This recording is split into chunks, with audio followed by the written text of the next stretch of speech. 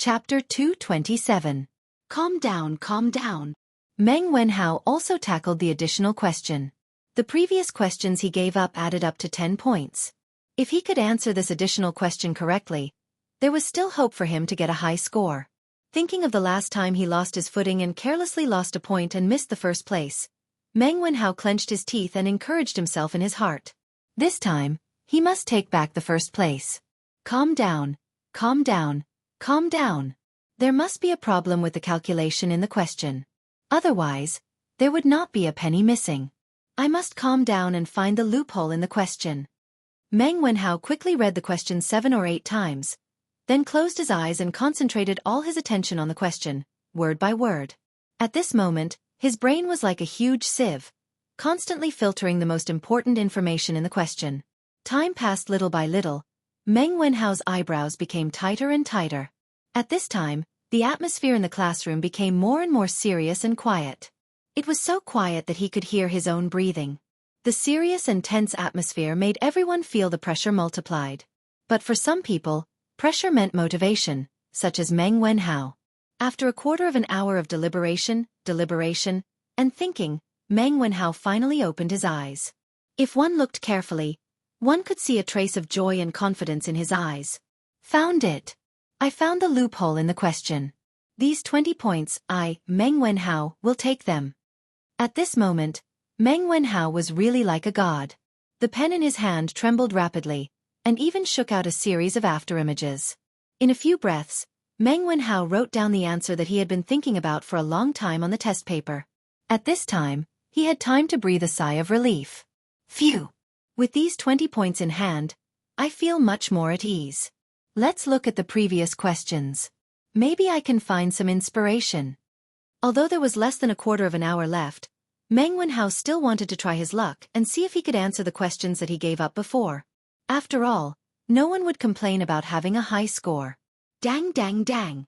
After a while, the sound of gongs and drums was heard. Stop writing. Stop writing. Quickly stop writing. Students in the last row, get up and collect the test papers.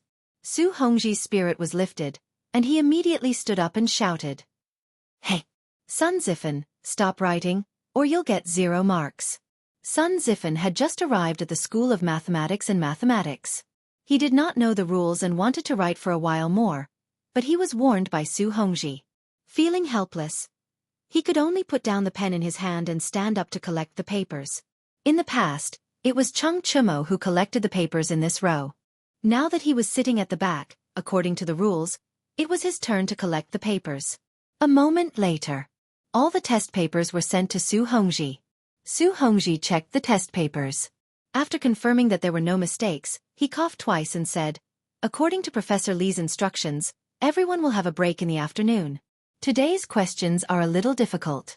Everyone must have worked very hard. Go back and have a good rest. Oh! I got another half-day off. The students who had just been tortured to death immediately roared when they heard this. Among them, Sun Zifen's roar was the loudest.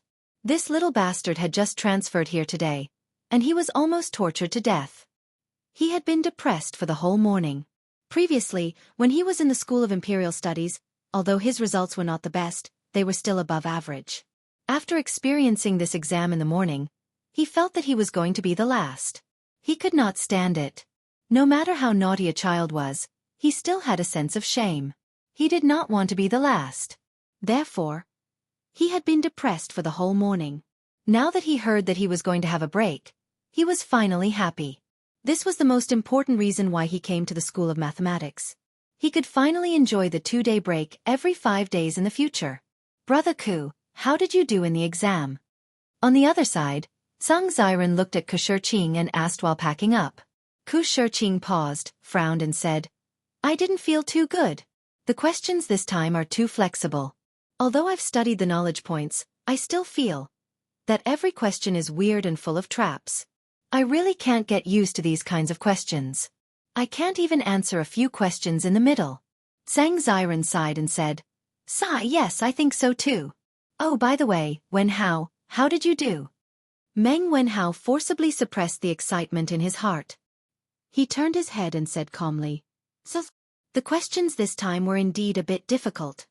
In fact, he did well in the exam this time, but to avoid being a topic of ridicule, he still said it modestly. In less than a quarter of an hour, he actually solved 3 of the 5 questions that he had previously given up in a good state after solving the additional question. It was really a miracle.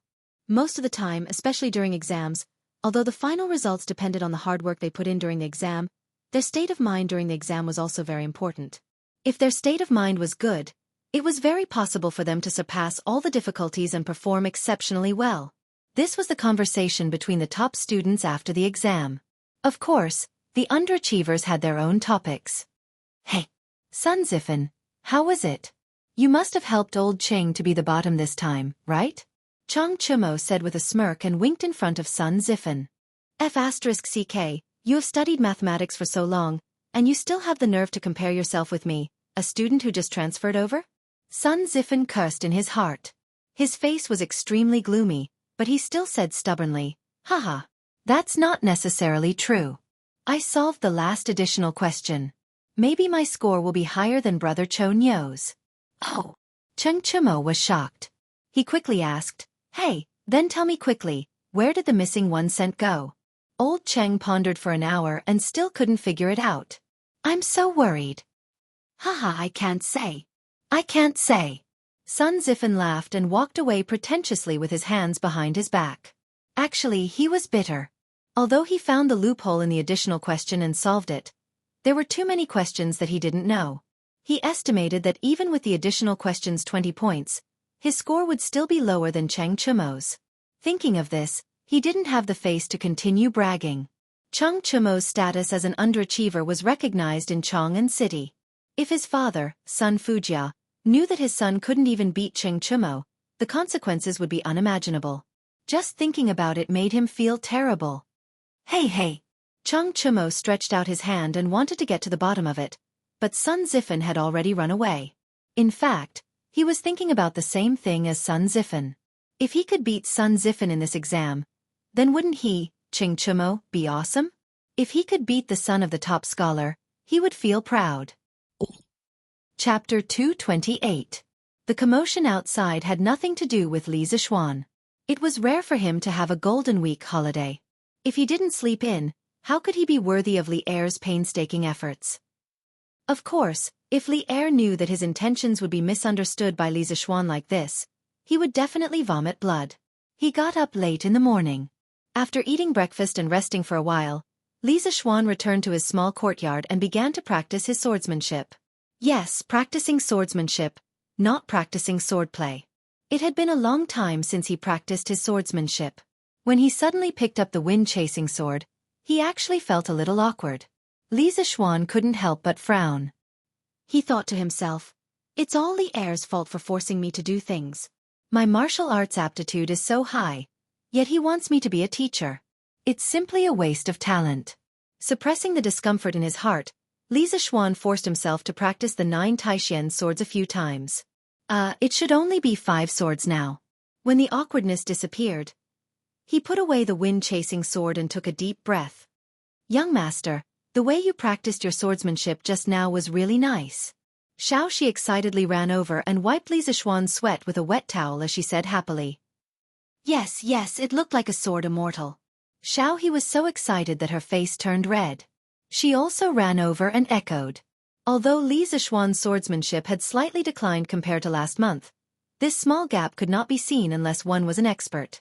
The 2 little girls were easily captivated by Li Zixuan's graceful movements when he was practicing his swordsmanship. Of course, it was also because Li Zixuan was handsome to begin with. In any case, the worship and fanaticism in their eyes greatly satisfied Li Zixuan's vanity. She should be considered as this young master's little fangirl. Li Zixuan was proud in his heart, but he pretended to be calm on the surface. He took the towel from Xiaoxi's hand and casually wiped himself. He looked at Xiaoxi and joked, Xiaoxi, do you know what a sword immortal looks like? Xiaoxi raised her chin proudly, shook her little head and said, Of course I know. The storyteller said it before. 3 parts of the sword qi, chivalrous and gentle heart, a sword immortal banished to the world, valiant and formidable. Xiaoxi feels that these are all describing young master. Haha, the little girl's mouth is so sweet today. Did you put honey on it? Let me have a taste. Li Zishuan laughed to his heart's content. He looked like he was about to pounce. Xiaohe was so scared that she screamed and quickly ran away. Ah! Young master, why are you like this? Xiaohe doesn't want to talk to you anymore. Humph! With that, she blushed and ran away. Haha! This little girl. Li Zishuan looked at the fleeing figure of Xiaohe and shook his head with a smile. He had nothing to do at home, so it was quite interesting to tease a little maid. Hee hee, young master, you're scaring little he again. Xiaohe covered her mouth and chuckled. After getting along with him for so long, she could tell what kind of temperament her young master had. Just now, it was obvious that he was deliberately teasing Xiaohe.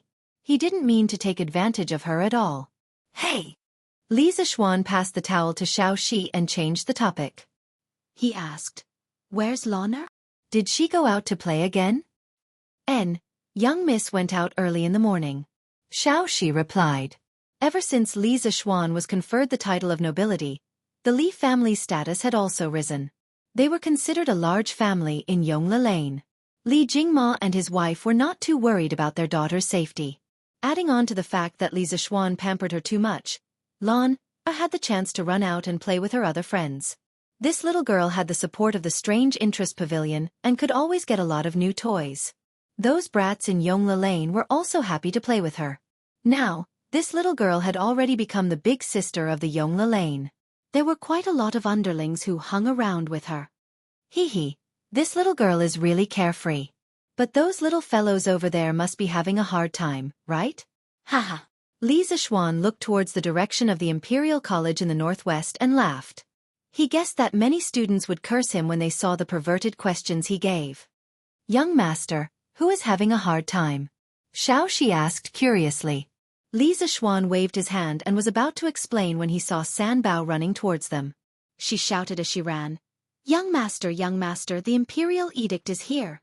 Old master wants you to quickly go to the front yard to receive the edict. When Li Zishuan heard this, his head was full of question marks. Didn't he just receive an Imperial Edict yesterday? Why did it come again today? Could it be that Li Er felt that the punishment was not severe enough and wanted to mess with him again? Although he was full of questions, it was useless to ask the two people in front of him. Li Zishuan quickly went to change his clothes. He always wore casual clothes when he practiced martial arts. If he went to receive the edict dressed like this, he might be picked on by others. The official robes of the Tang dynasty emphasized on yin, yang, and the 5 elements. Green, red, white, black, and yellow were the 5 cardinal colors. They were green in the east, red in the south, white in the west, black in the north, and yellow in the center. Yellow represented the center and also represented the foundation. The emperor's robes were yellow. The other officials' robes were also differentiated by colors and patterns. Purple robes of the 3rd rank and above were worn with a gold fish pouch. Purple robes of the 5th rank and above were worn with a silver fish pouch. Green robes of the 6th rank and below were worn with no silver fish pouch. Half an hour later, Li Zishuan wore a 5th rank robe and a silver fish pouch. Just like this, he came to the front yard. When the eunuch saw that the main character had arrived, he did not waste any time and said, Lord Li, receive the Imperial Edict. He then opened the Imperial Edict and began to read it out loud. Different from the Imperial Edict before, the Imperial Edict today was much simpler. Li Zishuan listened for a while and understood. He opened his eyes wide in disbelief. Li Er was giving him a promotion. Are you kidding me? I was just criticized yesterday and I'm being promoted today? How can you do this? But this Li Er was still a little stingy. For the sake of the great Tang's education, Wang Chong had poured his heart and soul into it, working day and night, but he had only given him the post of Imperial Directorate, not a marquis. How stingy! Li Zishuan was a little dissatisfied with his current title. How can a baron sound as domineering as a marquis? It seems like I have to find a way to become a marquis. Li Zishuan's mind was spinning. When the eunuch finished reading the Imperial Edict, he pretended to be grateful and went to accept the edict. The old eunuch laughed and said, County Li, you're really capable. You're already a minister in the Imperial College at such a young age. You're really young and accomplished. It's rare to see someone like you in this world. Li Zishuan was a little disdainful. What's so good about being a minister in the Imperial College? The name doesn't sound good. Minister in the Imperial College, Minister in the Imperial College, Minister in the Imperial College, Minister in the Imperial College, Minister in the Imperial College. How depressing. I don't want to be a minister in the Imperial College. But he only dared to say this in his mind. If he really said it out loud, Li Er would kill him and his father would be furious. Didn't you see that Father Li was smiling like a chrysanthemum after hearing the imperial edict? Li Zishuan pretended to be modest and said, "You flatter me, Lord Chamberlain. Please come in and have some tea." At this time, Li Jingma took a plate of gold leaves and quietly put it in the hands of the Chamberlain. He smiled and said, "My son is right. Lord Chamberlain, please come in and have some tea with me." The old eunuch skillfully put away the gold and shook his head. No, I have to go back to the palace to report." With that, he took his leave. Chapter 229. How is it, Father? Didn't I tell you yesterday that His Majesty wasn't really going to punish me? Look, didn't he just give me a slap and now he's giving me a sweet date? Inside the room, Li Zishuan leaned against the doorframe and showed off to his father, who was happily hugging the imperial edict. When this guy started to boast, he really didn't have any self-awareness at all. In fact, when Li Er's imperial edict came yesterday, he was a little flustered in his heart. The words he said to his father were completely guesswork, used to comfort the two elders. In the end, by a stroke of luck, Li Er sent someone to deliver the imperial edict for his promotion today. Xian, you're right. My son, you're now a minister of the directorate. Father is very gratified. Li Jingma didn't care if his son was bragging or not. In any case, his son had been promoted and the result was good. That was enough. Isn't it because I was born well? Madame Li snatched the imperial edict from her husband's hands and said proudly, "Cough cough, yes, Madame is right." Li Jingma was helpless and could only follow his wife's words. Li Zishuan wiped the cold sweat from his heart and thought to himself, "Father really doesn't have any status in the family. I hope that after my precious Yushi marries over, she won't learn bad from me." Xian, you're now a minister of the directorate.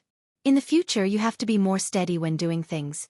Look at Chancellor Kong, that's the style of a great scholar. You have to learn more from Chancellor Kong. Li Jingma came to his senses and began to exhort his son again. Li Zishuan curled his lips. If he was like old man Kong, he would be sullen to death every day. It was proper to be free and unrestrained. Moreover, he wasn't interested in the minister of the directorate.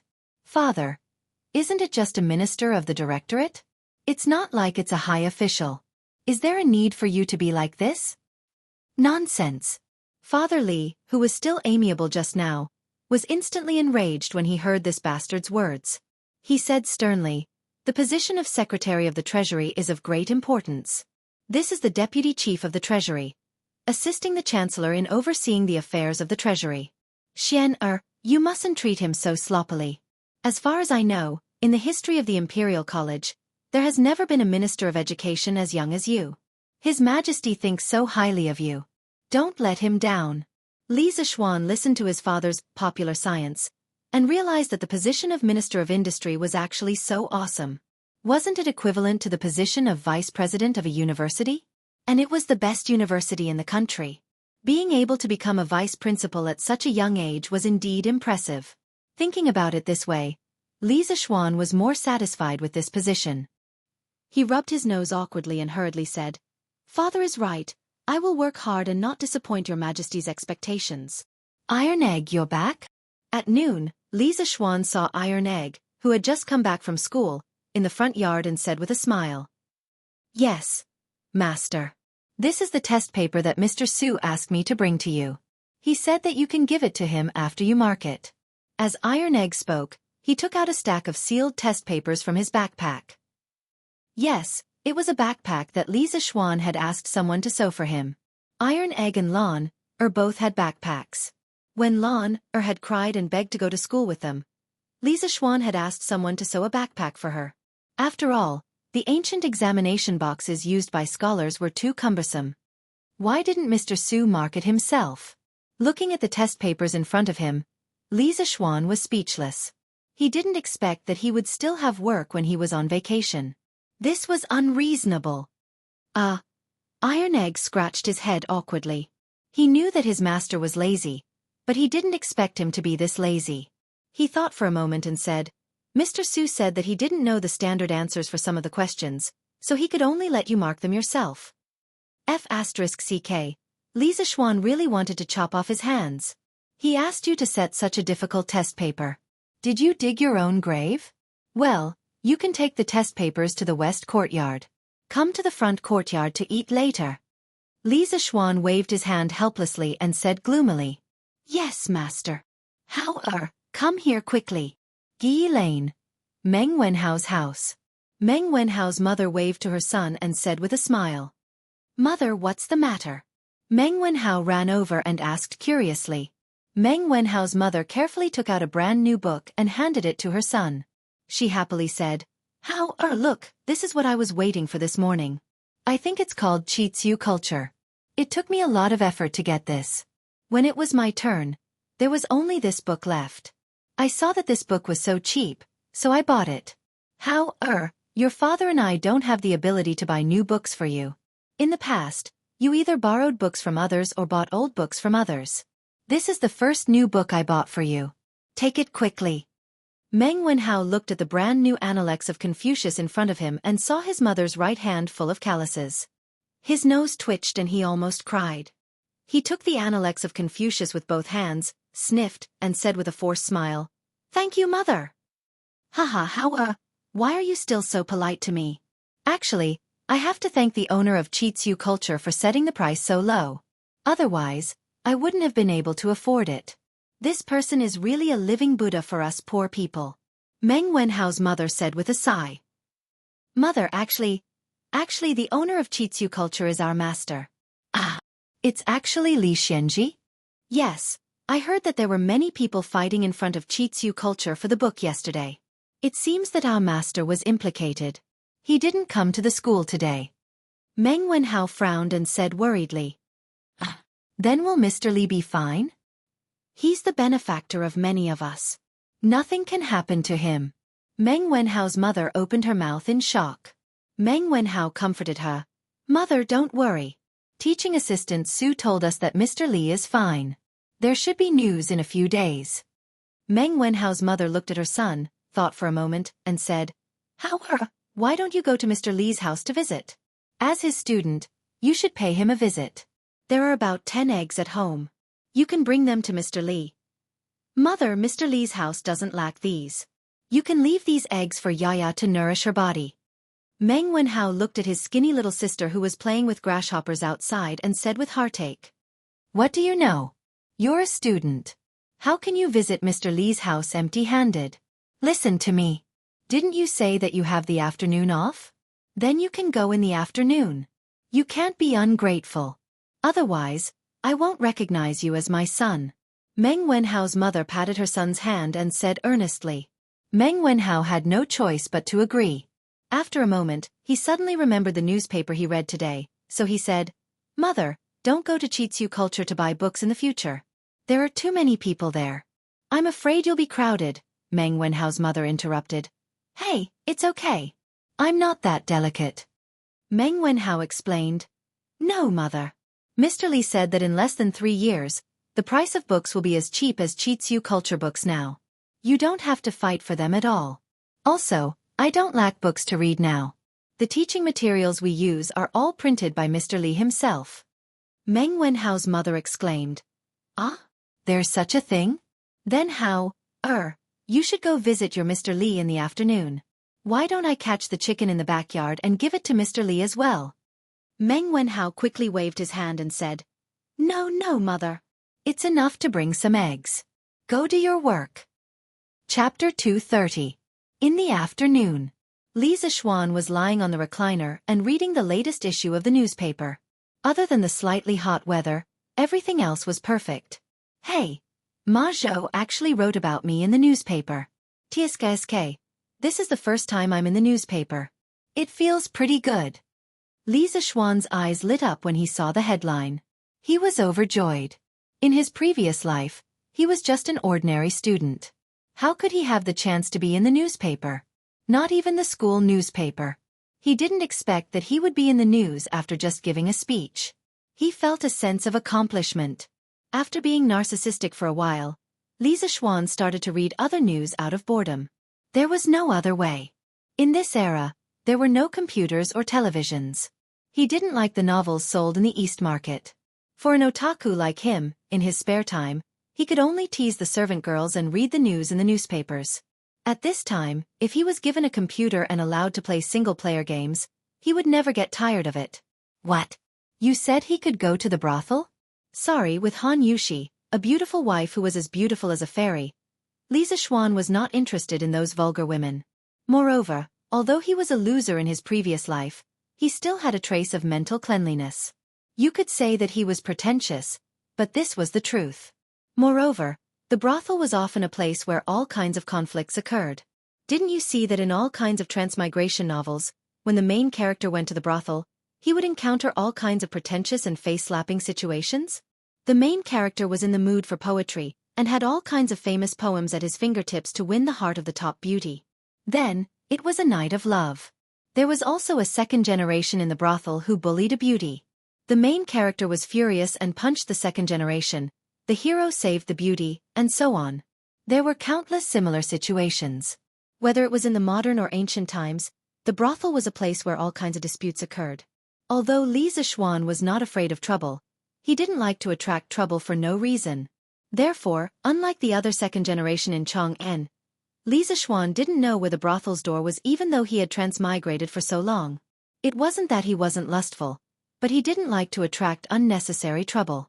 Moreover, what was the point of that kind of emotionless XX00? Young master, Butler Fu is here. He's in the front hall. Xiaohe walked over and said softly. Li Zixuan came back to his senses and asked curiously, "Why is Faubert here?" "He should be here to deliver the car, right?" Xiaohe saw a lot of horse carriages in the front yard. "It looks like there's..." Xiaohe said excitedly. Then, she suddenly couldn't find the right adjective and was stuck for a while. "Yes, it's imposing, right?" Li Zixuan chuckled. So many luxurious limousines were put together. It was no wonder that Xiaohe was so excited. However, if Faubert was just here to deliver the car, he could have just asked his subordinates to deliver it. Why did he have to come here in person? Yes, it's very imposing. Young master is really knowledgeable." Xiaohe hurriedly nodded. Li Zixuan was speechless. Was this little girl about to become his fangirl? "Come on, let's go to the front yard." When they came to the front yard, they saw 2 rows of luxurious limousines. There were about 20 of them, lined up neatly. More than 20 fine horses stood in front of the cars, looking hale and hearty. With such extravagance and imposing manner, if there was also an orchestra, it would be simply amazing. Such a big commotion naturally alarmed Old Man Li and Mrs. Li. When Li Zixuan came to the front hall, his parents were talking to Faubert. Why did you get so many horse carriages?" Seeing his son come in, Old Man Li couldn't help but ask the question in his heart. Li Zixuan didn't ask his family for the money to build these limousines. The profits of the winery and the strange interest pavilion in the past few months were all in his hands. It was completely enough to build dozens of such luxurious limousines. Therefore, Old Man Li had no idea about the construction of so many horse carriages in the yard. This was the benefit of Li Zixuan's proposal to start a business on his own. With financial autonomy, he could do whatever he wanted. Although his family was rich, every time he asked his parents for money, not only would it be troublesome, but he would also feel embarrassed. "Dad, these are the horse carriages I prepared for my wedding. Look, so many horse carriages. How grand it is to put them together. When the time comes, we can use these horse carriages to form a caravan to pick up the bride from the Han Manor. Not only will it be dignified, but it will also show the importance our family places on this marriage." Li Zixuan turned on his bragging mode again as he lied to Old Man Li. Li Jingma seriously thought about the scene described by his son and found that it was indeed quite grand. More importantly, Old Man Li thought that since his son had been conferred a title at such a young age and held such an important position, it was necessary to have the extravagance of a wedding. These horse carriages were indeed necessary. Thinking of this, Old Man Li couldn't help but nod. Xian, you've thought it through quite thoroughly. Xian. Mother says that it should be like this. That girl from the Han family is truly beautiful and is also the adopted daughter of Duke Yi. If she marries over, we can't treat her unfairly. Madame Li also smiled and agreed. Hee. Seeing that his parents were so easily convinced, Li Zishuan proudly laughed. Oh, that's right. Xian, how much did these horse carriages cost? Do you still have enough money? Li Jingmo raised his eyebrows and suddenly asked. Not expensive, not expensive. The cost of one horse carriage is less than 500 strings of coins. In total, it's only 10,000 strings of coins. Your son has enough money. Li Zishuan chuckled. Li Jingmo, Madame Li, and Faubert heard this and their mouths couldn't help but twitch. Rich and imposing. This was truly rich and imposing. Although Li Jingmo was a tycoon in the capital, he wouldn't casually throw out 10,000 strings of coins for such a senseless matter. Furthermore, the reason why he had so much money was because he had worked hard for half his life to earn it. Li Zishuan had only opened his shop for a short period of time, but he was already so rich? How was he going to let others live? What kind of horse carriage is this? It's actually so expensive? Li Jingmo frowned and asked. Although he didn't go in to take a look, in Father Li's eyes, all horse carriages were the same. Even if the horse carriage in the courtyard was a bit bigger, the cost was at most a few dozen strings of coins more expensive than other horse carriages. How could it be so expensive? It's just like the horse carriage I usually use. Father, have you never sat in one before? Oh, it seems like you really haven't sat in one before. Then Father, you can pick one from this batch of horse carriages and try it out later. Your son guarantees that once you sit in it, you won't be willing to come down. Li Zishuan patted his head and said bewitchingly. Ever since his horse carriage was made, it had become his and Iron Egg's special carriage to go to school. His parents really didn't have the chance to sit in it. Go away. What kind of horse carriage have your father not sat in before? Why would I care about your horse carriage? From what I see, other than the fact that your horse carriage looks a bit bigger from the outside, it's no different from an ordinary horse carriage. Father Li said in disbelief, but a trace of warmth flashed in his eyes. Now that his son knew how to show filial piety to him, of course he would feel happy. It's not that simple. Father, listen to me and pick one. With this horse carriage, when you have nothing to do, you can go sightseeing and have a honeymoon with my mother. Li Zishuan said shamelessly. Ahem. Mrs. Li's face was slightly red as she glared at her son. Father Li's old face was also red. Although he didn't know what a honeymoon was, he could roughly guess what it was. Xian, you can talk to Steward Fu. He's looking for you. I'll talk to you first. Chapter 231. This title.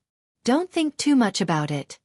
Young master, other than delivering the car, this old man came here today to discuss something with you. In the front hall. After old man Li and Mrs. Li left, Faubert said with a serious expression. Faubert, if you have something to say, just say it. You don't have to be restrained here. Just say whatever you want. Li Zishuan said warmly. Faubert said with a smile, Young master, a group of businessmen came to the workshop today. They want to advertise their shops in the newspaper, which is what you said before. They are also willing to pay for it. One of the barbarian businessmen even offered 500 strings of cash to buy a spot in the newspaper to advertise his restaurant. Ma Zhou couldn't make up his mind, so he asked this old man to come over and ask. The concept of advertising was something he heard from Ma Zhou. Now, he could be considered to have learned it and used it flexibly. Li Zishuan was delighted. The real profitable business of the newspaper was finally here. It seemed that some people had a keen sense of smell. Li Zishuan had asked Ma Zhou to estimate the cost of the newspaper. Even with the paper machine and movable type printing technology, the cost of a newspaper was still a little more than 3 copper coins on average. Calculating it this way, the newspaper itself wasn't profitable. Li Zishuan was keen on the newspaper not only to satisfy his own interests, but also because of the huge potential value behind the newspaper. For example, advertising revenue and the control of public opinion. Controlling public opinion didn't mean that Li Zishuan wanted to rebel and cause trouble. It was just to give himself an extra layer of protection. If others didn't come looking for trouble, he wouldn't take the initiative to cause trouble. Uncle Fu, you can agree to this, but you can only advertise in the middle column of every issue of the newspaper. There should be 8 spots on both sides. How about this? In the future, our newspaper will hold an advertisement auction every 7 days. We'll let the merchants come and bid for it. The highest bidder will get it. Li Zishuan pondered for a moment and said, Young master's method is not bad. Then this old man will go back first. Faubert was already used to Li Zishuan's ability to make money. He was only a little surprised in his heart when he heard this. He quickly recovered and nodded with a smile. Then take care, Faubert. On the other side, after old man Li left the front hall, he really went to the yard to pick an RV. In fact, there wasn't much to pick. They were all the same, high-end RV. After old man Li found that they were all the same, he randomly picked one. Master, you're really picky? Mrs. Li said in annoyance. Our son is paying to build a carriage for us. How can we not accept it? Madam, quickly get into the carriage with your husband and see if this place is as good as Xianxia says. Li Jingma pulled his wife and said eagerly. Under Li Zishuan's influence, he was now more thick-skinned than before. He had already thought through some things. His martial arts were no match for his son's, and his knowledge was no match for his son's.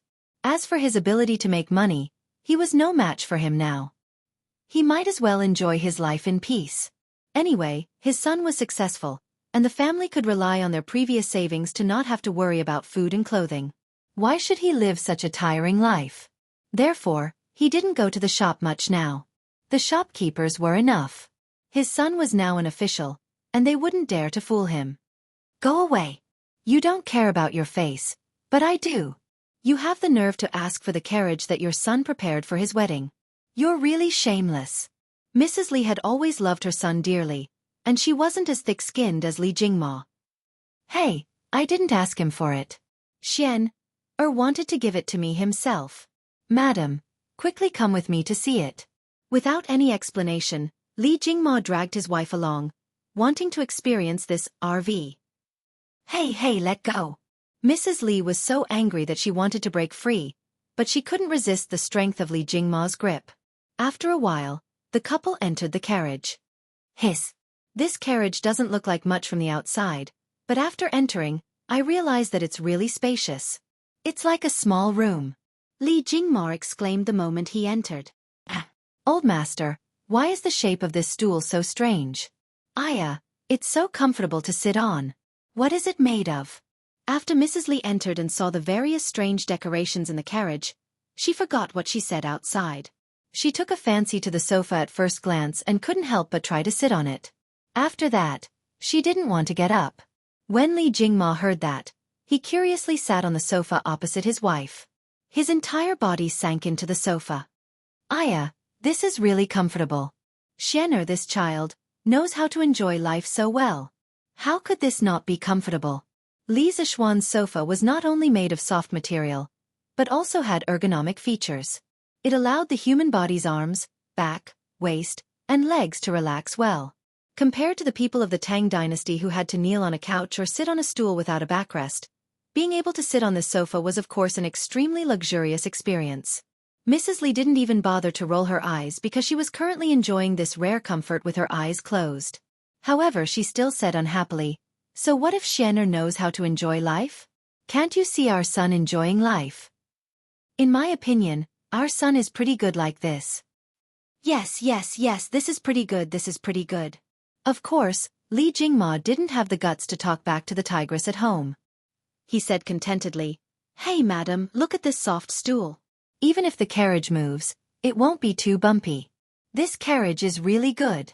What Xianxia said just now is right. In the future, we can really sit in this carriage and go out to see the scenery. Your husband has been running around doing business for the past few years, and it's been hard for you to take care of the family alone. Now that Xianxia has been knighted, we don't need to worry about Lana anymore. Why don't we find some time to take you out for a walk to make up for your hard work all these years? Mrs. Li was touched by her husband's sincerity.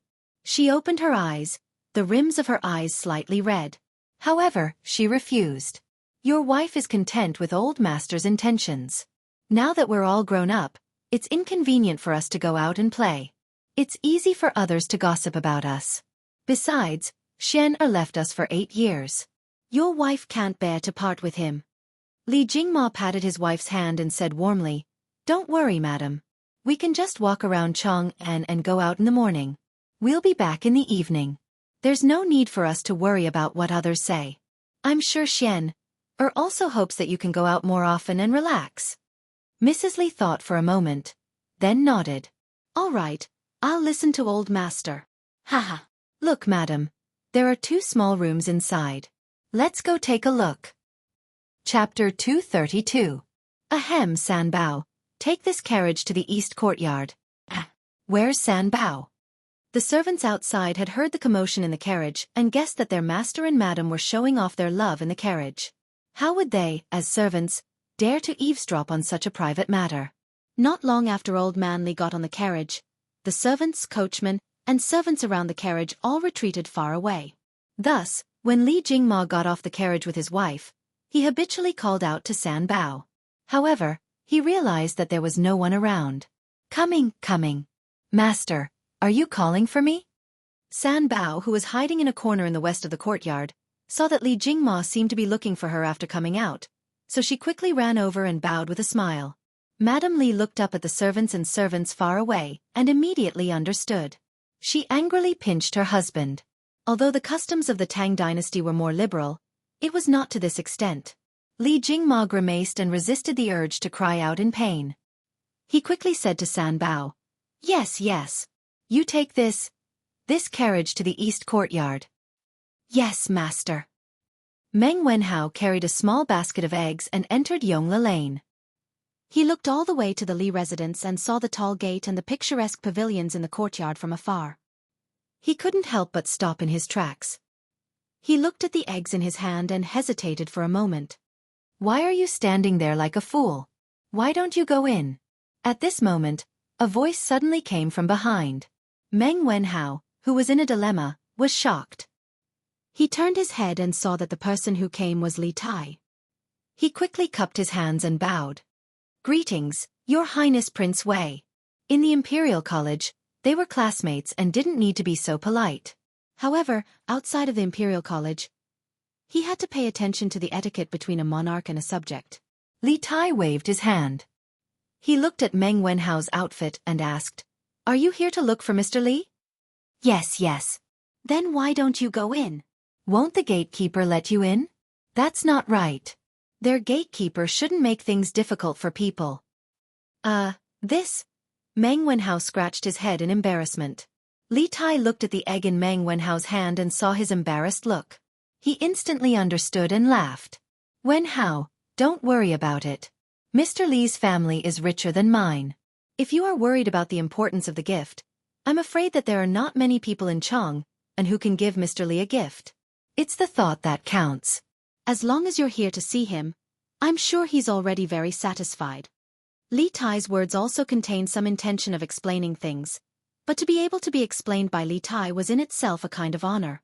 For a smart person like Meng Wenhao, who had no conflict of interest with him, Li Tai approved of him in his heart and was willing to make friends with him. Perhaps this was the appreciation between smart people. When Meng Wenhao heard this, he felt slightly relieved. He cupped his hands and said with a smile, "Thank you for your explanation, Your Highness." Then let's go in together. It just so happens that I have some matters to discuss with Mr. With Li Tai leading the way, the process of Meng Wenhao entering the Li mansion was much smoother. The two of them directly entered the courtyard without any obstruction. Li Tai did not let anyone inform him. After he asked the servant Li Zishuan where he was, he directly led Meng Wenhao to the west courtyard. He did not treat himself as an outsider at all. Sigh. Meng Wenhao was just about to ask if this was too rude, but he saw that the surrounding servant girls and retainers didn't seem surprised at all. He could only shut his mouth and obediently follow Li Tai to the west courtyard. Along the way, there were pavilions, artificial mountains, lotus ponds, and trees. Meng Wenhao was dazzled. He thought to himself, Prince Wei was right. Mister's family is really rich. When I earn money in the future, I will also buy a big house like this for my parents to enjoy. Wah! There are so many carriages. They are actually the same as the ones Mr. usually uses. When Li Tai entered the west courtyard, The first thing he saw was the 20 or so luxurious caravans. He immediately threw the purpose of his visit to the back of his mind and eagerly jumped into a carriage to enjoy the view.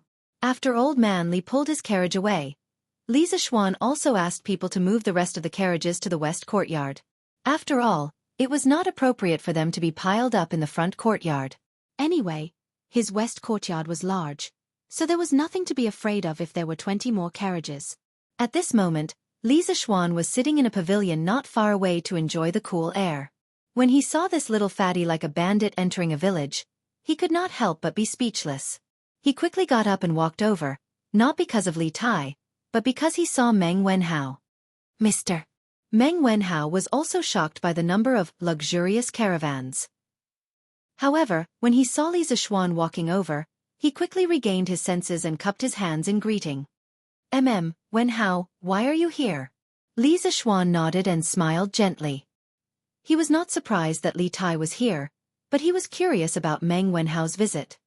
Mr. did not go to the Imperial College today, and I heard about the conflict between the students in front of the Strange Culture Center yesterday. I was a little worried about Mr.'s situation. However, my information is limited, so I could only come here to see for myself. I hope Mr. can forgive me for disturbing you. Meng Wenhao bowed and cupped his hands in greeting. Li Zixuan's heart warmed. It seemed that he was quite successful as a teacher. At this moment, he finally understood the feelings of those teachers in his previous life when they saw their students come to visit them. It was a kind of gratification and joy from the bottom of their hearts. It was indescribable and irreplaceable. Hee, Wenhao, don't worry. I am fine. Haha, I was wondering why you came here. So it was because of this. Your worry was a little unnecessary. Not only is Mr. Fine, he is now the Imperial College's secretary. Li Tai jumped down from the carriage, patted Meng Wenhao's shoulder, and laughed. Li Zixuan could clearly feel the ground tremble. It was not an exaggeration at all. He was speechless at this little fatty. He was only 11 or 12 years old, but he was already so fat. Wasn't he afraid that he would have high blood pressure, high blood sugar, and high blood fat in the future?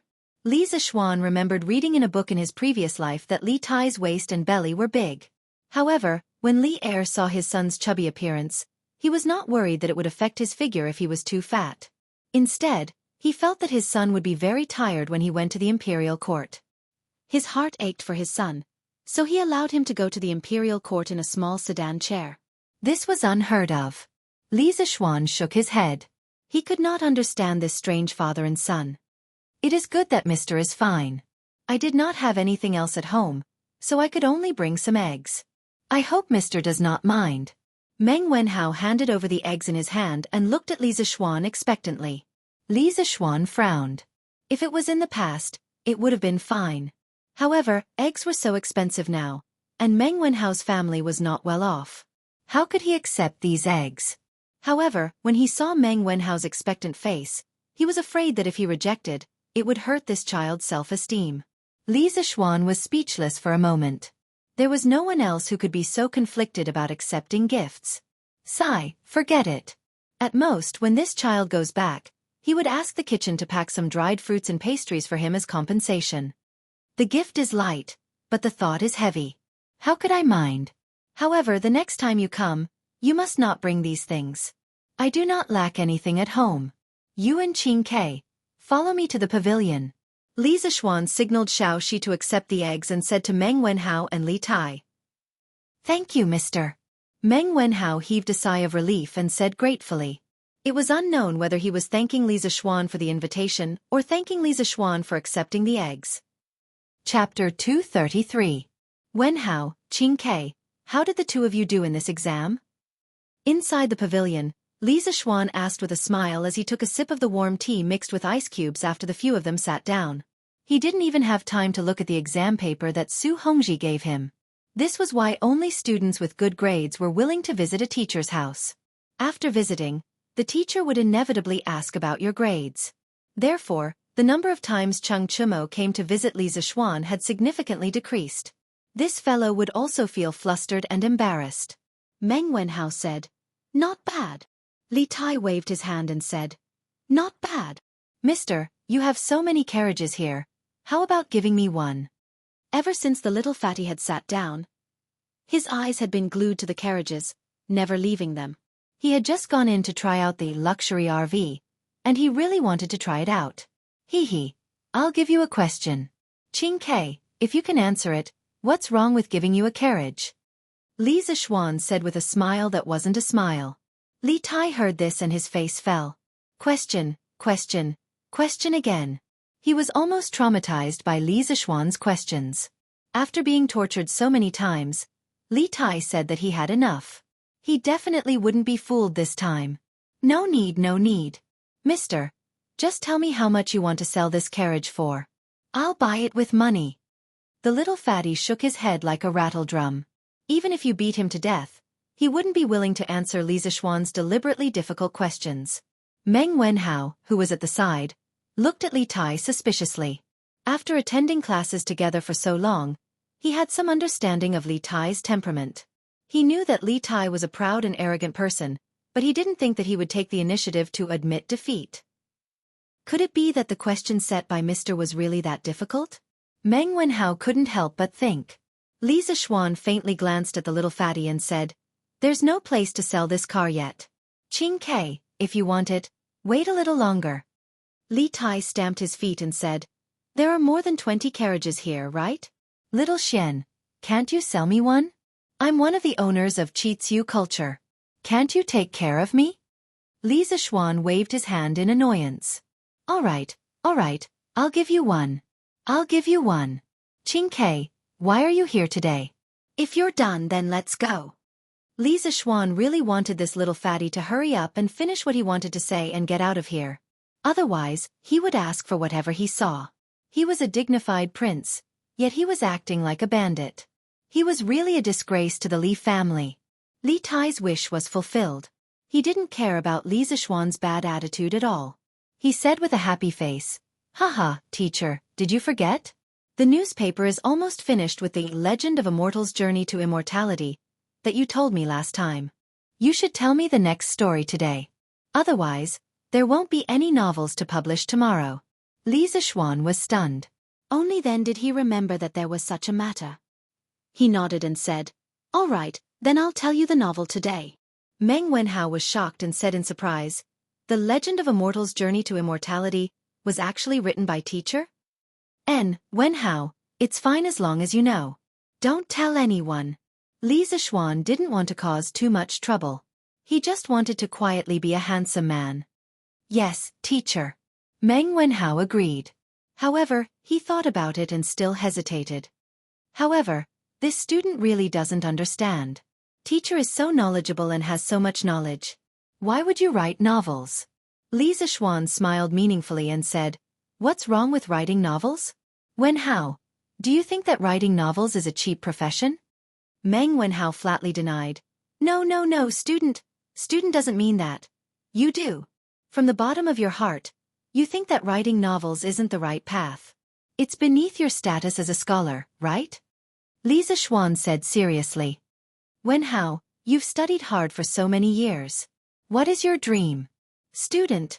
Meng Wenhao opened his mouth but didn't know how to speak. He hadn't thought about this question before.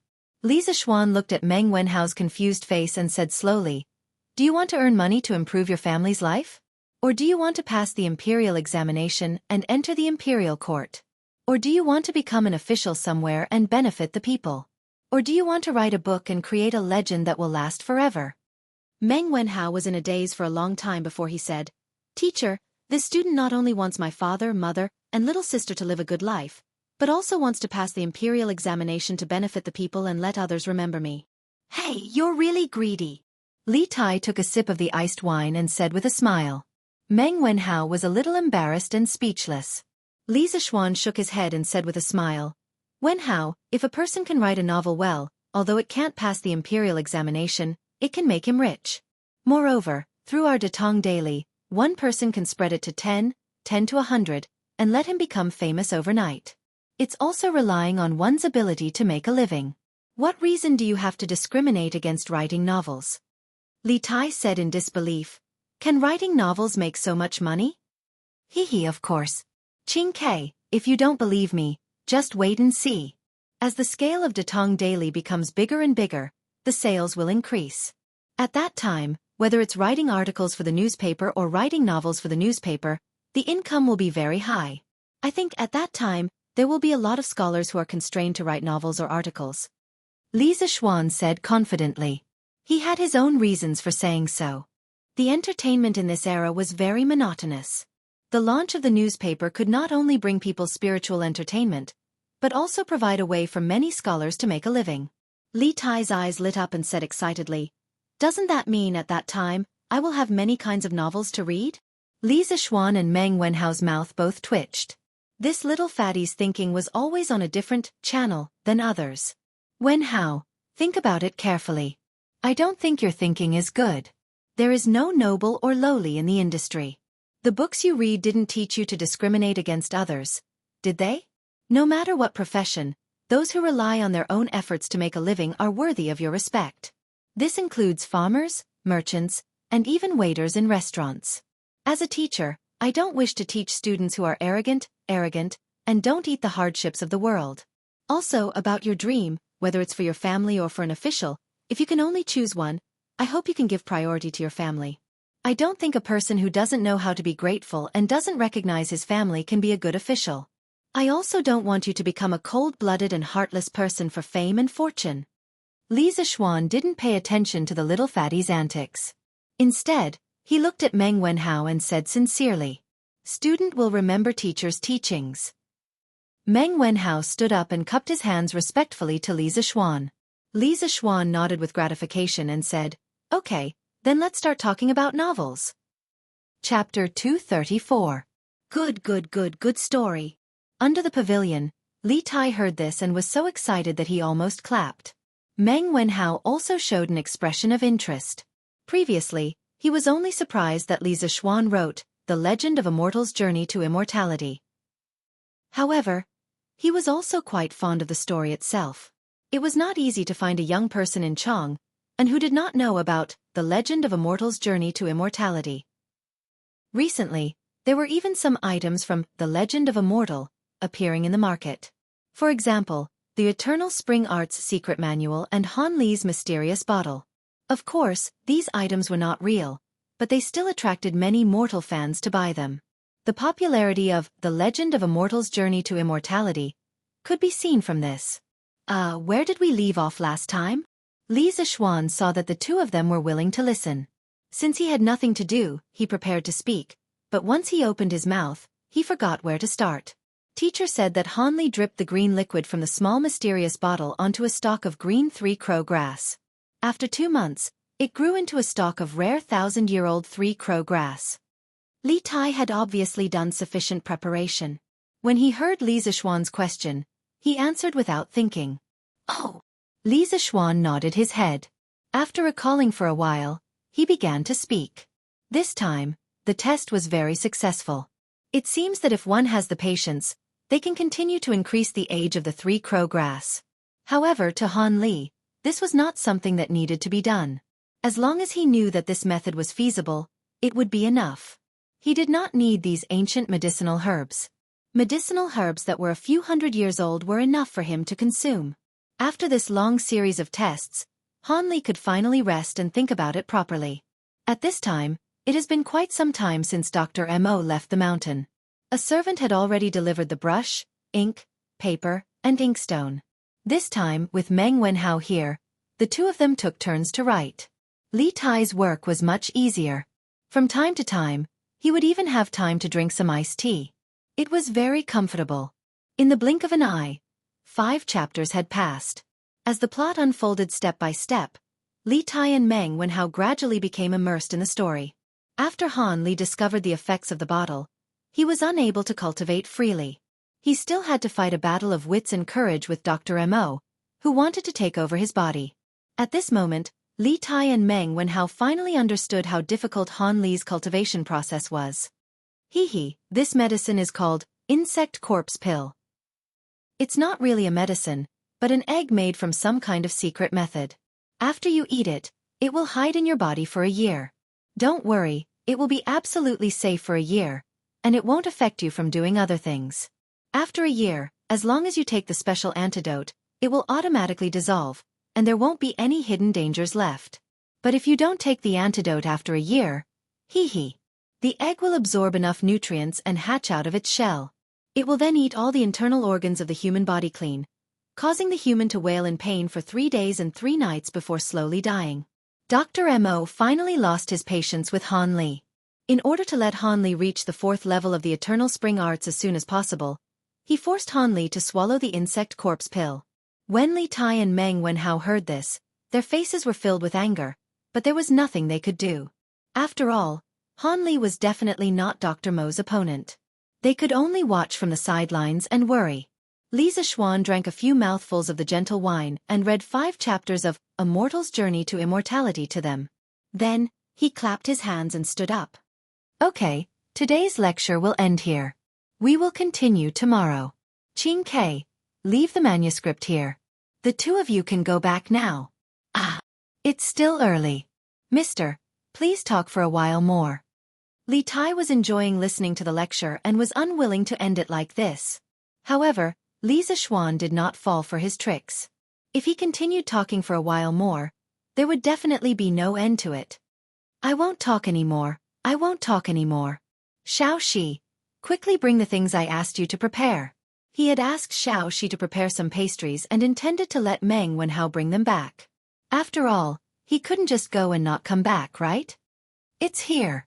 Young master. Here, Madam heard that your student was coming over and specially packed some of the best pastries and dried fruits in the residence. Madam was afraid of disturbing you, so she didn't come over personally.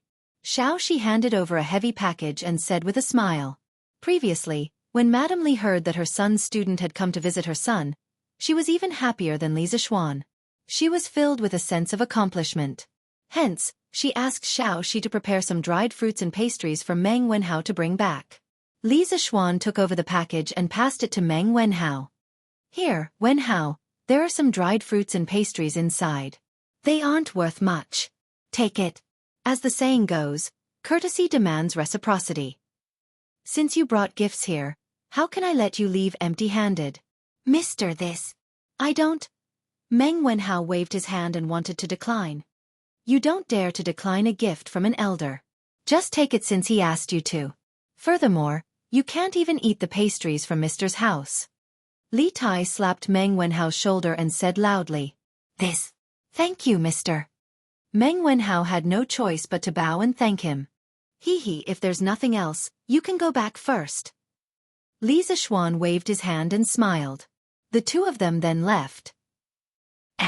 Qing Ke, why did you come back again? Li Zixuan asked Xiao Shi to help him tidy up the manuscripts. Just as he finished, he saw the little fatty Li Tai come again. He couldn't help but ask curiously. Xiao Xian, there's something I forgot to tell you. Once there were no outsiders around, he was unwilling to call Li Zixuan Mister anymore. At this moment, he ran over and said. Li Zixuan was too lazy to argue with him and asked, What's the matter? Li Tai took a deep breath and said, The 3 strategies you mentioned before have all been accepted by my father. The notice of reducing taxes by raising chickens has also been gradually sent to every state and county from today onwards. My father also ordered my uncle Li Shaogong to prepare 500 ships to the South Sea within 5 days. Within 7 days, my uncle will lead 20,000 Navy troops to the South Sea to trade for food. Li Zixuan was shocked. He wasn't surprised that Li Tai knew about the locust plague prophecy. He was surprised that the imperial court had the ability to prepare 500 ships within 5 days. It seemed like the shipbuilding ability of this era wasn't as backward as he thought. And then? Qing Ke, why are you telling me all this? He was only slightly surprised, but he didn't have much of a reaction. Li Er had accepted his suggestion and advice, but he didn't give him any rewards. Xiao Xian, the Datong daily that you started has already spread far and wide. My father wants you to advertise it in the newspapers to attract more civilian merchants to join the imperial court's food trade army. According to the Ministry of Revenue's calculations, the 500 ships of the imperial court, even if all of them are filled with food, will still be far from enough to deal with the locust plague. Little Fatty chuckled and revealed the most important purpose of his visit today. This joker had been listening to a novel and had almost forgotten about the important business. Li Zixuan heard this and his expression became slightly serious. He nodded and said, "That's fine. I'll ask Ma Zhou to prepare today. You'll be able to see the news about this in tomorrow's newspaper." In the face of the locust plague, Li Zixuan wasn't in a place where he could bargain or worry about personal gains and losses. If he could save one more person, it would be considered as accumulating merit. Chapter 235. Li Tai left in satisfaction. This satisfaction was not only because he had listened to the novel for the entire afternoon, but also because he had taken away a luxurious caravan that he had always dreamed of. After watching the little fatty leave, Li Zixuan called for San Bao and ordered, "San Bao, get a few people to pull out 4 carriages and send them to the Qin Manor, Cheng Manor, Yuqi Manor, and Yo Manor. Tell them that it is inconvenient for me to go out during my confinement period. Ask those uncles to bear with me." "Yes, young master," San Bao replied. Remember to be polite." "Oh right, pull out another carriage and send it to the East Palace." Li Zixuan thought for a while and said, "Yes." San Bao accepted the order and left. "Xiaoxi, come and help me grind the ink." In the study room, Li Zixuan was writing rapidly. He was writing a letter to Ma Zhou and telling him some things. Not only was it about the recruitment of merchant ships to follow the army to the south that Li Tai had mentioned, but he also had many things to tell Ma Zhou about the Datong Daily Novel section. Meng Wenhao's attitude towards novel writers today was a warning to Li Zixuan. It seemed that whether it was in the modern era or the ancient era, many people thought that writing novels was not a proper occupation and was useless. No wonder Datong Daily had been published for so long. Other than a few great scholars who wrote articles and argued with each other in the literary interaction section, there was basically no one who wrote novels for Datong Daily. This would not do. If everyone thought of writing novels this way, then who would write novels in the future? Li Zixuan planned to stay at home and play cards with his wife, sleep, and read novels in the future. Therefore, he was writing a plan for Ma Zhou to hype up the rise of the novel and encourage everyone to write to Datong Daily. At this moment, he felt that being grounded by Ma Zhou was not such a wonderful thing. Otherwise, he would have gone to the workshop personally and told Ma Zhou in person. There was no need to go through so much trouble. "All right, Xiaoxi, go and find someone. Since the workshop is not closed yet, ask him to ride a fast horse and quickly deliver this letter and these manuscripts to the workshop. Give them to Ma Zhou." After nearly an hour, Li Zixuan finished writing and put the letter into an envelope. Then, he put the rest of the manuscripts into a big paper bag and handed it to Xiaoxi. Fortunately, their house was not too far away from the workshop. Otherwise, the servant might not be able to make it back in time after delivering the letter at this hour. "Yes, young master." Strange Pavilion Workshop. Now, Ma Zhou had recruited many scholars to be his assistants. These scholars were mostly people from the Imperial College who had failed to pass the Imperial examinations. The editorial department of Strange Cultures Development. At this moment, they were deciding the layout of tomorrow's newspapers. "Steward Ma, do you think this layout is okay?" A middle-aged scholar in his 30s walked towards Ma Zhou with a few pieces of paper filled with words. Ma Zhou took it and looked at it seriously. After a while, he nodded and said, "Yes, the layout this time is very good. Let's follow this layout and pass it to the printing department. Let them start printing. After that, our editorial department will be off work today."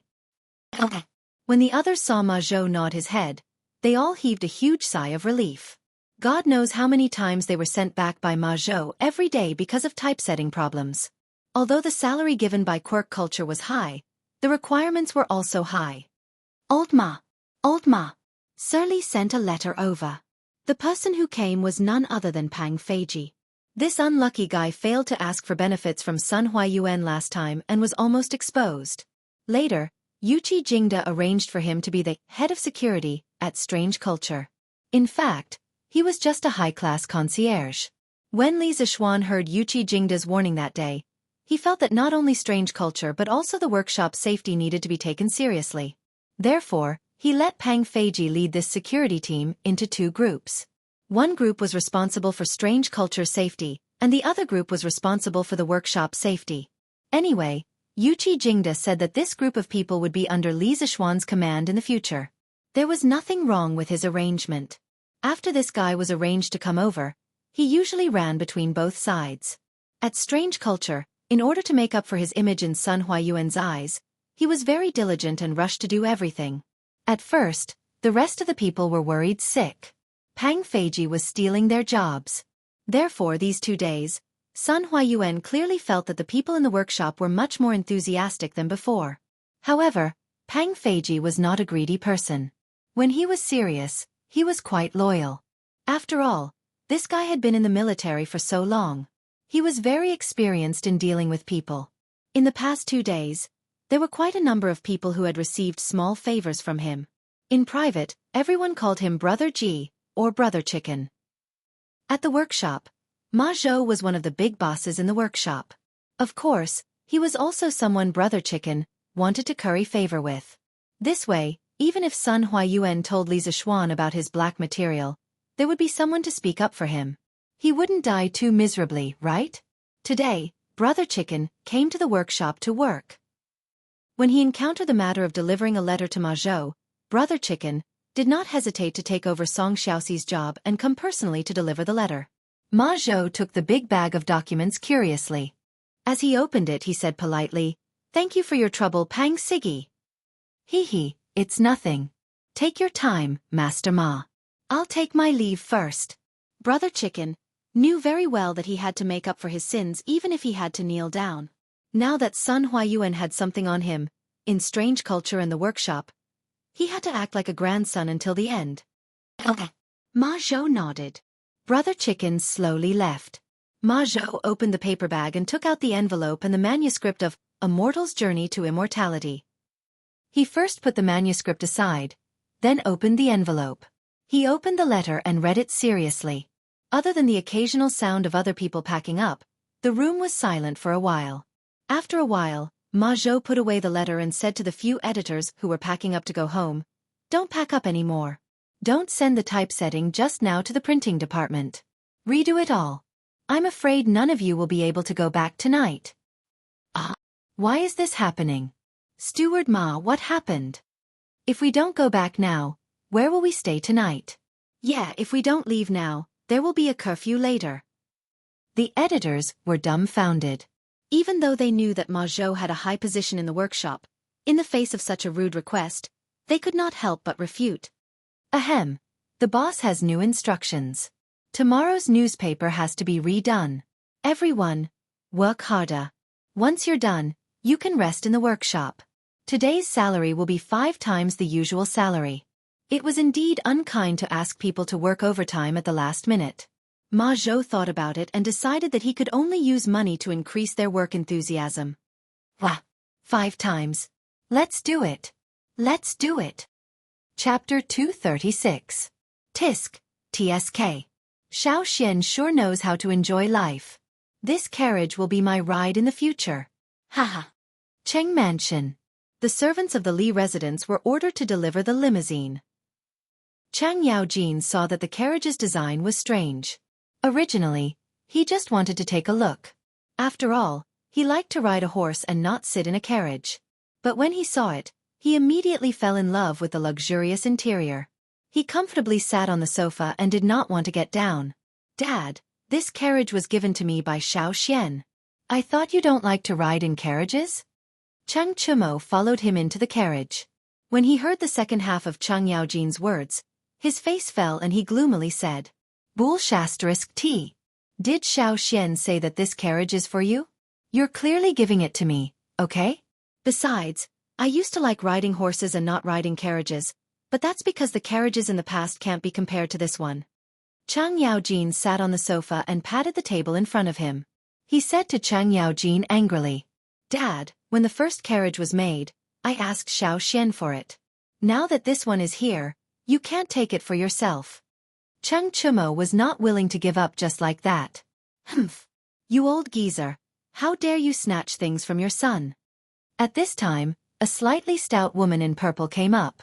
She was Cheng Chumo's mother, Chang Yaojin's wife, Pei Tsuayun, the daughter of Shanhai Pass's commander-in-chief Pei Renji, and the elder sister of Sui and Tang's third hero Pei Yuanqing. For thousands of years, the Pei family had produced great figures in each generation. It was indeed a wonder in Chinese and foreign history. In China's historical dramas, there were several dramas that depicted the Pei family, such as West Lake, Li Huinyang, Pei Heng's encounter with the immortal, and The Legend of the White Snake. In the famous drama, The Legend of the White Snake, Fa Hai was the son of the Tang dynasty politician and calligrapher Pei Xiao. In history, Fa Hai was a positive character. However, after the novels of the Ming and Qing dynasties came out, Fa Hai became a negative character. A while ago, Madame Pei brought her second son, Cheng Chuliang, back to her hometown to visit her parents. She had not been in Chang'an for a long time. Madam, I was just joking with Cho Niu. Haha. Cheng Yaojin quickly got up and awkwardly smiled. Humph. Madame Pei snorted. Only now did she look at the interior of the carriage. Gradually, the envy in her eyes became stronger and stronger. The interior of this car is so beautiful. This seat is so comfortable. Master, with this carriage in the future, this concubine will bring Chu Mo and Chu Liang back home to visit their parents. This concubine will not have to suffer the hardships of traveling. Madame Pei sat here and there in the carriage. After a while, she also liked this carriage. From her words, it seemed like she also wanted this carriage. Cheng Chumo had a tragic look on his face. He had just chased away a vicious wolf, and now a fierce tiger had appeared?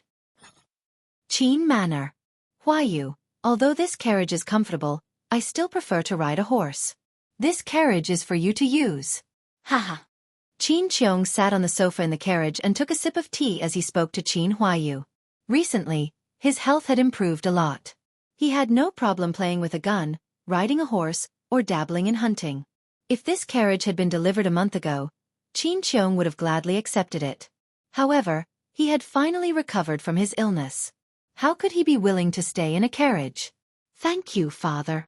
Qin Huayu said happily. Qin Qiong did not care about this carriage, but it did not mean that Qin Huayu did not care about it. He had been eyeing Li Zishuan's carriage for a long time. Yes, although this carriage is comfortable, Huayu, you must not lose your ambition because of it. Qin Qiong stroked his beard and smiled. Yes.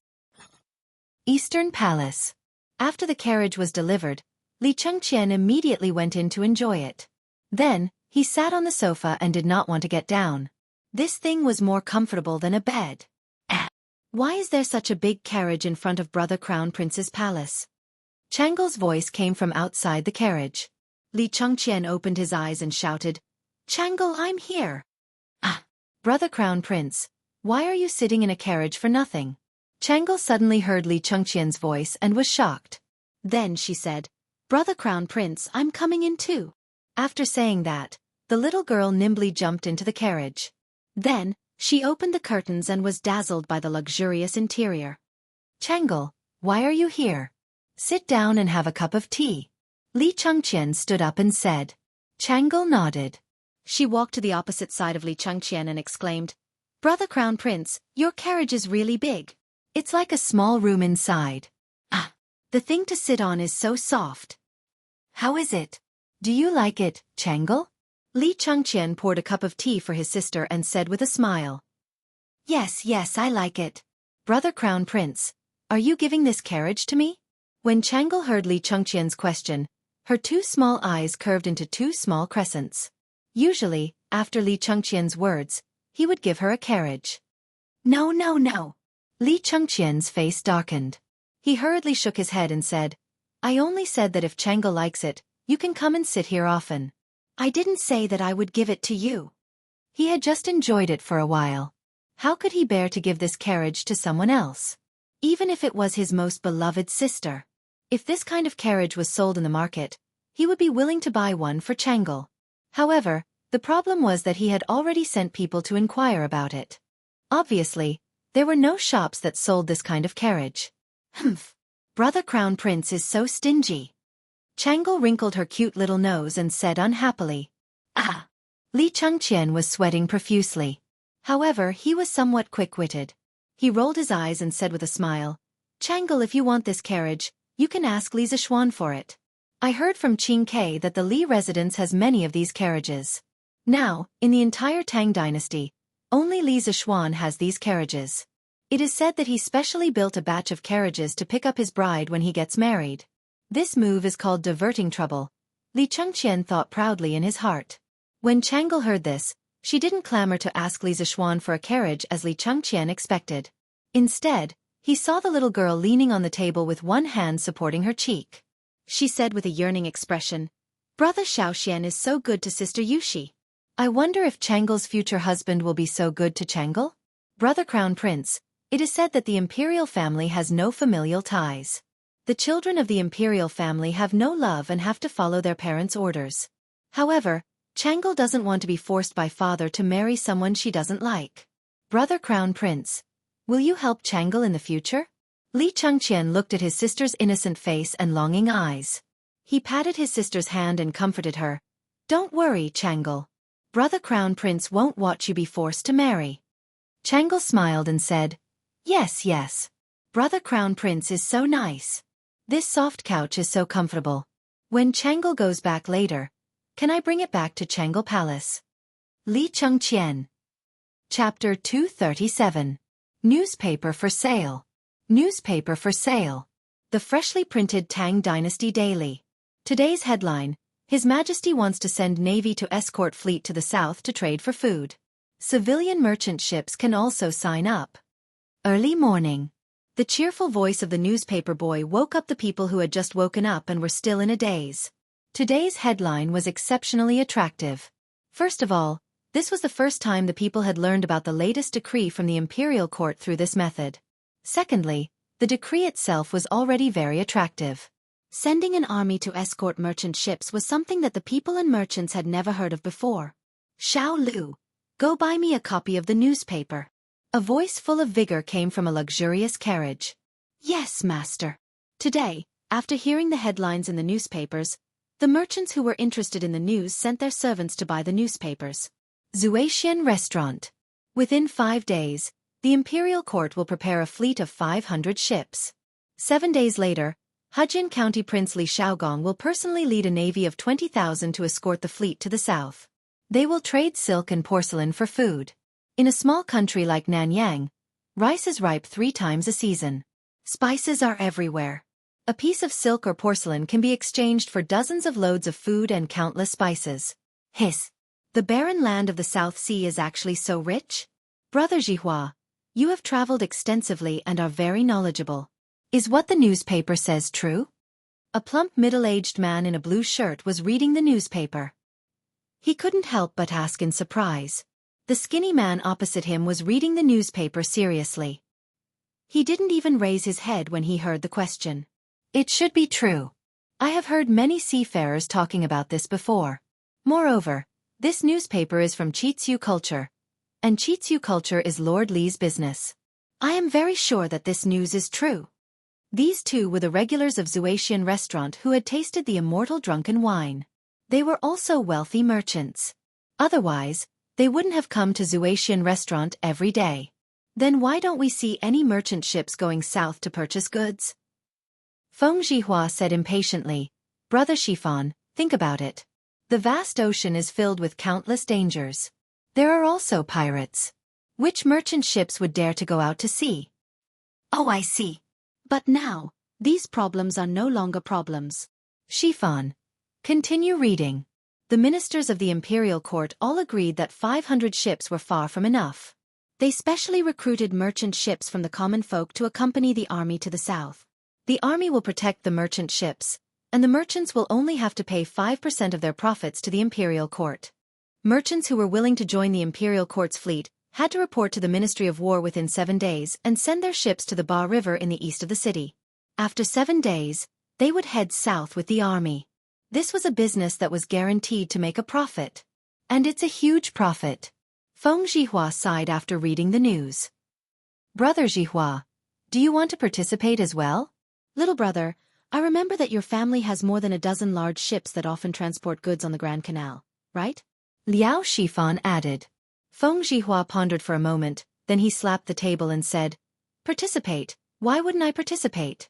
Shifan, if you want to go, I have a way to get you 8 big ships in a short period of time. It's up to you if you're willing. If you trust me, then come with me to the south. You'll definitely make 10 times the profit." Liao Shifan said happily, Of course I trust Brother Zhihua. I'm willing to go south with you." Haha, that's great. I'll have to get a few more ships and buy some porcelain and silk. Let's get started. Brother Zhihua, wait. There's another piece of news at the end. The imperial court has issued a decree to encourage the common folk to raise chickens on a large scale. For every 100 chickens raised by a household, their taxes will be reduced by 10% next year. When the rent is collected next year, each village will calculate the number of chickens in each household and report it to the local government. The government will reduce the taxes based on the number of chickens reported. Brother Zhihua, what does the imperial court mean by this decree? I don't understand it anymore. Feng Zhihua paused and read the news carefully. He couldn't help but frown. I don't understand the imperial court's intention either. Liao Shifan thought for a moment. Suddenly his eyes lit up. Brother Zhihua, I think there's something to be gained from this. Why don't we sell some chickens? Feng Zhihua was stunned for a moment, but after a moment, he shook his head and said, No, we don't have time recently. Compared to the small amount of money we can earn from selling the chicken seedlings, we can earn more by preparing the merchant ships to go south. That's dozens of times more profit. Shifan, you should seriously prepare to go south. Liao Sifan thought about it and agreed. He nodded and said, Brother Zhihua is right. We can't lose the big picture for the small. Ergawa, I bought a newspaper when I went into the city today. Read it to me. What's in the newspaper? Lu Village. A dark-skinned man in his 30s called over a naughty kid who was about 10 years old. Second Uncle Lu, let me read the newspaper. I haven't read today's Legend of a Mortal's Journey to Immortality yet. The naughty kid said excitedly when he heard that there was a free newspaper to read. It should be a free novel to read. Smack. The dark-skinned man hit Ergawa's head with the rolled-up newspaper and scolded him jokingly. Read your head. You only know how to read novels all day. You don't even know how to go to school. If your father finds out, he'll beat your ass. Read to me what's in today's newspaper first, then read the novel. Oh. The naughty kid rubbed his head and answered in a muffled voice. Then, he took the newspaper and asked in confusion, Second uncle, where do I start? Start from that headline. Today, I heard the newspaper boy say that the imperial court is recruiting merchant ships to go south. Read it quickly, kid. The dark-skinned man thought for a while and said. Ergawa searched for a while and found today's headline. He started reading. Within 5 days, the imperial court will prepare a fleet of 500 ships. 7 days later, Hejin County Prince Li Shaogong will personally lead a navy of 20,000 to escort the fleet to the south. They will exchange silk and porcelain for food. This is it. Too bad I don't have a ship. Otherwise, I could follow the imperial court's army to Nanyang and make a fortune. Ergawa, continue reading. Next one. The dark-skinned man sighed after listening to the headline. The imperial court has issued a decree to encourage people to raise chickens on a large scale. For every 100 chickens raised by a family, the tax next year will be reduced by 10%. When the rent is collected next year, the number of chickens in each family will be counted and reported to the local county office. The county office will reduce the corresponding tax according to the reported number. Stop. Ergawa, are you sure you're not mistaken? Is that really what it says? The dark-skinned man was as excited as a 300-pound child. He pressed on Ergawa's shoulder and said excitedly, It hurts, second uncle, let go of me first.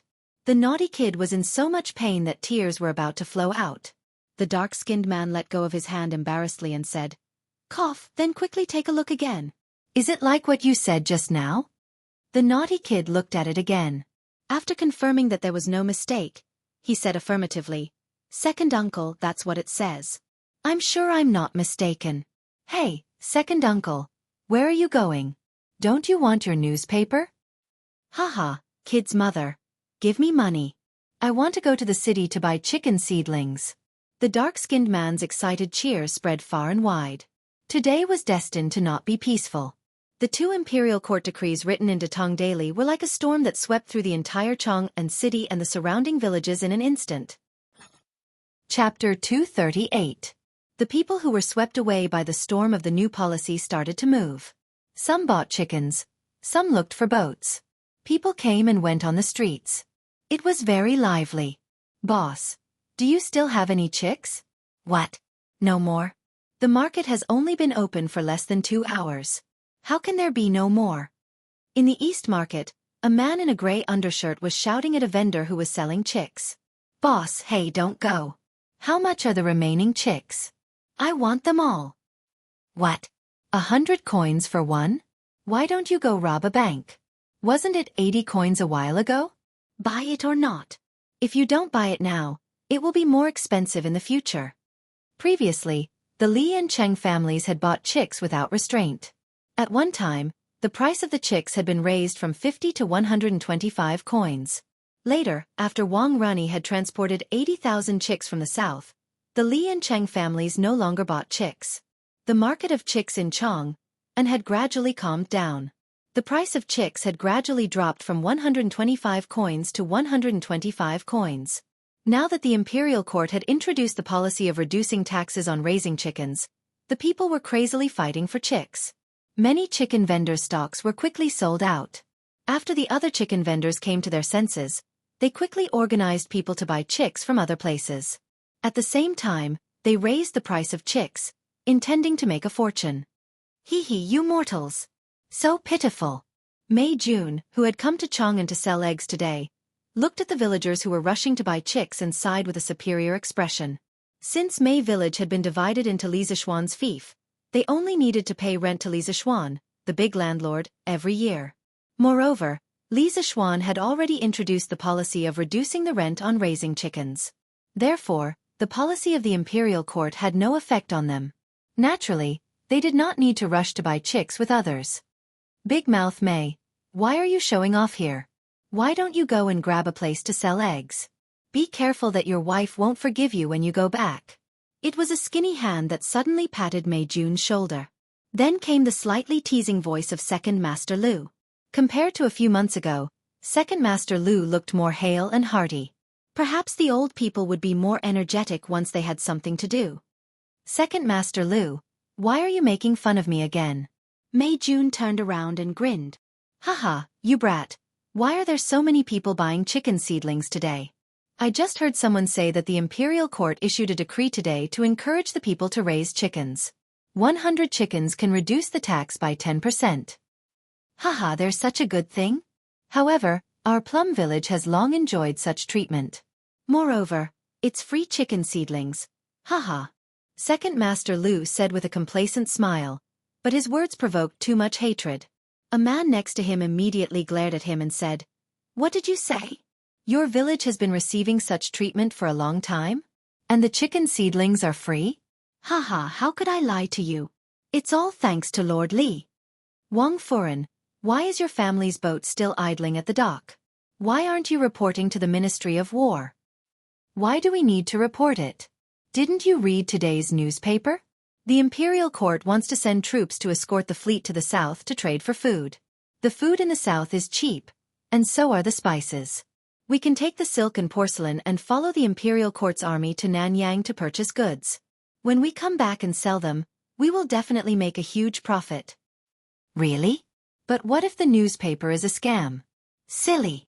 Don't you know who publishes this newspaper? Why would Lord Li, who is rich, lie to you? How much are you worth? Then wait for me, brother. My family has 10 big boats. Let's follow the imperial court's army to Nanyang to get some soup. This kind of conversation was definitely not the only one in Chang'an today. Businessmen often had the keenest sense of smell. The capital market had always been turbulent. Now, with the imperial court's decree, how could there not be a huge wave? Yi Lane. At Meng Wenhao's house. Father, why are you back so early today? Meng Wenhao was on leave today and teaching his little sister to write at home. Suddenly, the courtyard door was pushed open and a thin and dark middle-aged man came in. He was not tall and his body was not strong, but his slightly bent spine seemed to be full of infinite strength, as if he could hold up the sky. His gray clothes were full of sand and sand. It was impossible to tell whether he was wearing clothes or sand. Meng Wenhao heard the sound and looked up. Seeing that it was his father, he patted his little sister's head and hurried to greet him and said happily, Well, there is not much work on Murky Street today. I finished my work and came back early. How are you still teaching Yaya to write? The middle-aged man took off his shirt full of sand and sand, revealing his dark, thin, but very strong chest. He smiled and said to the son in front of him, who he was most proud of. Well, father, Yaya has learned a lot of words recently. I also taught Yaya the pinyin invented by our teacher. In the future, Yaya may know more words than some rich kids. Meng Wenhao showed a rare innocent expression of a child and asked for credit from his father. Of course, Meng Wenhao's father didn't know what pinyin was, but he knew that his son was very good at reading and what he said must be reasonable. He said well to Meng Wenhao and went to wash his hands next to the well with a smile. At this time the little girl in the house ran out and said with a giggle, "Father, father, you are back?" The middle-aged man wiped his face, and out of nowhere, a sugar figurine wrapped in paper appeared. Then he squatted down, squinted his eyes and smiled at his daughter. "Come, Yaya, this is what I bought for you. Eat it quickly, and don't tell your mother." Yaya's slightly yellowed and malnourished face was like a blooming flower. It was so brilliant that even the sun paled in comparison. It was as if she was the most beautiful angel in the world. The little girl opened her small red mouth and revealed a pair of small rabbit teeth. She giggled, her voice as clear and melodious as a silver bell. "Ah, it's a candy man. Father is so good." Yaya happily took the candy man from Meng Wenhao's hand and opened the oil paper. Looking at the lifelike and cute little figure, the little girl hesitated for a moment and handed it back. She said in a crisp voice, "Father works hard to support the family. Father works the hardest. Father, eat first." Meng Wenhao's father looked at his daughter's innocent but persistent face and couldn't help but feel a lump in his throat. He sent the candy man to his daughter's mouth and forced a smile. "Father has long been sick of it. Yaya, eat it quickly." "Humph.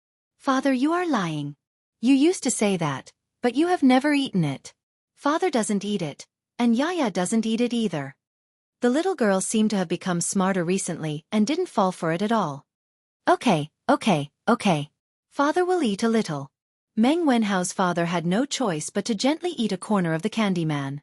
The faint sweetness in his mouth couldn't wash away the bitterness in his heart. Suddenly, he thought of something and looked at his daughter with mixed feelings. "Brother, you have to go to school every day. Brother also needs to eat first." When Yaya saw that her father really ate it, she immediately sent the candy man to Meng Wenhao's side happily. With the lesson learned, Meng Wenhao didn't refuse. He gently bit off a corner of the candy man and patted his little sister's braids. He smiled and said, "Okay, brother has eaten too. Yaya, go play elsewhere." Okay. "Father, did something happen?"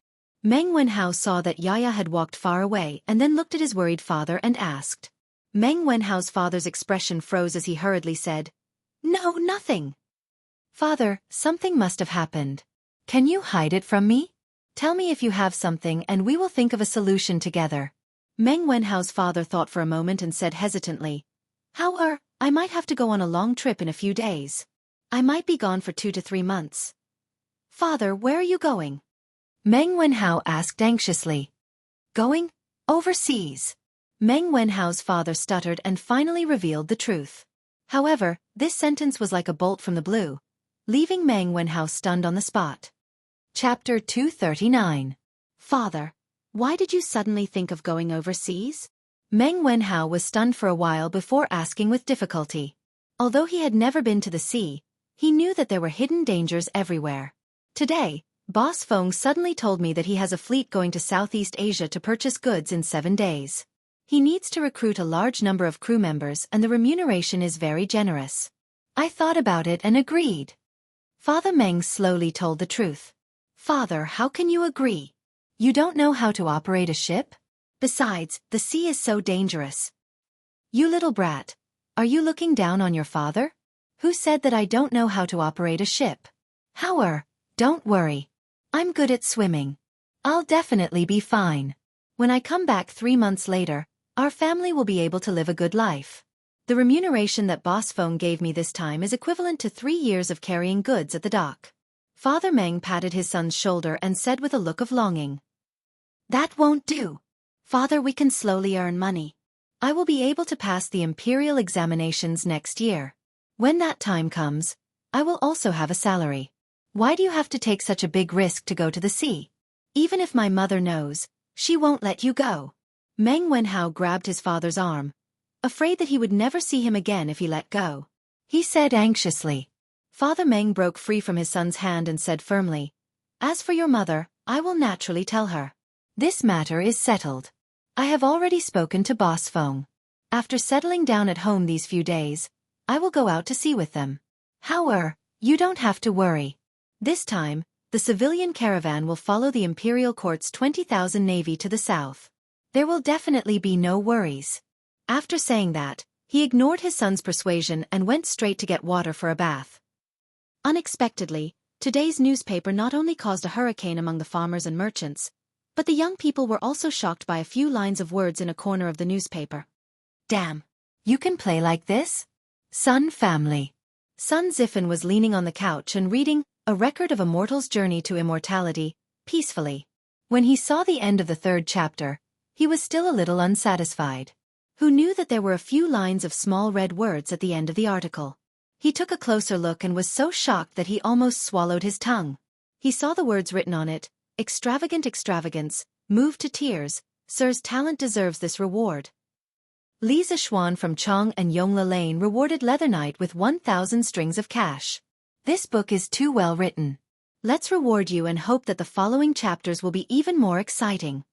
There was also a notice that read, "Congratulations to Li Zishuan for becoming the first Golden Alliance leader in the Legend of a Mortal's Journey to Immortality.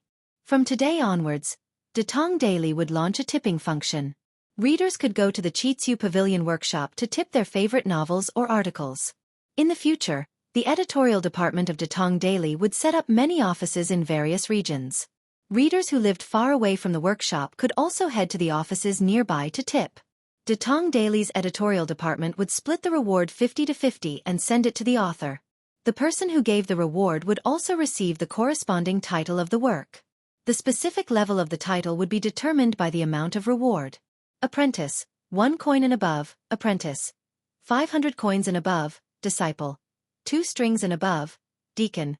5 strings and above, branch leader. 10 strings and above, hall leader. 20 strings and above, protector.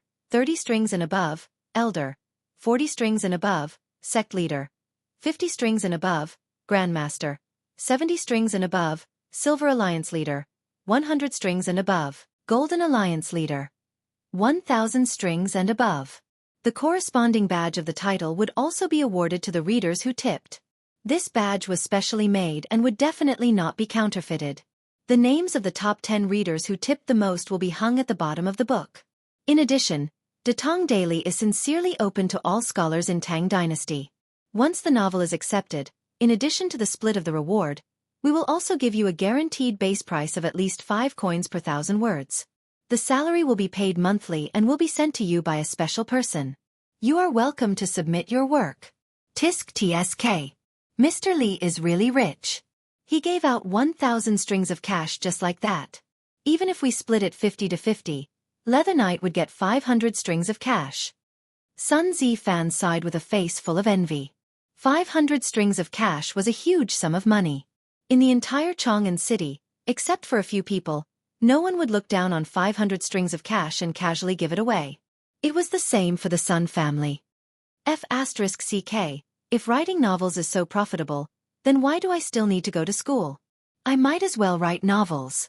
Sun Zifen slapped his head and was about to go to the study to write novels. This guy really had no idea. If writing novels was so easy, then in the modern age of the internet, wouldn't everyone be able to become a god?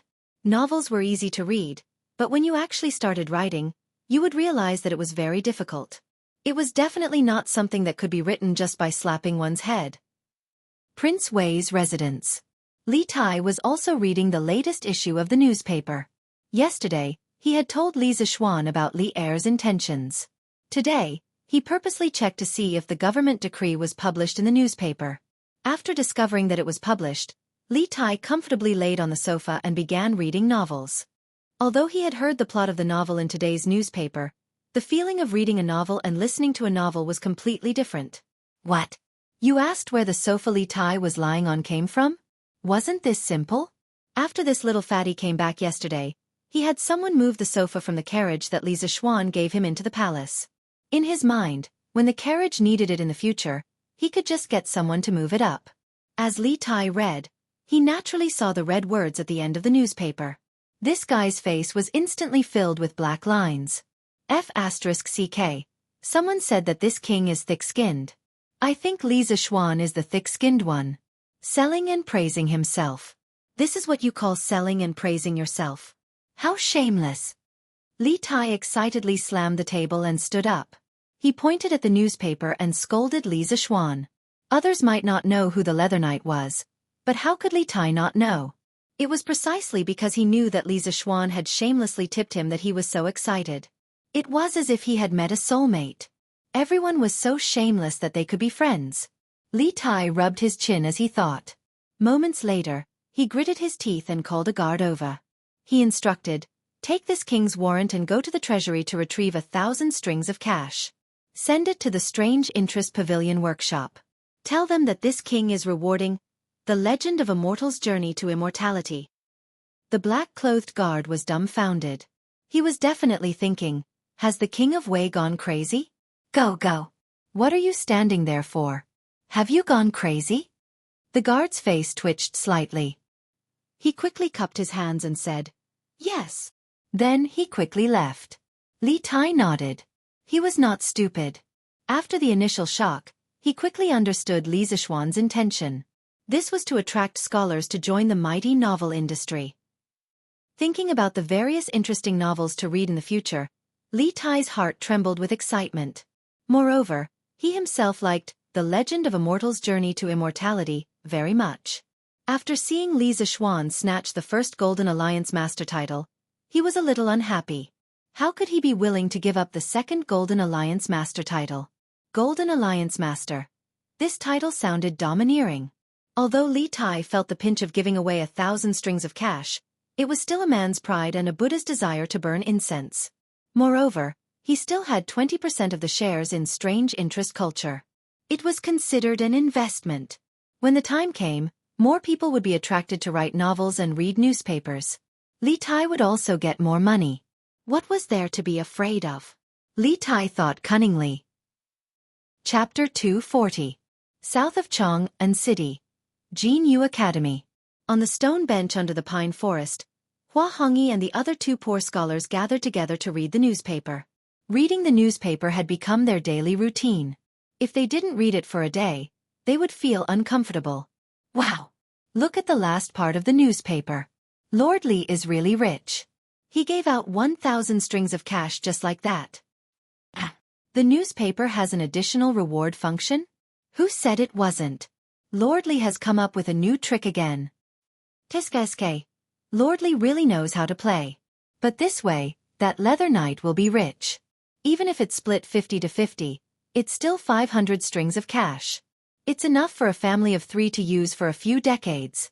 Hua Hongyi waved the worn-out fan in his hand and thought for a while. He looked at his two classmates and said, "Tianhua, Feichen, haven't you thought about Lord Li's intention? Although the story of a legend of a mortal's journey to immortality is novel, it's not enough to give out 1,000 strings of cash as a reward, right?" Brother Hongyi, did you discover something?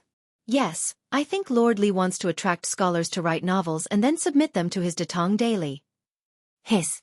Looks like it's true. But Lord Li is too generous with his money. Hua Hongyi nodded and said, "Yes, when Lord Li makes a move, it's always a big deal. With him doing this, I'm afraid many people will rush to write novels. That would have to be written by them first.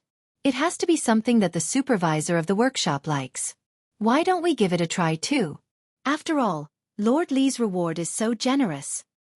That's right. Feichen is right. What if Lord Li takes a fancy to what we write?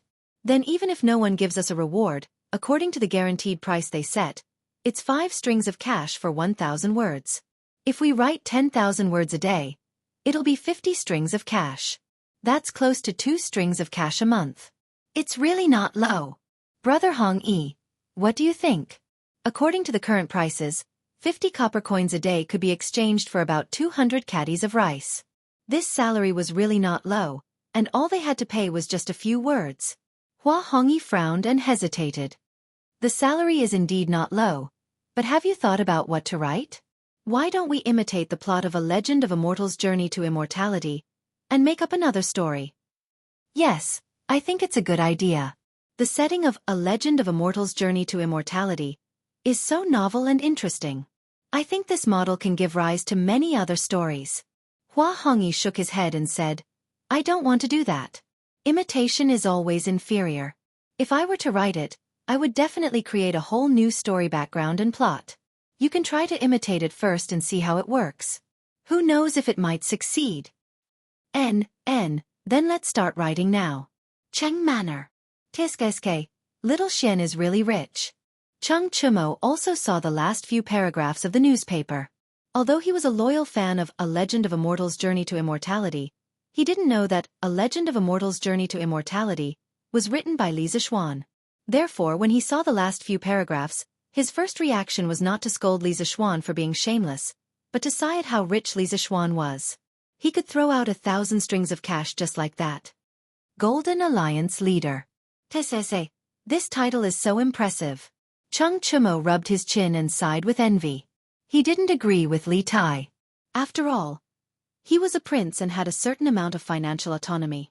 He could squeeze out 1,000 strings of cash just by gritting his teeth. However, Chung Chumo was a pauper through and through. Although the Cheng family and the Li family had cooperated on the Drunken Immortal and the Land of Warmth and Tenderness, and he had received a lot of pocket money recently, it definitely didn't add up to 1,000 strings of cash. He didn't have the guts to ask old Madame Chung for it. Therefore, when he saw Li Zixuan become the first Golden Alliance leader in A Legend of a Mortal's Journey to Immortality, he could only be envious. Although he really wanted it, he couldn't afford it. Cheng Chumo was conflicted for a while. After a while, he gritted his teeth and returned to his bed. He took out all his pocket money and counted it. Then he smiled and said, Hee, I can't afford a Golden Alliance leader, but I can still give you a Silver Alliance leader. Cheng Chumo called his page boy. Yes, his page boy. Since this guy started going to school, Cheng Chumo had also followed the trend and recruited a page boy for his son. Jianghu Yun, send this 100 strings of cash to the workshop of Chitsu Pavilion. Tell them it's a reward from me for A Legend of a Mortal's Journey to Immortality. Young master, why did you? Don't talk nonsense. Go quickly. Remember to bring back the Silver Alliance leader badge they gave out. After the little page boy walked out of the gate of the Chung mansion, he was still confused. He couldn't figure out what was wrong with Chung Chumo today. How could he give out 100 strings of cash just like that? An Lane. Editorial Department of Chitsu Culture. How was the response of today's newspaper? Ma Zhou sat alone at the head of the table and asked the backbone of the editorial department below. According to Li Zixuan's suggestion, special people should be sent out to investigate the response of the public before each issue of the newspaper was released. If there were any problems found, they could be corrected in time. A young man who looked to be only 17 or 18 years old stood up and replied, The response of the people to the newspaper today was particularly great. Whether it was the 2 new policies issued by the Imperial Court or our newly launched reward function, they all caused a great response. At present, our revised version of the newspaper is very successful. Although this young man had 2 panda eyes, after all, he had worked overtime last night and couldn't sleep well in the workshop, his face was full of excitement when he said this. Ma Zhou nodded approvingly and said, Good. Chong Siwen, have you finished the badges for each title and level? A gentle middle-aged man stood up and replied, I handed the design drawings to Manager Fu yesterday. At present, they have only finished dozens of badges for the Gold Alliance Leader, Silver Alliance Leader, Guru, and Sect Leader of A Legend of a Mortal's Journey to Immortality. They are still rushing to make the badges for the other levels. Well, you should urge them on this matter. I expect many readers will come to reward them soon. Yes. Godfather Ma. Godfather Ma. His Imperial Highness, Prince of Wei, has sent someone to reward us. Song Xiaoxi ran in, panting, and reported. How much was the reward? 1,000 strings of cash. Hiss, then quickly go and give the Gold Alliance leader badge to him. Yes, Godfather Ma. Fan Xiahue. In the future, you will be responsible for the registration of all rewards. You will also be responsible for the distribution of badges. Remember, there must be no mistakes. Ma Zhou said sternly. Yes, Manager Ma. A middle-aged scholar in gray clothes and a gray hat stood up and cupped his hands. Godfather Ma. Godfather Ma. The eldest young master of the Cheng estate has sent someone to reward a legend of a mortal's journey to immortality with 100 strings of cash. Godfather Ma. Godfather Ma. Princess Changle has sent someone to reward a legend of a mortal's journey to immortality with 100 strings of cash. His Imperial Highness, the Crown Prince has sent someone to reward a legend of a mortal's journey to immortality with 100 strings of cash. Xinghua Square's eldest young master, Hu Yuan Bao, has sent someone to reward a legend of a mortal's journey to immortality with 1,000 strings of cash. Azure Dragon Square's Wang Ranbiao has sent someone to reward a legend of a mortal's journey to immortality with 1,000 strings of cash. Jincheng Square's Murong Yunhai has sent someone to reward a legend of a mortal's journey to immortality with 200 strings of cash. Crazy. Crazy. That was the only word in everyone's mind. They knew that a legend of a mortal's journey to immortality was very popular and that many people would come to reward it in the future. However, they did not expect it to come so quickly and in such a large amount. Could it be that these people did not treat money as money? That's all for today. Everyone, quickly get back to your positions and continue with your work. Fan Xiaohui, quickly go to the front to receive the reward money and register it. Chong Siwen, quickly go to the workshop and urge them to make the badges quickly. Yes. Chapter 241. Yi Lane. Meng Wenhao tried to persuade his father but to no avail. He could only pray that his mother would come back in the afternoon and persuade his father. After letting his imagination run wild for a while, he became more and more frustrated. After bidding farewell to his father, Meng Wenhao went out. Looking at the busy pedestrians on the street, Meng Wenhao was a little confused. As the saying goes, the world is full of people who come for profit. Most of the people in front of him were rushing to earn money. What was he doing? Isn't this Meng Wenhao? Where are you going? Suddenly, a voice came to his ear. Meng Wenhao found it familiar. He turned around and saw Wang Meng walking towards him. Wang Meng?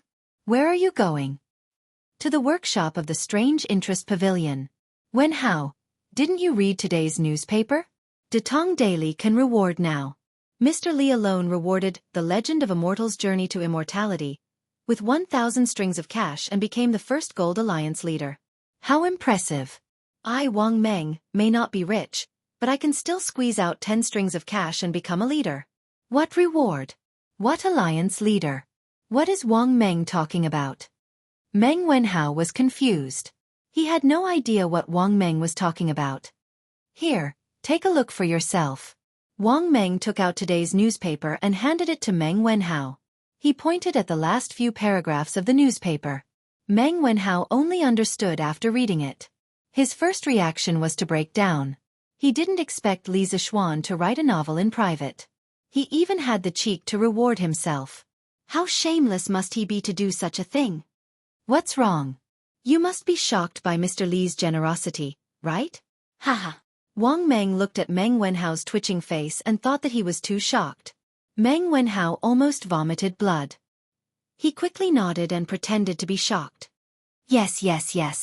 I was indeed shocked. Hee. Then take your time to be shocked. I'll take my leave first.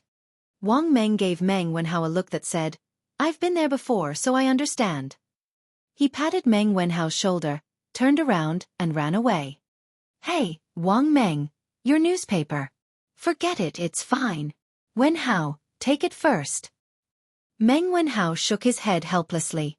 The gloominess in his heart had been diluted by the news he had just received. He had not expected his teacher to be so capricious and unconventional. Since he had nothing to do, he sat down on the pier of the bridge not far away and flipped through the newspaper.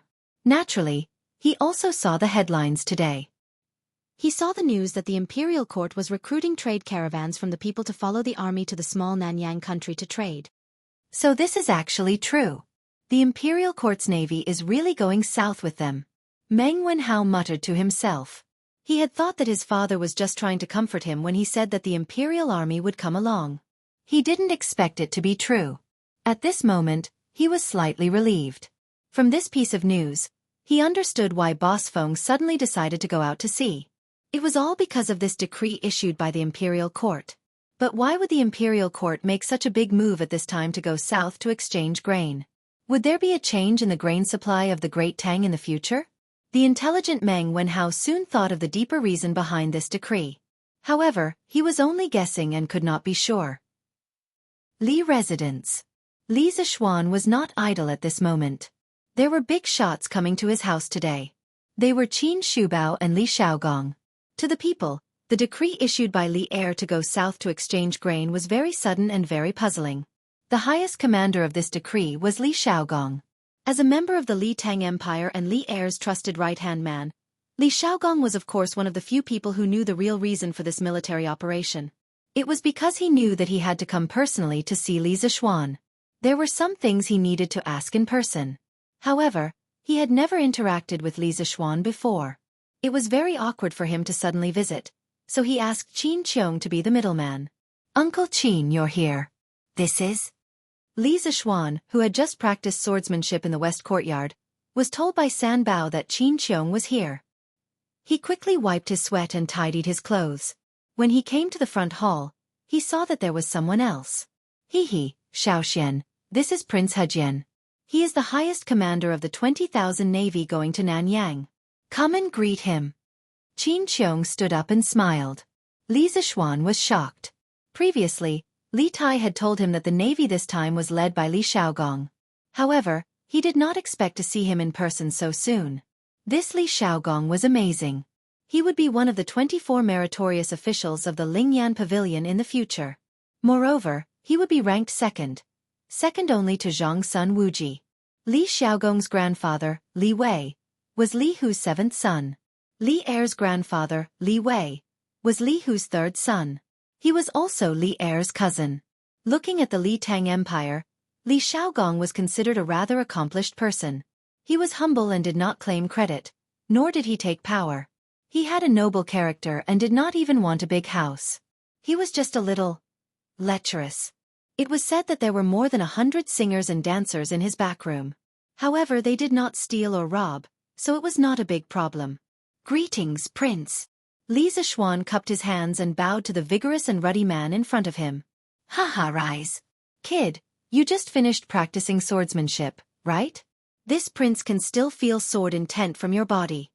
Li Zishuan was sizing up Li Zishuan, but Li Xiaogong was also sizing up Li Zishuan. He narrowed his eyes and felt the sword intent that Li Zishuan had just finished practicing swordsmanship. Li Xiaogong's pupils shrank, and he laughed boldly and asked, "Prince's eyes are as sharp as torches. This kid admires you." Li Zishuan was slightly surprised. He did not expect to meet an expert. He could not see through Li Xiaogong's realm for a while because Li Xiaogong's blood qi was dozens of times more vigorous than Qin Qiong's. He had probably entered the Grand Master realm many years ago. What a monster. This Li Xiaogong looked to be in his 30s. Haha, not bad, not bad. Kid, your sword intent is pure and sharp. It is rare for someone your age. However, you still need to practice diligently. Your sword intent is too sharp. You must know that when it reaches its peak, it will decline. You must learn to control your sword intent and restrain it. Recently, this old man has heard that you have been fiddling with a lot of strange things. You are really not doing your job. How can the heart of martial arts not be calm? Kid, you have such a good foundation. How can you neglect your martial arts? Li Xiaogong put down his teacup, stood up, and patted Li Zishuan's shoulder as he said earnestly. Li Zishuan was speechless. Li Xiaogong was complaining that he had been causing too much trouble recently and was not doing his job. But now, he had forgotten what his real job was. Teaching, or practicing martial arts. However, Li Xiaogong's theory made Li Zishuan feel enlightened. When he came to this world, his master was already gone. These few months of practicing martial arts were completely based on the memories of his predecessor. He lacked the guidance of a master. Chapter 242. You are right, Your Highness. My master passed away early and there was no one to urge me on, so I couldn't help but slack off these few months. In this kind of situation, you couldn't reason with your elders, quibble, or find all kinds of excuses. The best choice was to follow their words and retreat in order to advance. This was the experience that Li Zishuan had summed up in countless battles. Haha, you are worth teaching. Li Xiaogong's forthright laughter soared into the sky. He patted Li Zishuan on the shoulder and said, This king knows that you have been assigned to the directorate by His Majesty, but you still have to find time to practice martial arts. Huh. Ahem, I am being a bit nosy, don't blame me, kid. Li Xiaogong suddenly realized that he wasn't here to preach, but to do something else. He couldn't help but feel a bit embarrassed. What are you talking about, Your Highness? I am already very grateful that you can give me some advice. Please have some tea. Uncle Qin, please have some tea too. Although Li Zishuan was complaining in his heart, he didn't show it on his face. He poured a cup of tea for the two of them and personally served it to them. After taking the teacups, Qin Qiong began to talk about the main topic. Xiaoxian, I came with His Highness to talk about the grain trade in the south. There are some things that His Highness needs to ask you face to face. I hope that you can answer truthfully. Some things are related to the lives of tens of thousands of soldiers. Li Xiaogong also nodded and said, Xu Bao is right. The locust plague prophecy was proposed by you, and the 3 ways to deal with the locusts were also thought of by you. I thought that it would be better to ask you, the person involved.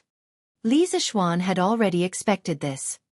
He cupped his hands and said, Feel free to ask, Your Highness.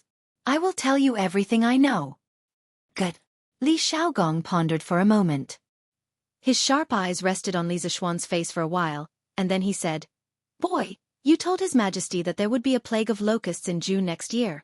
Since His Majesty and several important ministers believe you, then this old man will also believe you for the time being. But how did you know that the small country of Nanyang would be rich in grain? Have you also been to the sea?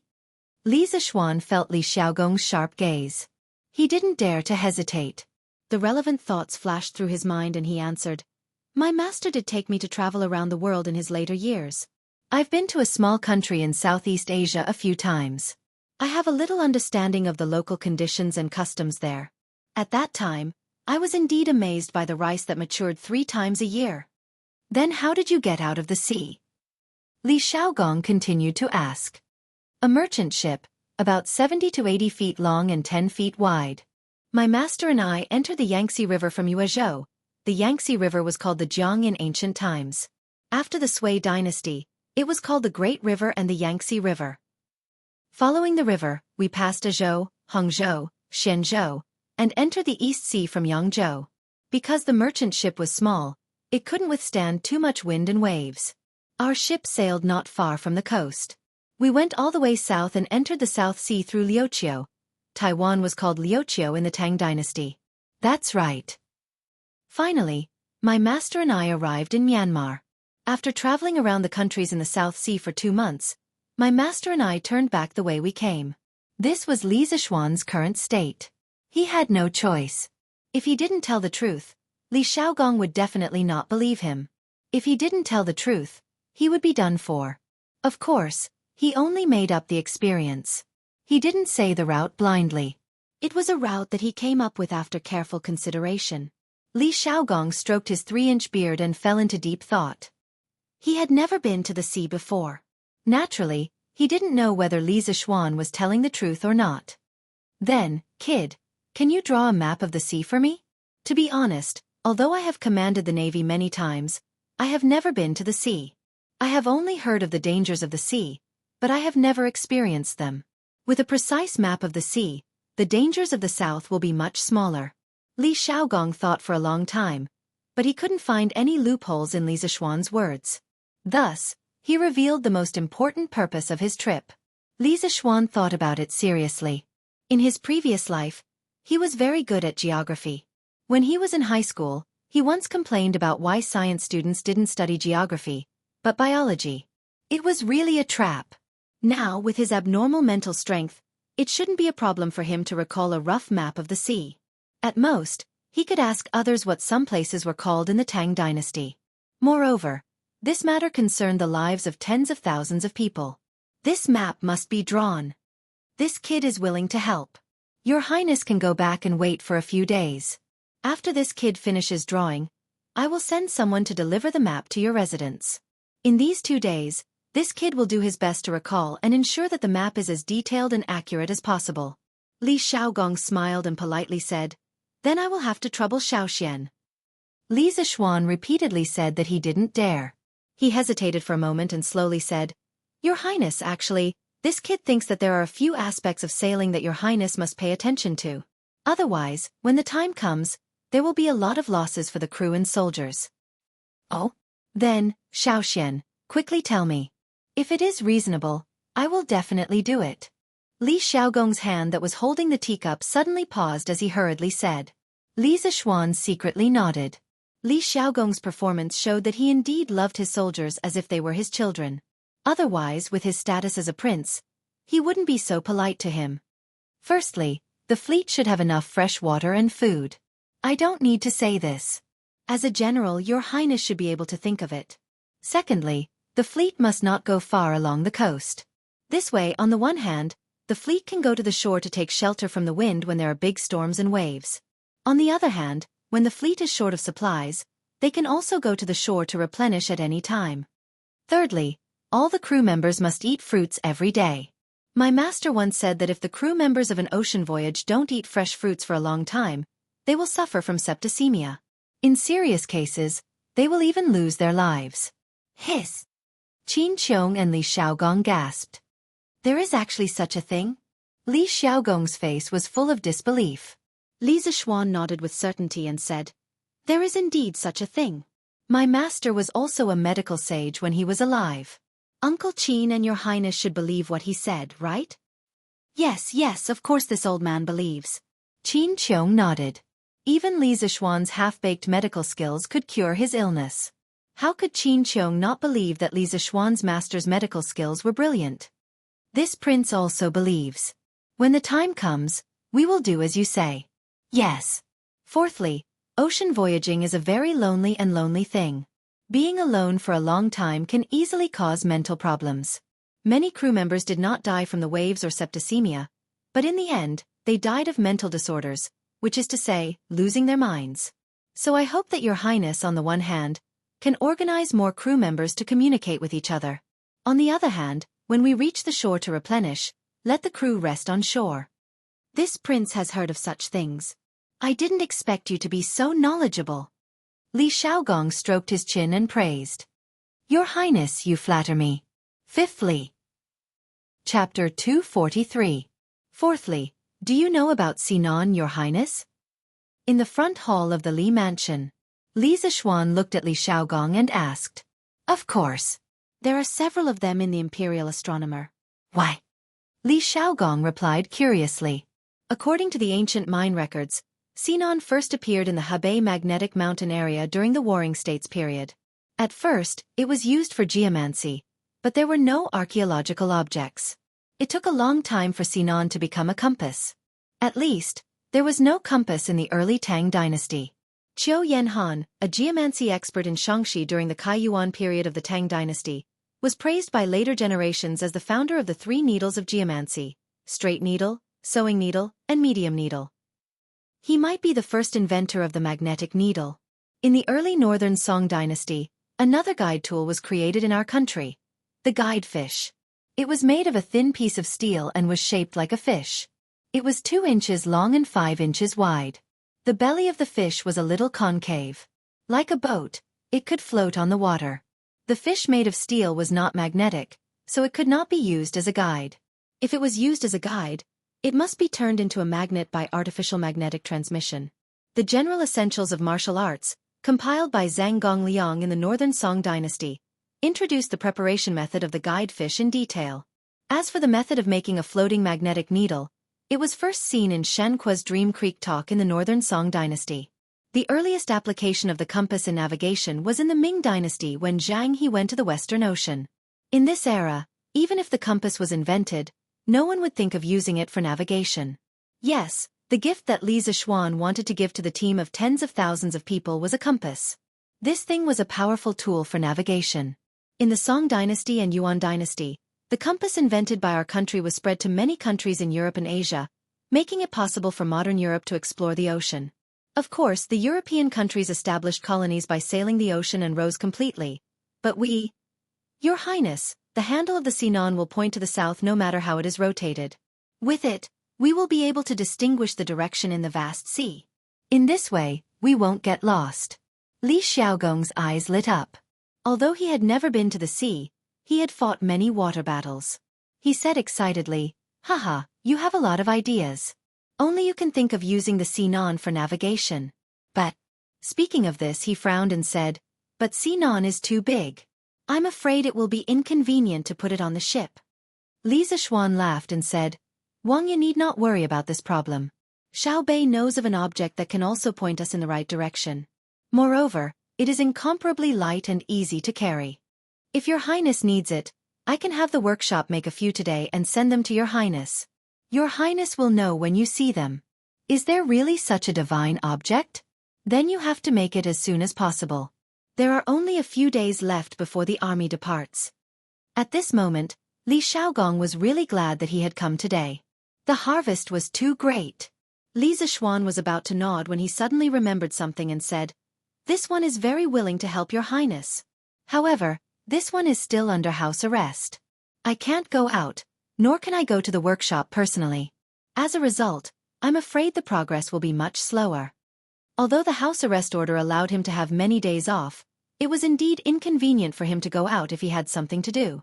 For example, when he came up with the idea yesterday, he had to trouble himself to write down the changes of the Datong daily.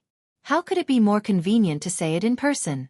Li Xiaogong said indifferently, This is not a big deal. I'll go to the palace later and ask His Majesty to suspend your house arrest order. The military situation is urgent. I'm sure His Majesty will make an exception for such a small matter. Li Zishuan said happily, Thank you, Your Highness. It's okay. Xiaoxian, do you have anything else to say about what needs to be paid attention to when going to sea? There is one more thing. Li Zishuan said in a low voice. Your Highness, I suggest that Your Highness choose as many elite soldiers as possible for the 20,000 naval troops this time. They can win both the naval battle and the land battle. They should also be well prepared with weapons. Li Xiaogong's eyes flashed and he said in a cold voice, Xiaoxian, you mean, we will not only encounter naval battles, but also have to fight with others on land? Li Zishuan nodded and said, Yes, it's very likely. We may encounter pirates on the water. As for the land, Your Highness, the goods your fleet is carrying this time are all very valuable. Those gorgeous silks and exquisite porcelain are more precious than gold to the people of Nanyang. It's hard to guarantee that they won't have evil intentions. If you are not careful, the 20,000 troops led by Your Highness will be attacked by those small countries. The entire fleet will be attacked from all sides and the whole fleet will be besieged from all sides. The original intention of this fleet is indeed for trade, but we must be vigilant. If others try to break the rules by force first, I think Your Highness won't have to be merciful, right? Li Xiaogong frowned and said coldly, If those small foreign countries dare to offend the tiger of the Celestial Empire, I will definitely draw my sword and drink their blood to show the might of the Tang Empire. Li Zishuan exclaimed in admiration, Your Highness is truly bold. He looked at the time and said, It's already late. It's getting late. Why don't Your Highness and Uncle Qin have a meal at my house? Li Xiaogong chuckled and said, I heard that you are quite accomplished in eating and drinking. It just so happens that I will stay at your house today and try your delicious food and wine, haha. Qin Qiong also nodded and laughed. Haha, that's how it should be. Counting the days, Xiaoxian, you and Yushi are about to get married. As Yushi's adoptive father, I haven't eaten at your house yet. Li Zishuan said, Cough cough, it's my fault for not thinking it through. Haha. On the other side, Meng Wenhao sat on the bridge pier and read the newspaper for a while. Naturally, he read the last few paragraphs of the newspaper several times. He was really tempted by the generous rewards of writing novels. He also had the idea of writing novels in his spare time. However, he immediately rejected the idea after thinking about it for a while. First of all, the studies in the mathematics school were very intense and the competition was very fierce. He still wanted to get first place in the monthly exam and get the opportunity to bring his family to the Zuaxian restaurant for a free meal. Under normal circumstances, if his family ate and drank freely at the Zuaxian restaurant, they could eat at least 50 to 60 strings of coins. If they ordered wine, it would be even more expensive. This was more cost-effective than writing novels. On the other hand, writing novels would definitely delay his studies. His parents would definitely not allow it, and he would not allow it either. Shaking his head, he dispelled this unrealistic idea.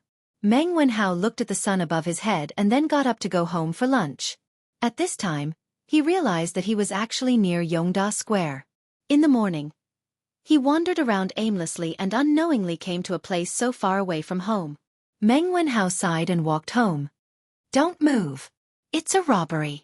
When he walked to Xianyi Lane, Meng Wenhao suddenly heard a low man's voice coming from the alley between Xianyi Lane and Feng An Lane. He was shocked and quickly turned to the corner, carefully peeking at the situation in the alley. He saw a big man in gray clothes with a piece of black cloth over his face. He held a cold kitchen knife in his hand and was holding it against the neck of an 11 or 12-year-old girl. It was a scene of robbery in broad daylight. Chapter 244. Humph. Is there something wrong with your eyes? Why do you think I'm rich? On the side of the lane between Xuanyi Lane and Feng An Lane, Meng Wenhao's heart was in his throat. When he was hesitating whether to stop the masked man or not, he saw the girl with one hand on her waist and snorted recklessly. Meng Wenhao really wanted to go up and cover the girl's mouth. Oh my God, why are you still talking nonsense? Don't you think things are chaotic enough? The masked man was obviously stunned. It was probably the first time he met such a heartless person who was not afraid of death. In other words, it was the first time this guy came out to rob. He had no experience and could not scare people. Cut the crap. I only want 500 copper coins. Hand it over and I'll let you go. Otherwise, I'm afraid there will be an extra red line on your neck. The masked man reacted. He pushed the kitchen knife in his hand forward a few more inches, and said fiercely. Meng Wenhao saw it clearly from the corner of the wall. He was very anxious and wanted to stop him. However, he was afraid that the kitchen knife in the masked man's hand would hurt the girl. After all, the kitchen knife was already close to the girl's throat. If the masked man's hand trembled slightly, the girl was likely to die. Meng Wenhao looked around and found that there was no one around. He guessed that they had all gone back to have lunch. Meng Wenhao forced himself to calm down and seriously thought about it. Then he picked up a brick next to him. Don't be surprised, this was the so-called Qin bricks and Han tiles. In fact, as early as the Zhou dynasty, there were records of bricks. Meng Wenhao took a deep breath, gathered his courage, and quietly approached the masked man. The masked man and the girl stood facing each other. Meng Wenhao's direction was just behind the masked man, so his movements fell into the girl's eyes. The girl saw that there was someone else here, and her eyes widened in surprise. However, when she saw the brick in Meng Wenhao's hand, she quickly blinked, as if to tell him not to come over. Meng Wenhao's brain was a little confused. He did not understand what the girl was trying to say. Little girl, is there something wrong with your eyes? Why do you keep blinking? Is there someone behind you? The masked man felt that he had gotten off to a bad start today. He couldn't even deal with a little girl. She wasn't afraid of him at all. He was a failure as a bandit. When Meng Wenhao saw that the robber had the intention to turn around, he was greatly alarmed. He was only a scholar without the strength to truss up a chicken. How could he be a match for this burly man? Before the burly man could turn around, he quickly retreated to the corner. At this moment, he could even hear the sound of his heart thumping. Yes, yes, yes. There's someone there. Look behind you. The girl giggled. The masked man was about to turn around to see if there was anyone behind him when he heard the girl's words. He paused for a moment. Then he sneered and said, "Tisk, little girl, are you trying to trick me into turning around so that you can take the opportunity to escape? I'm so smart, why would I fall for your trick?" At this moment, the robber felt as if he was possessed by Zhuge Liang. He had the demeanor of a wise man who could see through all the conspiracies in the world. In short, he felt that he was too damn smart. Humph, humph, how could someone as smart as me be deceived by a little girl like you? TSK, if you don't believe me, then forget it. The little girl playfully rolled her eyes and curled her lips. When the robber saw her reaction, he was even more certain that his judgment was correct. He couldn't help but feel proud in his heart. Don't talk nonsense. Quickly take out the money. No one will come to this alley at this time. Little girl, don't waste your time. No one will come to save you. As the robber spoke, he pushed the kitchen knife forward a little. On the girl's white and tender neck, there was already a faint trace of blood. But I really don't have 500 coins. Feeling the coldness on her neck, the little girl pitifully said. The robber really wanted to curse at this moment. How could there be such a person who cared more about money than life these days? He swept his eyes over the girl's body and saw that the girl was wearing coarse hemp clothes with patches. There were no gold hairpins or silver ornaments in her hair. He couldn't help but frown. Why did he pick such a poor person to rob? Was he really blind? The robber quickly shook his head.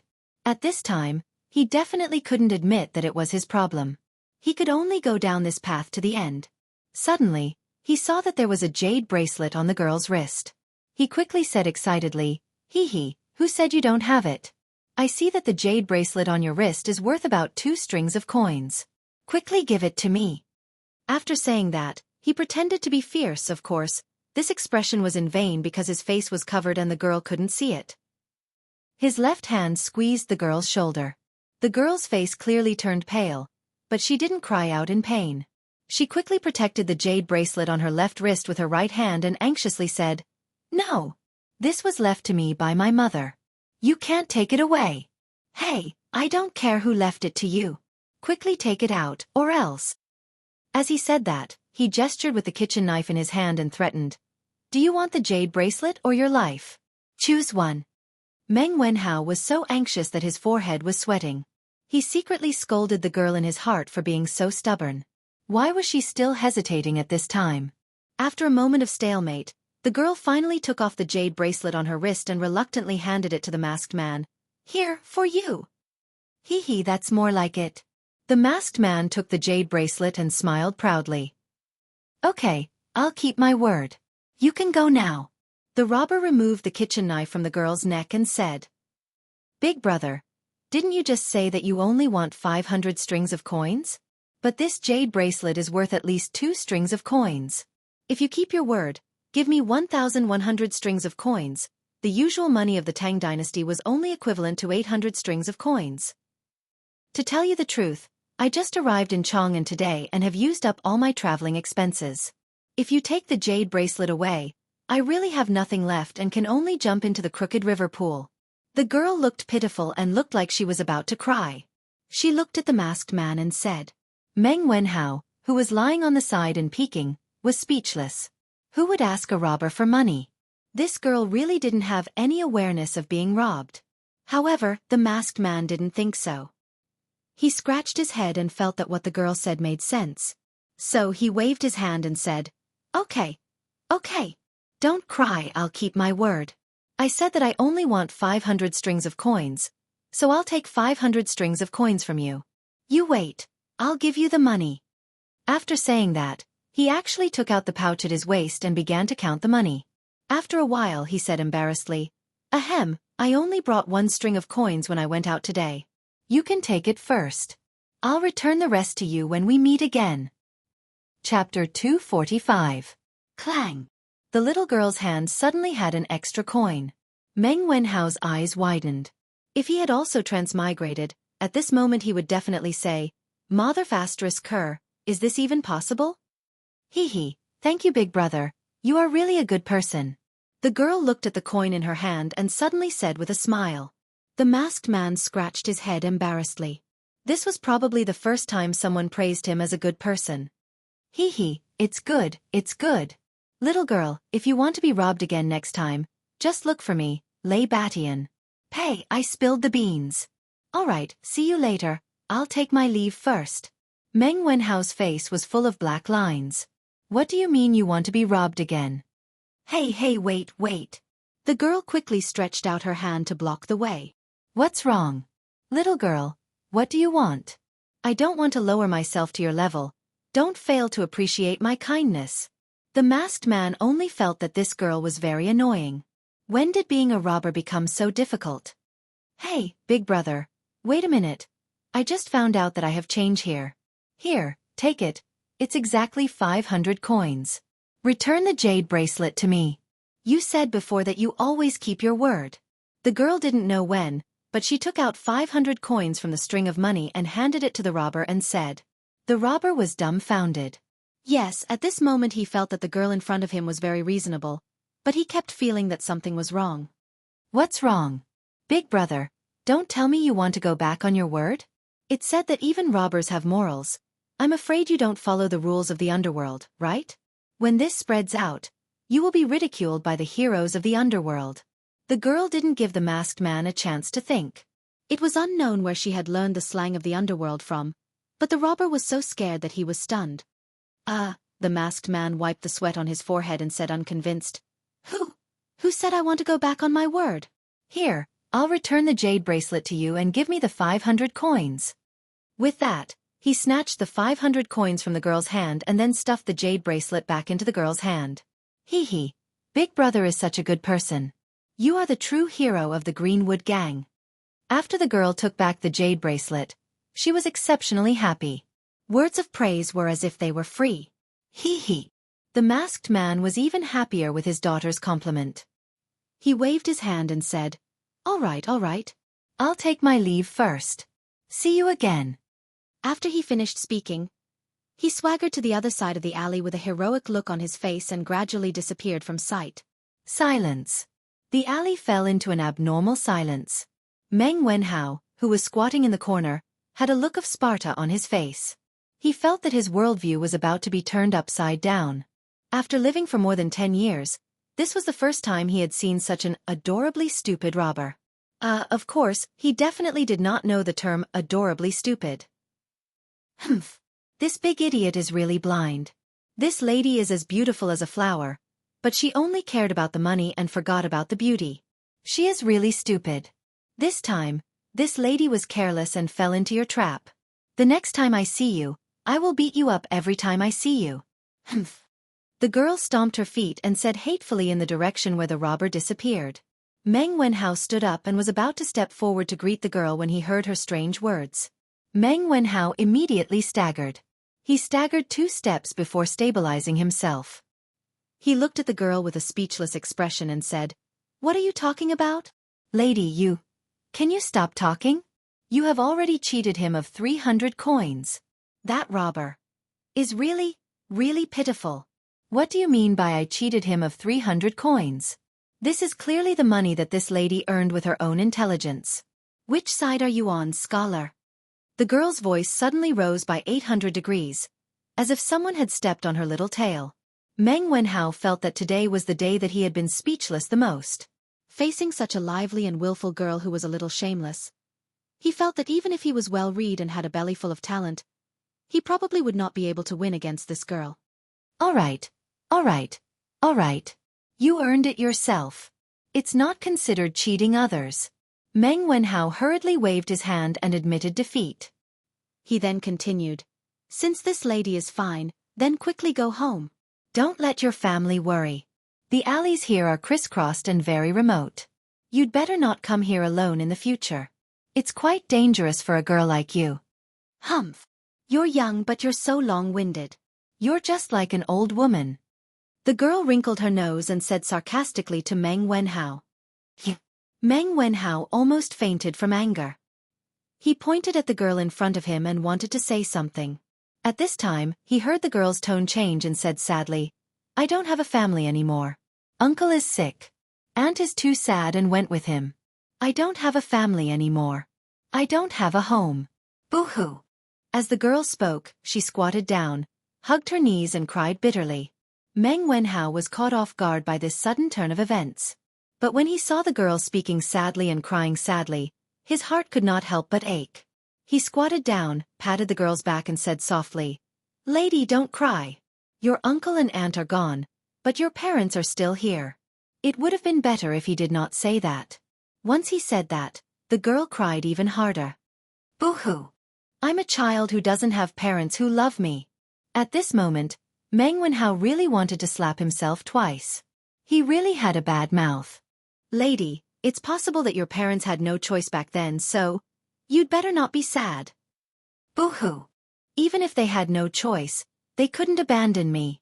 They just didn't have me in their hearts. The girl continued to speak pitifully. How can there be parents who don't love their children in this world? Unless they had no choice, I believe that your parents would definitely not abandon you. To be honest, in order to support my studies, my father will risk his life to go to sea in a few days. Therefore, I think that your parents must have had their own difficulties back then. As Meng Wenhao spoke, he could not help but think of his father. For a moment, he could not help but feel sad. Okay. The girl's crying gradually stopped. Slowly, the alley regained its silence. After a moment of silence, the girl stood up and patted Meng Wenhao's shoulder. All right. I'm not sad anymore. Seeing that you helped me today. Oh no, you almost helped me today. I'll treat you to lunch. One in front and one behind, one crying and one laughing. It was as if she had become a completely different person in an instant. Meng Wenhao touched his nose. He felt that if he stayed with this girl for too long, his nerves would definitely be damaged. No need, I still have to go home to eat. Tisk, why are you dawdling? It's rare for me to treat someone to a meal. How dare you not give me face? All right, let's go then. Hee hee, that's more like it. What's your name? Meng Wenhao, what about you? My name is Li Yu. You can call me Little Yu. Chapter 246. At the Li residence. Both host and guest enjoyed themselves to their heart's content. Haha, the Li residence truly lives up to its reputation for good food and wine. Lord Li, you've given birth to a good son. You can enjoy the rest of your life in comfort. Li Xiaogong's face glowed as he ate. It was clear that he had drunk a lot of wine, but his speech was still rather clear, so he probably wasn't drunk. Your Highness is too kind. My son is naughty and likes to cause trouble. I hope that your Highness can take care of him in the future. Li Xiaogong and Qin Qiong, the two big shots of the imperial court, had come to the Li residence as guests. Naturally, Li Jingma had to accompany them to drink. He was now more and more convinced of his son's abilities. First, Li Xiaogong got to know several state dukes, then the crown prince and King Wei, and now Li Xiaogong, a prince with real power and prestige in the military, had come. Sometimes, Father Li couldn't help but wonder if he should find some time to gather all the servants in the house and train them. Haha, well said, well said. Other than being a little lazy, this boy is outstanding in all other aspects. Li Xiaogong smacked his lips as he reminisced about the wine he had just drunk. Qin Qiong was somewhat depressed. He was half a patient, so he naturally didn't get a share of the wine at noon. Little Xian, you have to pay more attention to that tool for navigating. In addition, think about the things you need to pay attention to in the next 2 days. Do you have anything else to add? Only when we're well prepared will we have fewer casualties. This old man doesn't wish for these fine sons of my great Tang to die in the vast ocean instead of on the battlefield. In the end, they'll end up in the belly of a fish, unable to even retrieve their bones. Qin Qiong couldn't help but exhort as he looked at Li Zishuan, who was still picking his teeth. Shu Bao's words are reasonable. Brat, you have to be 120% focused on this matter.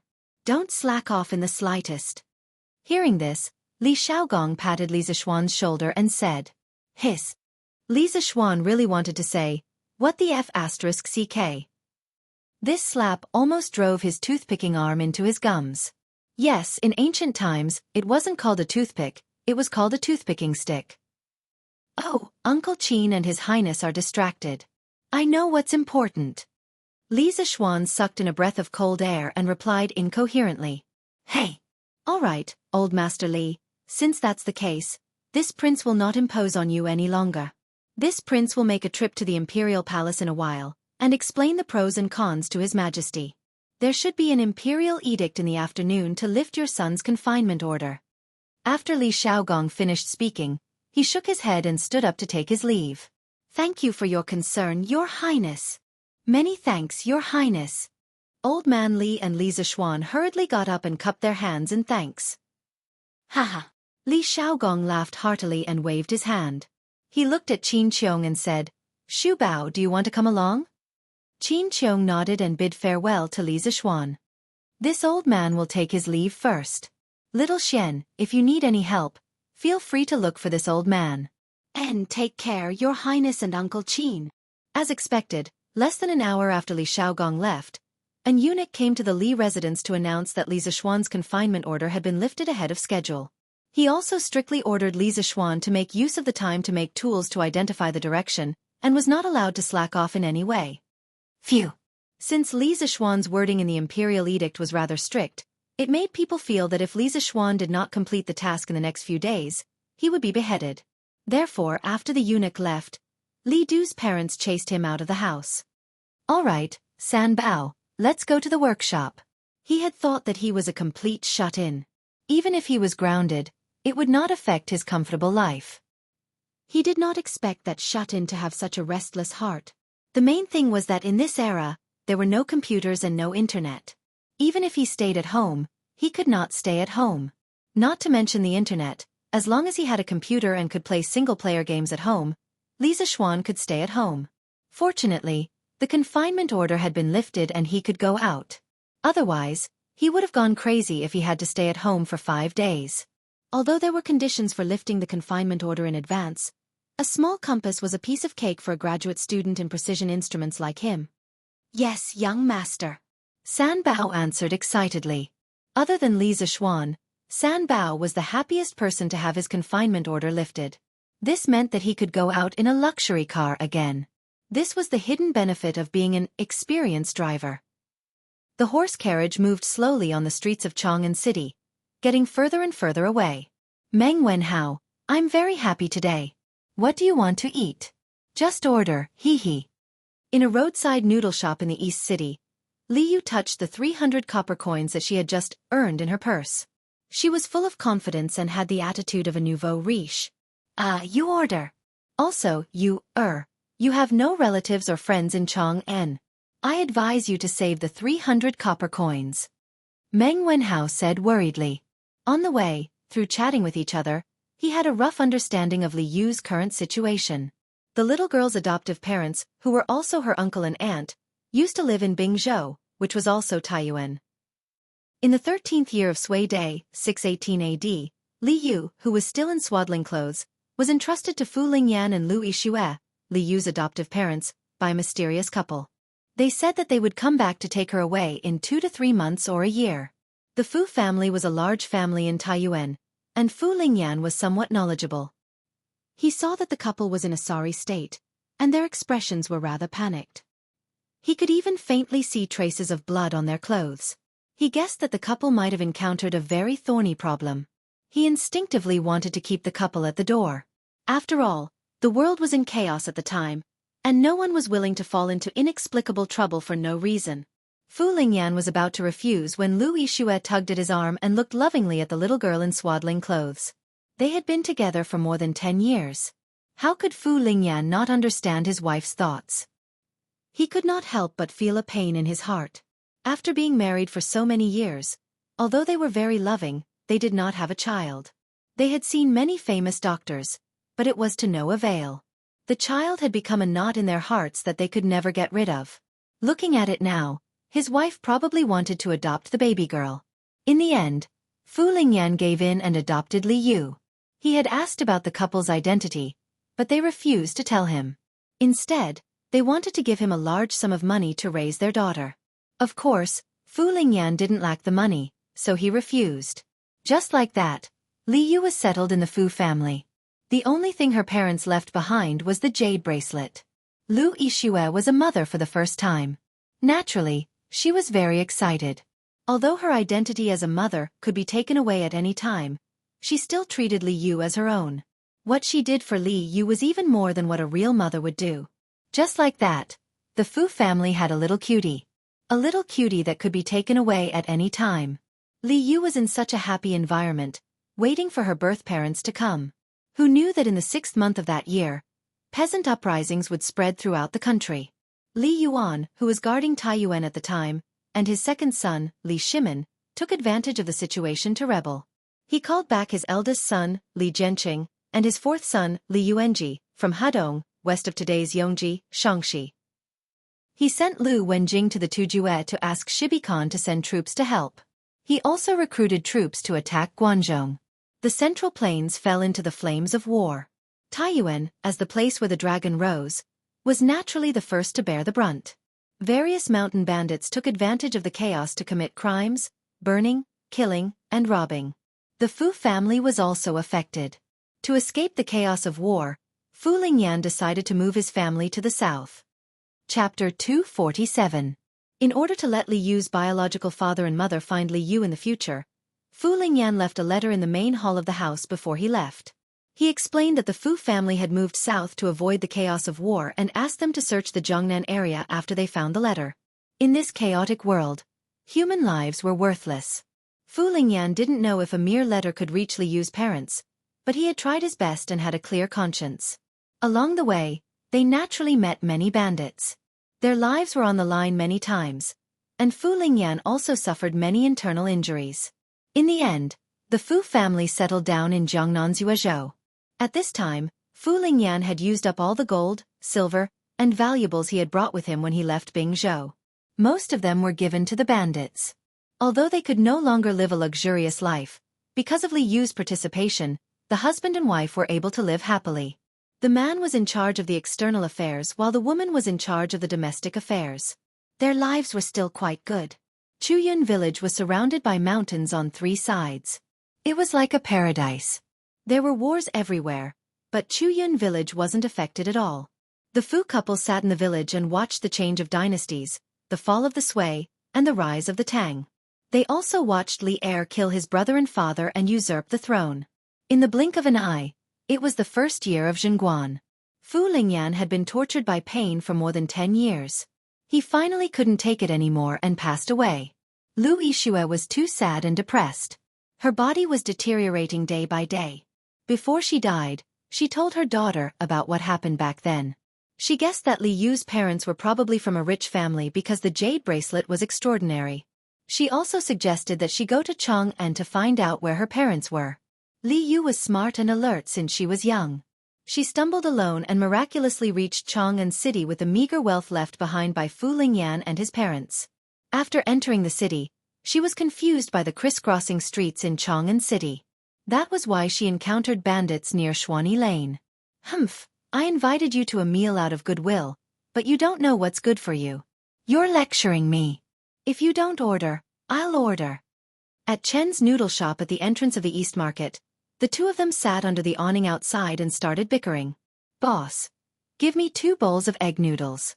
Ah no, 1 bowl of egg noodles, and the other bowl without eggs. Humph.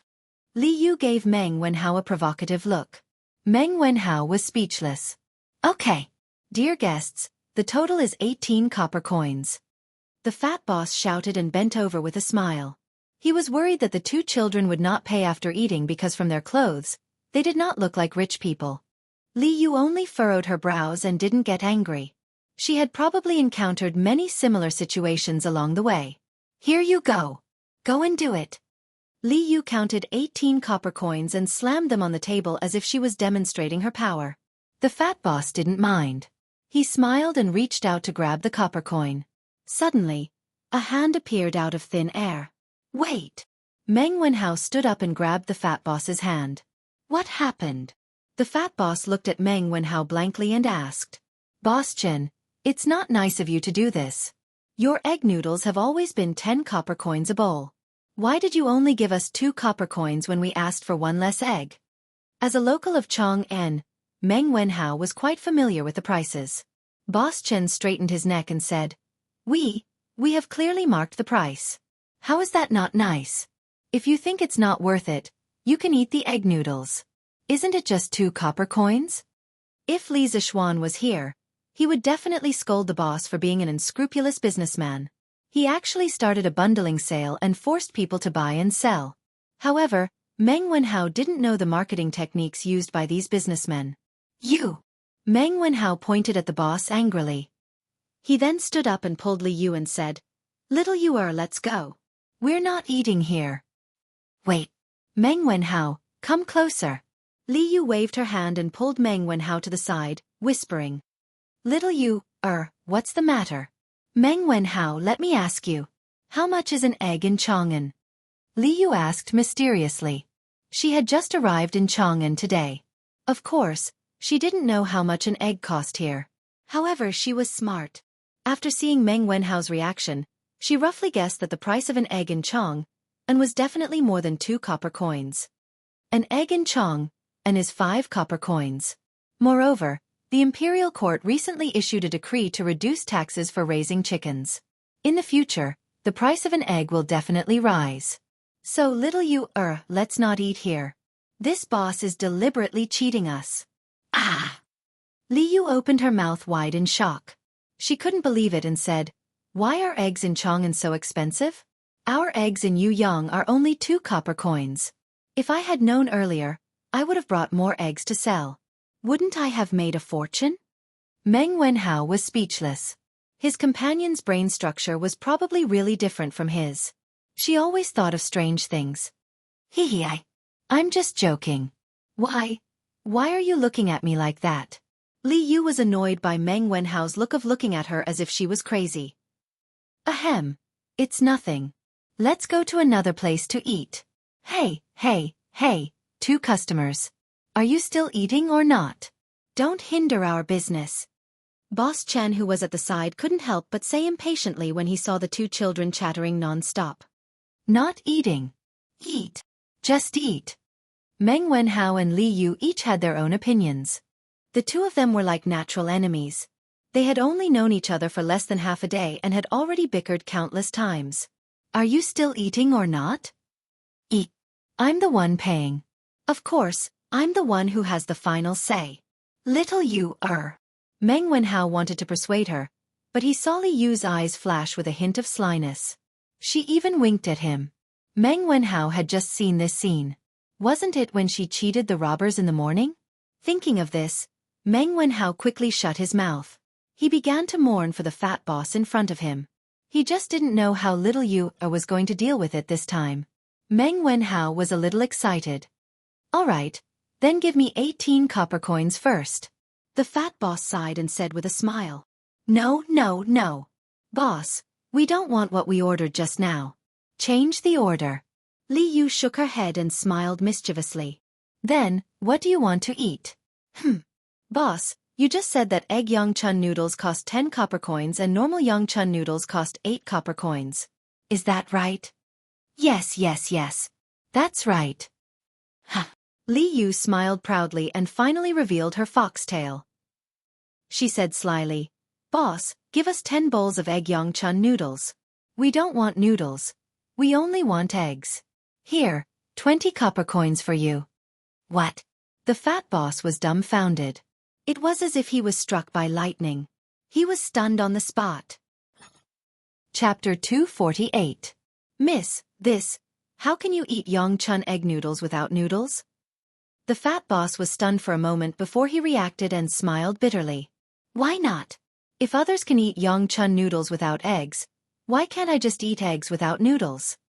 Li Yu frowned and pretended to be unhappy. But this is against the rules. We don't want to do business with you. You should go elsewhere. The fat boss could not argue with her and could only chase her away. You just think that you will lose money by selling like this, right? You just charged 8 coins for a bowl of Yangchun noodles without eggs. Why didn't you think that you will lose money by setting the price like this? A black-hearted boss like you should be sent to the authorities. Li Yu said angrily with her hands on her hips. What's wrong? I don't know. I just came. It seems that the boss purposely set the price to cheat outsiders. Is that so? Chen's noodle house was located at the entrance of the East Market. It was an outdoor noodle house where the diners ate under the awning outside. It was hard not to notice such an open noodle house located in such a crowded area. After a while, 4 or 5 onlookers came to watch the show and pointed at the fat boss. All businessmen paid attention to their reputation, and the fat boss was no exception. When he saw the onlookers pointing at him, his expression changed. He pulled Li Yu over and whispered with a slightly stern look, Brother Li Yu, don't be so rude. Little girl, don't look for trouble. I can see that you're from another city, so don't go overboard. Be careful of what you say. How about this? We'll do what you just ordered. I'll only charge you 15 copper coins. You 2 eat quickly. Let go, Boss Chen, what do you want? Meng Wenhao, who was at the side, didn't have time to react. When he did, he quickly pulled Li Yu behind him and angrily said to the fat boss. Li Yu stood behind Meng Wenhao with an inexplicable look in her eyes. How dare you threaten me? Everyone, please be the judge. This restaurant's Yangchun egg noodle soup costs 10 copper coins per bowl, but the boss charged 8 copper coins per bowl for the ordinary Yangchun egg noodle soup without eggs. Now the eggs in Chong, and cost 5 copper coins per bowl. Don't you think this boss is evil? Li Yu pointed at the fat boss and said to the crowd, Wow, the owner of this shop is really evil. Yes. I really didn't expect this. Humph, I've been to this shop before. The boss here is indeed quite evil. The onlookers understood what had happened and criticized the fat boss one after another. Seeing that he had been pointed at by thousands of people, the fat boss's expression flashed with a trace of viciousness. He shouted, "Little girl, you forced me to do this. Dabao, Airbao, come out quickly and chase these two bastards away." "Father, they're here." In the house, two huge young men immediately came out. They were about 7 feet tall, 2 meters, and were obviously much taller than the average person. Moreover, they were bigger than the fat boss. What was even more amazing was that the two of them looked exactly the same. They should be twins. As soon as the two 7-foot giants appeared, everyone was shocked. Meng Wenhao and Li Yu were dumbfounded. They looked up at the two giants, and the onlookers who were watching the show became nervous. They didn't dare to point at the fat boss anymore. The fat boss was very satisfied with the crowd's reaction. He nodded his head and pointed at Meng Wenhao and Li Yu. He said to his two sons, "Dabao, Airbao, these two kids are causing trouble. Quickly throw them away. Father will make good food for you later." "Okay, father." Not sure if it was Dabao or Airbao, but they answered excitedly. The two giants then walked towards Meng Wenhao. "Stop. Under the emperor's feet. Boschin, you purposely hurt people like this. Aren't you afraid that the people from Wuhou government will arrest you?" Meng Wenhao stood in front of Li Yu to protect her, and said with a strong front. "Hee, which eye of yours saw me hurting people? I'm just chasing away evil customers. Which law did I break?" The fat boss sneered. "Then you don't have to chase us away. We'll leave on our own." Meng Wenhao was furious, but considering Li Yu's safety, he could only give in temporarily. "Fat boss. Then it's best not to." "Humph. Why should we leave? I don't believe that in front of so many people. What can you do to us?" Before the fat boss could finish, Li Yu used the numbers advantage and interrupted him. "Hey, little girl, you don't know the immensity of heaven and earth. I'll see who will help you today. Dabao, Airbao, go." "Yes, father." The two giants did not hesitate and walked towards them. Pang pang. Those who were close to them could even hear the tremors of the earth. It was easy to imagine how huge these two giants were. The crowd that Li Yu relied on did not follow her expectations and came out to fight for justice. Instead, after feeling the terrifying aura of the two giants, they scattered like birds and beasts. They did not dare to stay and watch the show. Hey, why did you all leave? You're not loyal?" Li Yu was also a little flustered at this moment. She was a little annoyed as she shouted at the fleeing crowd. "Little Yu, don't shout. Run." Meng Wenhao angrily pulled Li Yu and turned to run. Hee, want to run? You ruined my business.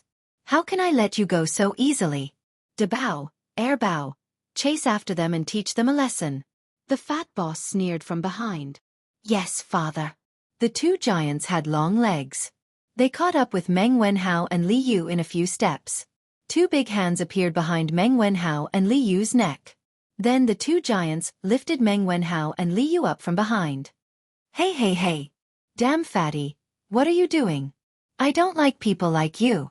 Li Yu's legs were kicking wildly, but he did not forget to talk nonsense. Meng Wenhao really wanted to go over and cover her mouth. This was a classic example of cheating teammates. "Humph, you're the damn fatty." A flash of anger flashed across the giant's face as he threw Li Yu out. The other giant also threw Meng Wenhao out. Li Yu was so scared that she screamed with her eyes closed in the sky. "All right, stop screaming. You didn't fall to your death." Li Zishuan looked at the little girl who was still screaming in his hand and couldn't help but be speechless. He also wanted to let go, but this girl not only kept screaming, her hands and feet also kept swinging randomly. If he let go, this girl would fall to the ground. Fortunately, Li Zishuan's strength was great, so he was able to carry one person with each hand. Meng Wenhao was still fine. Although he was scared and pale, he was still quiet. "Sir, why are you here?" Chapter 249. East Market. Not far from Chen's noodle shop. Meng Wenhao, who was still in shock, stood on the ground and looked at Li Zishuan. "I'm fine?" Li Yu, who was lifted in the air, screamed for a while. She realized that she hadn't landed on the ground, so she opened her eyes in surprise. Li Zixuan saw that the girl had returned to normal, so he put her down and said to Meng Wenhao, "Ha! If I came a little later, you too would have been buttocks, right?" Coincidentally, Li Zixuan had just been released from his house ban. On his way to the workshop, Li Zixuan happened to see Meng Wenhao arguing with the fat boss. Li Zixuan sat in the carriage and listened carefully to their argument. After he figured out the cause of the matter, he wanted to come over and take a look. Then, he saw Meng Wenhao and Li Yu being thrown into the air by the giant baby. In a moment of desperation, he didn't care about anything else. He used cloud-piercing steps and saved the two children, preventing their buttocks from being buttocks. Ah! Meng Wenhao scratched his head awkwardly and said, "Sorry for the trouble, sir." "Heh, it's no big deal." Li Zixuan waved his hand and didn't care. "Wow, you're Meng Wenhao, sir? How can you be so young? Shouldn't sir be an old man with a white beard? Also, why do you know martial arts?" Li Yu's heart was quite big. Just now, he was almost scared half to death. Now that he heard the conversation between Meng Wenhao and Li Zixuan, it was as if he had discovered a new continent. He circled around Li Zixuan and sized him up while sighing. "Li Zixuan. Little you don't be rude. This is my sir. He saved us just now." Meng Wenhao wouldn't argue with Li Yu about other things, but when it came to his sir, Meng Wenhao wouldn't allow Li Yu to be rude. "Hee, I'm fine." Li Zixuan waved his hand and looked at the two children. He joked, "Wenhao, take your little girlfriend and stay by the side. Let me have a good talk with this shop owner." He had been watching for a while and naturally saw Meng Wenhao shielding Li Yu behind him. He could not help but tease him. However, he was naturally wasting his feelings. How could the ancients have the concept of boyfriend and girlfriend? In ancient times, free love was not advocated. If two people wanted to confirm their relationship, they had to be engaged before they got married. Before that, the relationship was just a normal relationship. It could not be called a boyfriend and girlfriend relationship. "Sir, what little girlfriend?" As expected, Meng Wenhao was dumbfounded. Where did this madman come from? How dare he meddle in other people's business? Don't think that just because you know a few tricks, you can learn to fight for justice. The fat boss originally thought that with his two sons involved, there would definitely be no suspense, so he didn't pay much attention to this side.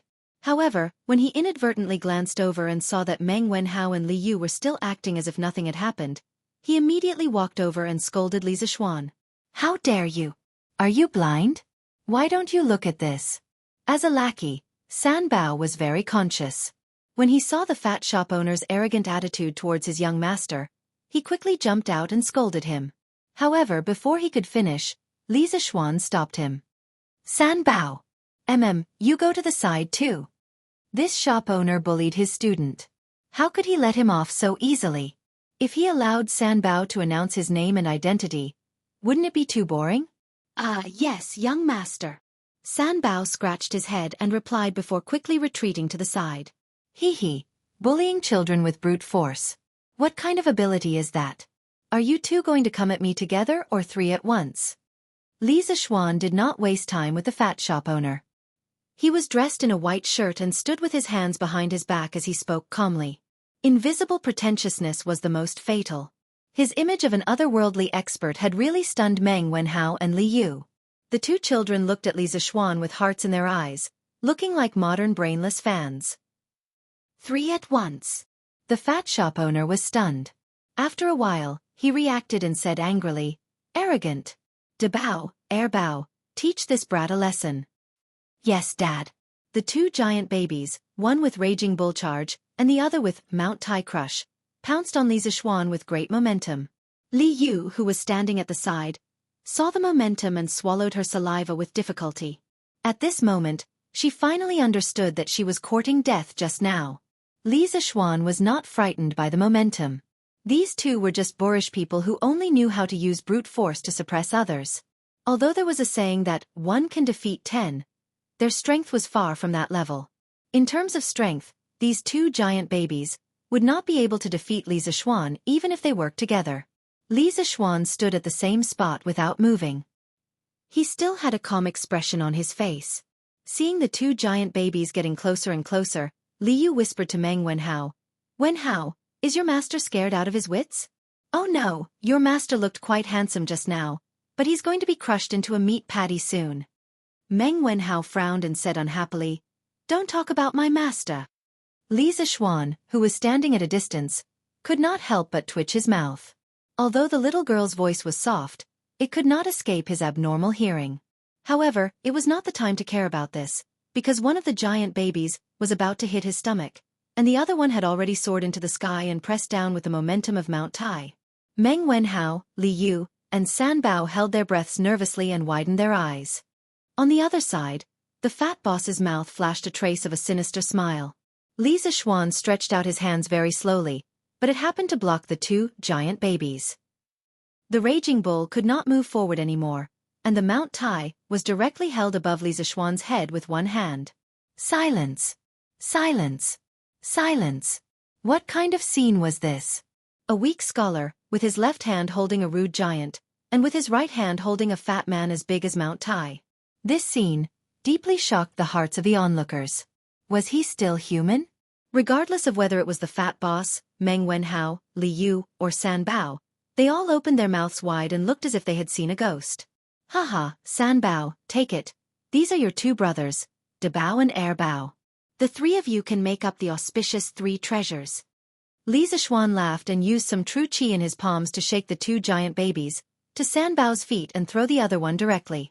He also just remembered that the names of these two giant babies were somewhat related to San Bao, so he said with some mischievous interest, "Ah?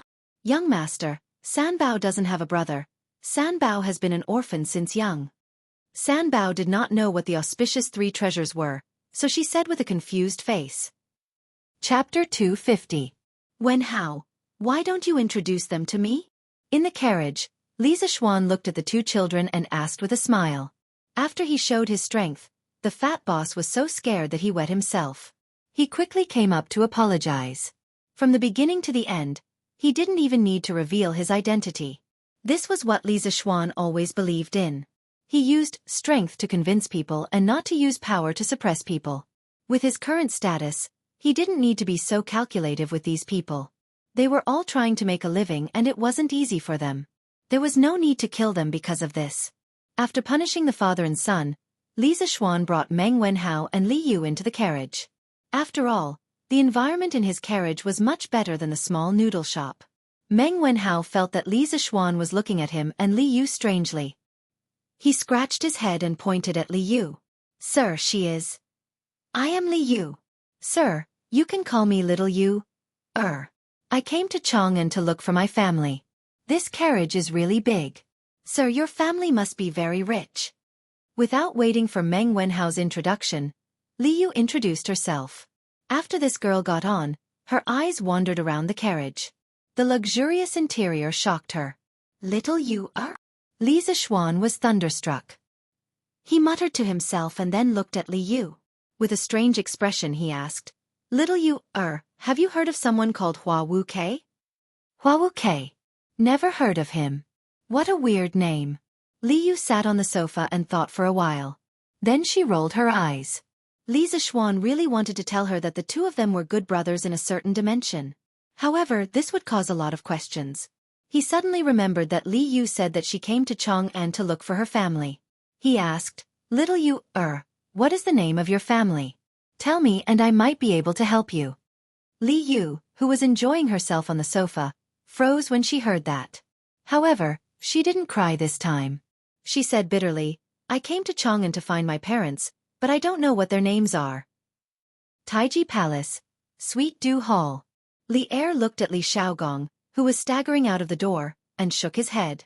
He smiled helplessly at Zhang Sun beside him and said, "Sigh, no one can resist the temptation of the drunken immortal. Even Xiaogong is addicted to it." Zhang Sun smiled and said, "Your Majesty, Li Zixuan seems to have a new idea. I don't know how his brain works, but he keeps coming up with new and strange ideas." As for Changqian and Qing Ke, Li Zixuan sent someone to deliver a type of carriage yesterday. I went to take a look. Sitting in that carriage was incomparably comfortable. I didn't feel any bumps at all. It was truly too miraculous. "Oh? With such a good thing, this stinking brat actually didn't give me one. How preposterous. When Li Er heard this, he was first slightly surprised. Then he said somewhat angrily. Pucci. Zhong's son covered her mouth and laughed. Your Majesty, as the ruler of a country, how can you be angry with a child? After laughing, she poured a cup of tea for Li Er and continued. Actually, speaking of which, I have seen Sinan. It is indeed cumbersome. I don't know what Li Zishuan will come up with this time. If he can really solve the problem of identifying the direction of the navy, there was no concept of a navy in the Tang dynasty. As long as it was an army on the water, it was called the navy. This time I might as well raise his title by one. Let's see if this brat can seize this opportunity. Li Er took a sip of tea and said with narrowed eyes. Your Majesty, you actually value this thing so much? After all, they had been in each other's shoes for so many years. Zhang's son quickly understood the meaning behind Li Er's words. Li Er nodded. He took Zhang's son in his arms, looked to the south and said meaningfully, this time the 20,000 navy is going south to explore the way. If the small country of Nanyang is really as rich as Li Zishuan said, then when the Tang dynasty is really at peace, it is not impossible. It had to be said that Li Er was a very pioneering monarch. Unlike other monarchs of later generations who blindly pursued the idea of governing the country with benevolence and righteousness, who thought that they were the best country in the world and disdained to compete with the surrounding small countries for benefits, Li Er had always pursued the way of being a saint inside and a king outside. In terms of internal governance, he selected capable people and paid attention to the people's livelihood. In terms of ethnic relations, Li Er not only used force to conquer the tribes that caused border troubles, but also paid attention to comforting the tribes that came to submit to him with benevolence. This was a saint inside and a king outside. All of his actions were carried out with the starting point of the internal stability and prosperity of the Tang dynasty as the starting point. To a certain extent, Li Er was a very aggressive monarch. To have such a valiant emperor in the Central Plains, it was a misfortune for the Turks, Tibetans, Tuyuhun, Goryeo, and other neighboring countries. Although Li Er did not directly say what he wanted to do, Zhang's son knew what her husband was thinking. She could not help but open her mouth in shock. She wanted to say something, but nothing came out. Oh, I see. Little you, don't be sad. I will help you ask around and find out which family lost a child named Li Yu 11 years ago. East Market entrance. Inside the carriage. After Li Zishuan heard about Li Yu's background, he felt sympathy for her and quickly comforted her. Thank you, Mr. Li. Every time she told someone about her background, Li Yu's heart would ache. However, after hearing Li Zishuan's words, she felt a little better. It's okay. I just heard from Wen Hao that you met a bandit in Chang'an City. I didn't expect you to learn so well. In order to ease the atmosphere, Li Zishuan talked about the interesting story of Li Yu and the bandit. Mathematics? What is mathematics? I have never been to school. It's just that the bandit was too stupid. That's why I was able to get away with it. Li Zishuan could not help but mourn for the bandit. He failed to rob and was cheated of his money. After that, he was scolded as a fool. No one could be as unlucky as him. However, this little girl had never been to school. Her reaction was so fast and her logical ability was so strong. It was really rare. Little you have no relatives or friends in Chang'an City. How do you plan to settle down? Li Zishuan thought about it and asked. Li Yu's face turned bitter. She touched the 300 coins in her purse and said, How about I stay in an inn? Li Zishuan laughed and said, with your 300 coins, I'm afraid you can only stay in an inn for 10 days at most. Don't you need to eat? Also, you have used up all your money and you haven't found your parents. Where are you going? Li Yu was speechless for a moment. Meng Wenhao looked at Li Zishuan and begged, Sir, how about you help me? Li Yu's eyes lit up. She giggled and said, That's right. Sir, your family is so rich. I can work for your family. You can pay me. However, it's just working, not being a maid. I'm so pretty, I don't want to be a maid. Li Zishuan looked at Li Yu's dirty face and messy hair. He really did not know how this girl had the nerve to say such words. Chapter 251. Oh, little you. Can you read? Li Zishuan thought for a while and asked. Although he didn't have much of a relationship with Li Yu, on one hand, Li Zixuan was moved by Li Yu's experience and her intelligence. On the other hand, looking at the situation, his most proud student seemed to be interested in the little girl. Should he help them? Or should he? Yes. When I was young, my aunt taught me how to read. Although Lu Yixue did not know mathematics, she knew a little about poetry. In addition, she treated Li Yu as her own daughter.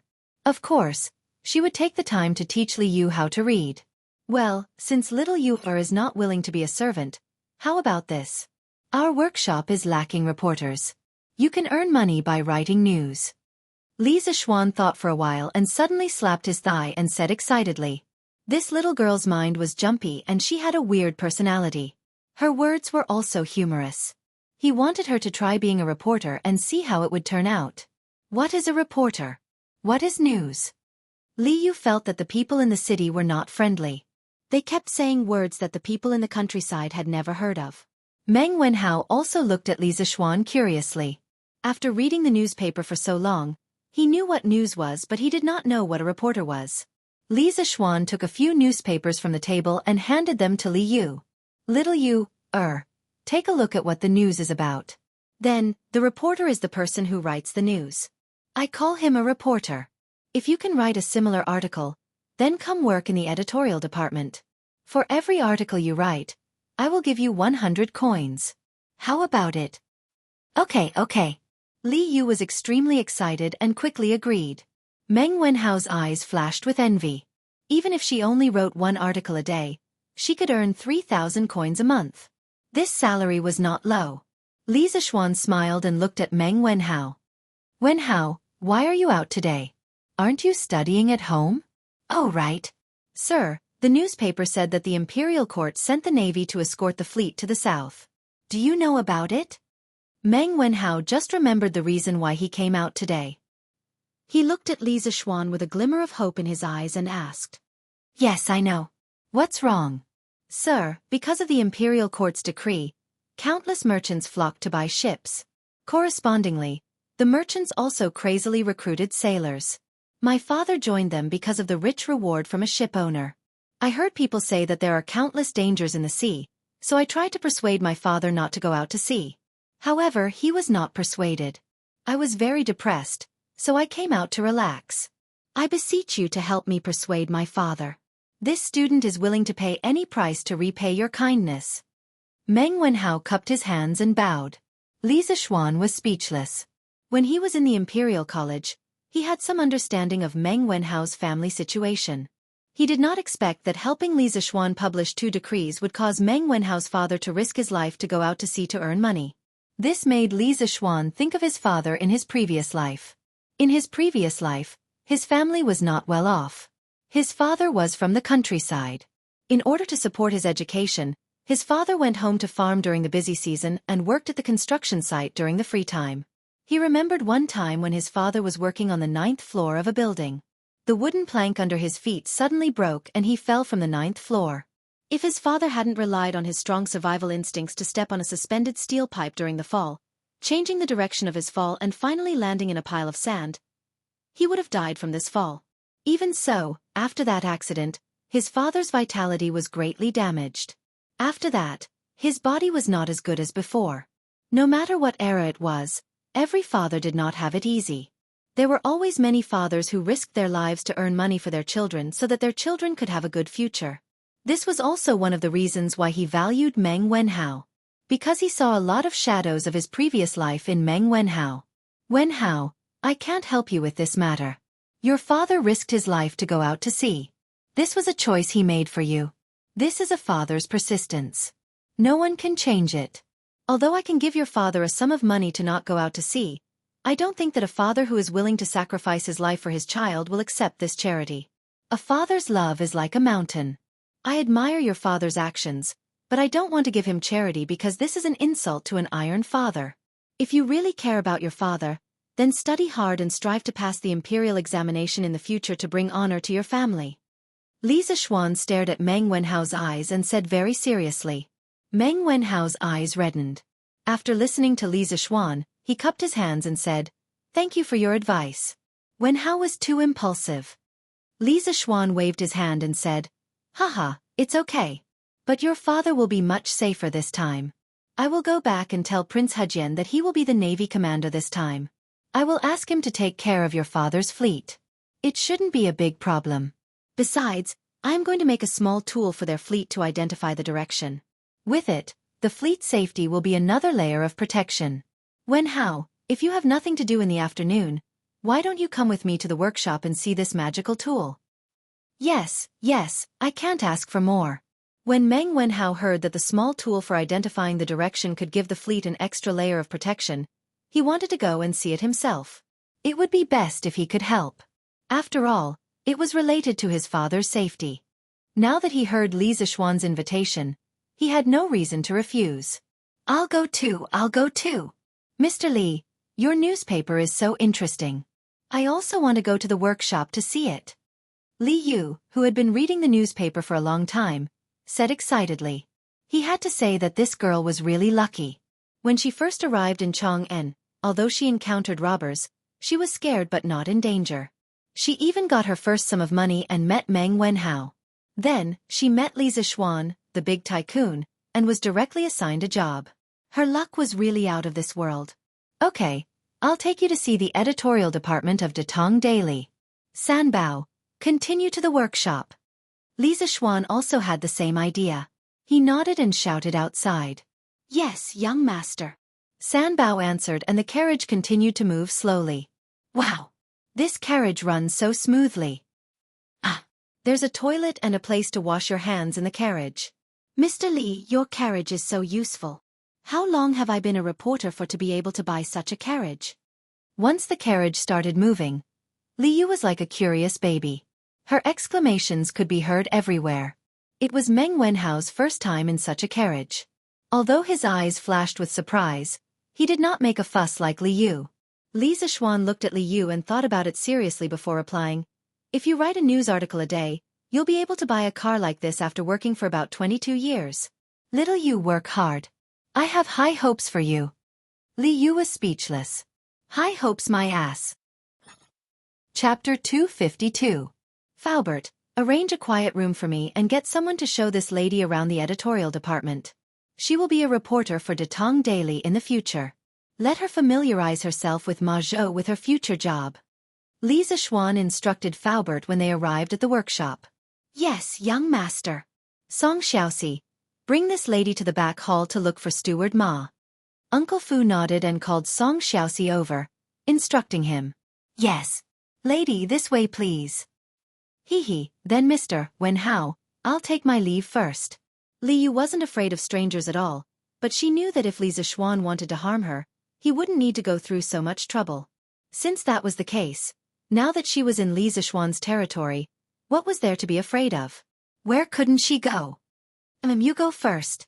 Li Zixuan nodded and Li Yu followed Song Xiaoxi. Faubert smiled and said, Young master, please come with me. Young master, please come with me. There is an office specially prepared for you here. Faubert wasn't talking nonsense, but it was true. The original layout of the workshop originally had a courtyard reserved for the owner. Yan Lide used to come here often, but when it was Li Zixuan's turn to take over the workshop, he didn't stay for long. Every time, he left after assigning tasks to everyone. Li Zixuan replied with an "oh" and led Meng Wenhao, Sanbao, and the others to follow behind Uncle Fu. After making many turns, they arrived at a small courtyard. Li Zixuan looked at this unfamiliar courtyard and raised his eyebrows in surprise. At the same time, he was a little embarrassed. He was not qualified to be a big boss. He was not even familiar with his own territory. Young master, this is the place. When Minister Yen came over, he handled his business at Drunken Wind Pavilion. This courtyard has always been cleaned. Young master, you can go in directly. Fu Bo stopped and pointed at the independent courtyard with the words, Drunken Wind Pavilion, hanging in front of him. Yes, thank you, Faubert. I'm here today to make a small tool. I'll get Sanbao to get some materials from you later.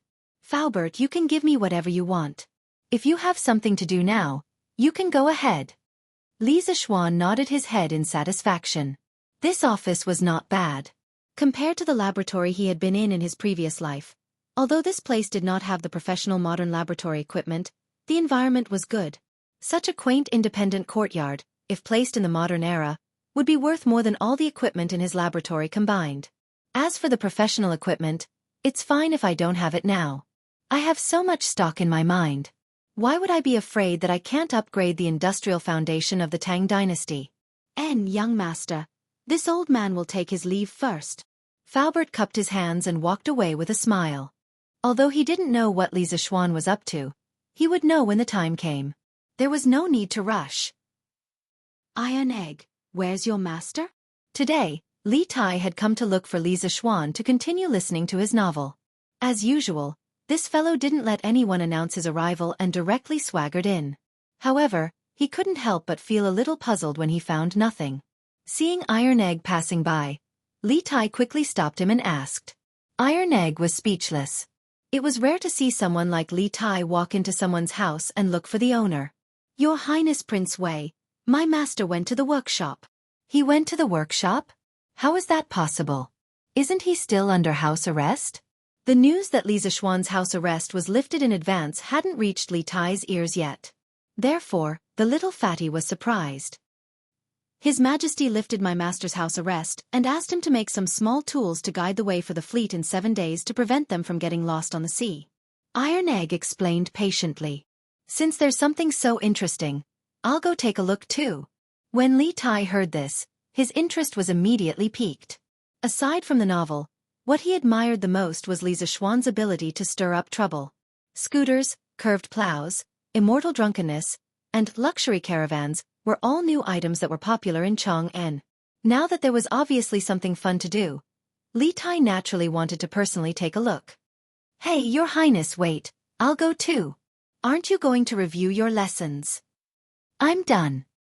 Sir, do you think it's okay this time? In Drunken Wind Pavilion, Meng Wenhao was assigned by Li Zixuan to magnetize the embroidery needle. He bitterly ground the needle on a magnet for nearly half an hour before showing it to Li Zixuan again. Li Zixuan took it and sucked on the small iron nail next to it. After finding that the magnetism was good, he nodded and said, "Well, it's okay." Then he fixed the magnetic needle on a very thin piece of wood and put it in a bowl of water with the piece of wood. The tip of the magnetic needle turned for a while and pointed to the south. Li Zixuan smiled and said, "Wenhao, look, with this, you can tell north from south, right?" Meng Wenhao came forward and looked at it. He was surprised and said, "It's true." Li Zixuan smiled and said, "Haha, this is called a compass. Later, paint the two ends of the needle with different colors. Paint the end that points to the north red and the end that points to the south white. In the future, no matter when and where, as long as people have this compass, they will be able to tell north from south." Master, this is a good idea. But I really don't understand. This needle is just ground on a magnet. Why can it tell the direction? Meng Wenhao exclaimed in admiration. Then, he frowned deeply and asked doubtfully, "What good thing? Let me see." At this time, Li Tai directly pushed the door open and ran over excitedly. Master. Iron Egg was not as arrogant as Li Tai. He respectfully greeted Li Zixuan, but he felt a little guilty. After all, at this time, he should be reviewing his homework at home. "Qingke, Iron Egg, you're here?" Li Zixuan nodded and did not say much. Next, he needed to spread some knowledge of physics. Iron Egg came at the right time, so he did not need to explain alone in the future. "Master, this is the tool you made to tell the direction? Isn't it too simple?" Li Tai looked at the simple compass in the bowl and complained. "Haha, it's so simple. Why didn't anyone come up with it in the past few hundred years? Qingke, don't be so arrogant. Many new things are very simple when they first come out, but what they represent is the progress of civilization. This is a qualitative leap. Moreover, this compass is only a prototype now. I will ask Faubert to make some modifications on this foundation. When the time comes, it will look a lot better." Li Zixuan smiled faintly. Li Tai listened and thought seriously, then nodded and said, "Master, you're right. I'm arrogant. So this thing is called a compass. Can you tell me how this compass can tell the direction?" Chapter 253. Inside the room. Meng Wenhao, Li Tai, and Iron Egg all looked at Li Zixuan with curiosity. Li Zixuan carefully sorted out the relevant knowledge in his mind, and then slowly said, "Wenhao, Qingke, Iron Egg, if I want to explain to you why this compass can point to the direction, then I have to start from the ground we are standing on. I don't know if you have heard of the square sky and round earth in Xianxia. In terms of knowledge, Li Tai was the most knowledgeable. It couldn't be helped, who asked the Li family to have so many books. Tai has seen this before. Sir, are you trying to say that the earth is square? Li Tai frowned and asked. No. Li Zishuan shook his head and said, in fact, the people of later generations thought that the square sky and round earth meant that the sky was round and the earth was square. That was a big mistake. The origin of the square sky and round earth came from the evolution of the Xianxia 8 trigrams. It was the diagram of the square sky and round earth. The hexagram surrounding it represented the laws of the sky, and the square hexagrams in the middle represented the laws of the earth. The sky was the master, the earth was the second. The sky was yang, and the earth was yin. The two of them resonated with each other, giving birth to all things in the world. Man happened to be made of the essence of the world, so he was regarded as the spirit of all things in the world. He could sense all things in the world, and was the most spiritual. Taoism believed that the square sky meant that one's mind must be harmonious in order to be clear. The square sky meant that one must be strict and orderly in life. The square sky and round earth was misunderstood by many people from the beginning. In fact, the concept of a square sky and a square earth was essentially an interpretation of the creation and operation of heaven and earth in the yin and yang system of the Book of Changes. The Book of Changes was the head of all scriptures and the origin of Chinese learning. Its ideological system believed that everything evolved according to yin, yang and the 5 elements. Therefore, there was an ideological system of yin, yang, and the 5 elements in every ancient subject. For example, Lu Ban Jing, for architecture, Inner Canon of the Yellow Emperor, for life, Spring and Autumn Flourishing Dew, for governing the country, The Art of War, for military deployment, Green Capsule Sutra, for geomancy, Heavenly Marrow Drop, for personal fate, The Great Unity of Human Relations, for observing people's faces, and so on. Almost every aspect that could be thought of had the thought system of yin and yang in the Book of Changes. This was also the reason why the Book of Changes was regarded as the best of all scriptures. In fact, Li Zishuan had seen these things on a certain forum when he was bored in his previous life. As the last disciple of spiritual master Ling Su, he had transmigrated for so long and finally had the opportunity to preach Taoist culture and talk nonsense while he was at it. It was really not easy. After listening to Li Zishuan's philosophical words, the other 3 people in the room couldn't help but fall into deep thought. Then, sir, what is the shape of the land we are on? At this moment, a crisp voice came from the door. It was Little Fishy. Ah, Little Fishy. Have you finished looking at the editorial department? How was it? How did it feel? Li Zishuan asked with a smile. Oh, the atmosphere there is very good, but there are all knowledgeable people. Sir, Little Fishy feels that I am not qualified for this job. When Li Yu went to the editing department, she was stunned by the scene inside. However, compared to those knowledgeable editors, Little Yu, who had never gone to school and could barely read, was instantly hit by a blow. Hee. I didn't expect that our extraordinarily astute and eloquent Little Fishy would have a timid moment. Li Zishuan smiled and said, But Little Fishy, it is wrong for you to think this way. Although you are not knowledgeable, you have your advantages. The news on our Datong Daily doesn't need to be very literary. You just need to write a novel and interesting story. I think you are qualified for this position. Really? Really? Li Yu asked excitedly. Yes, of course. Later, try to write an article and show it to me. Maybe I can give you some pointers. Of course, before you write the news, you have to go to the people and find some interesting things. As a reporter, you can't make something out of nothing. Yes, I will go out tomorrow to find the news. This girl had a big heart. Her bad mood came and went quickly. At this moment, she was no longer as dispirited as before. Instead, she was full of enthusiasm. Then she said, Sir, can you continue to talk about the shape of the earth? Li Tai and Iron Egg nodded quickly. At this time, they didn't have extra time to care about who Li Yu was and where she came from. Their minds were hooked by Li Zishuan's theory just now. In fact, the earth we are standing on is a sphere. The reason why we can't feel that it is a sphere is because its size is too big. I call this piece of land the earth. Every person in every corner of the earth has the sky above their head. The direction they are standing in is pointing to the center of the earth. Li Zishuan said as he held an iron ball and gestured. Then why don't the people below the earth fall? Li Tai asked with a frown. Li Zishuan glanced at him and said, "In fact, for the earth, there is no such thing as above and below. The earth itself rotates by itself. Look, this is the sun and this is the earth. When the earth rotates here, this area is daytime. On the other hand, the opposite side is night. When the other side rotates, the area on that side becomes daytime. This is the sunrise and sunset that we see every day. As for Qingchue's question about why people won't fall, I'll leave it to you guys to figure it out for yourselves. But there's one thing I can tell you for sure. The earth is definitely round, and people definitely won't fall. Sir's theory is really novel, but it also makes some sense." Li Tai nodded thoughtfully. He couldn't completely accept it in a short time. After all, the shock it brought to him was too great. Hee, Qing Ke still doesn't seem to believe me. Then I'll give you 2 more examples. When a ship comes from afar, we always see the mast first and then the hull. If you haven't seen the sea, it's the same in a big river.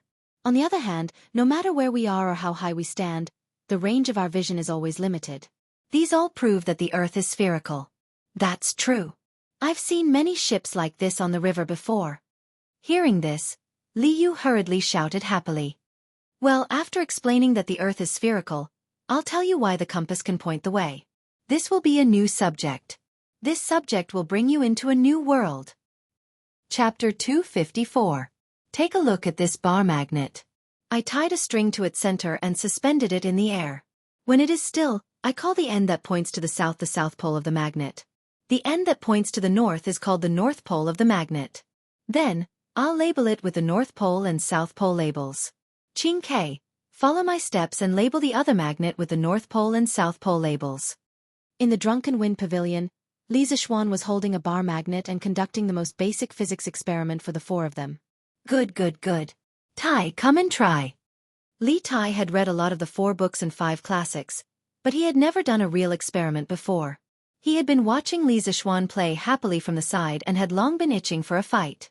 When he heard this, he immediately rushed over. Li Zishuan smiled and let the little fatty play by himself.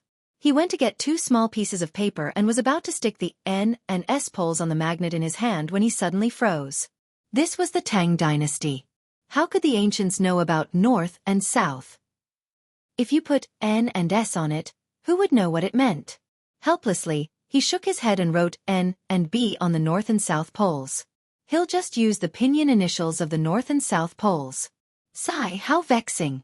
Many scientific terms and terms in the future had various English abbreviations.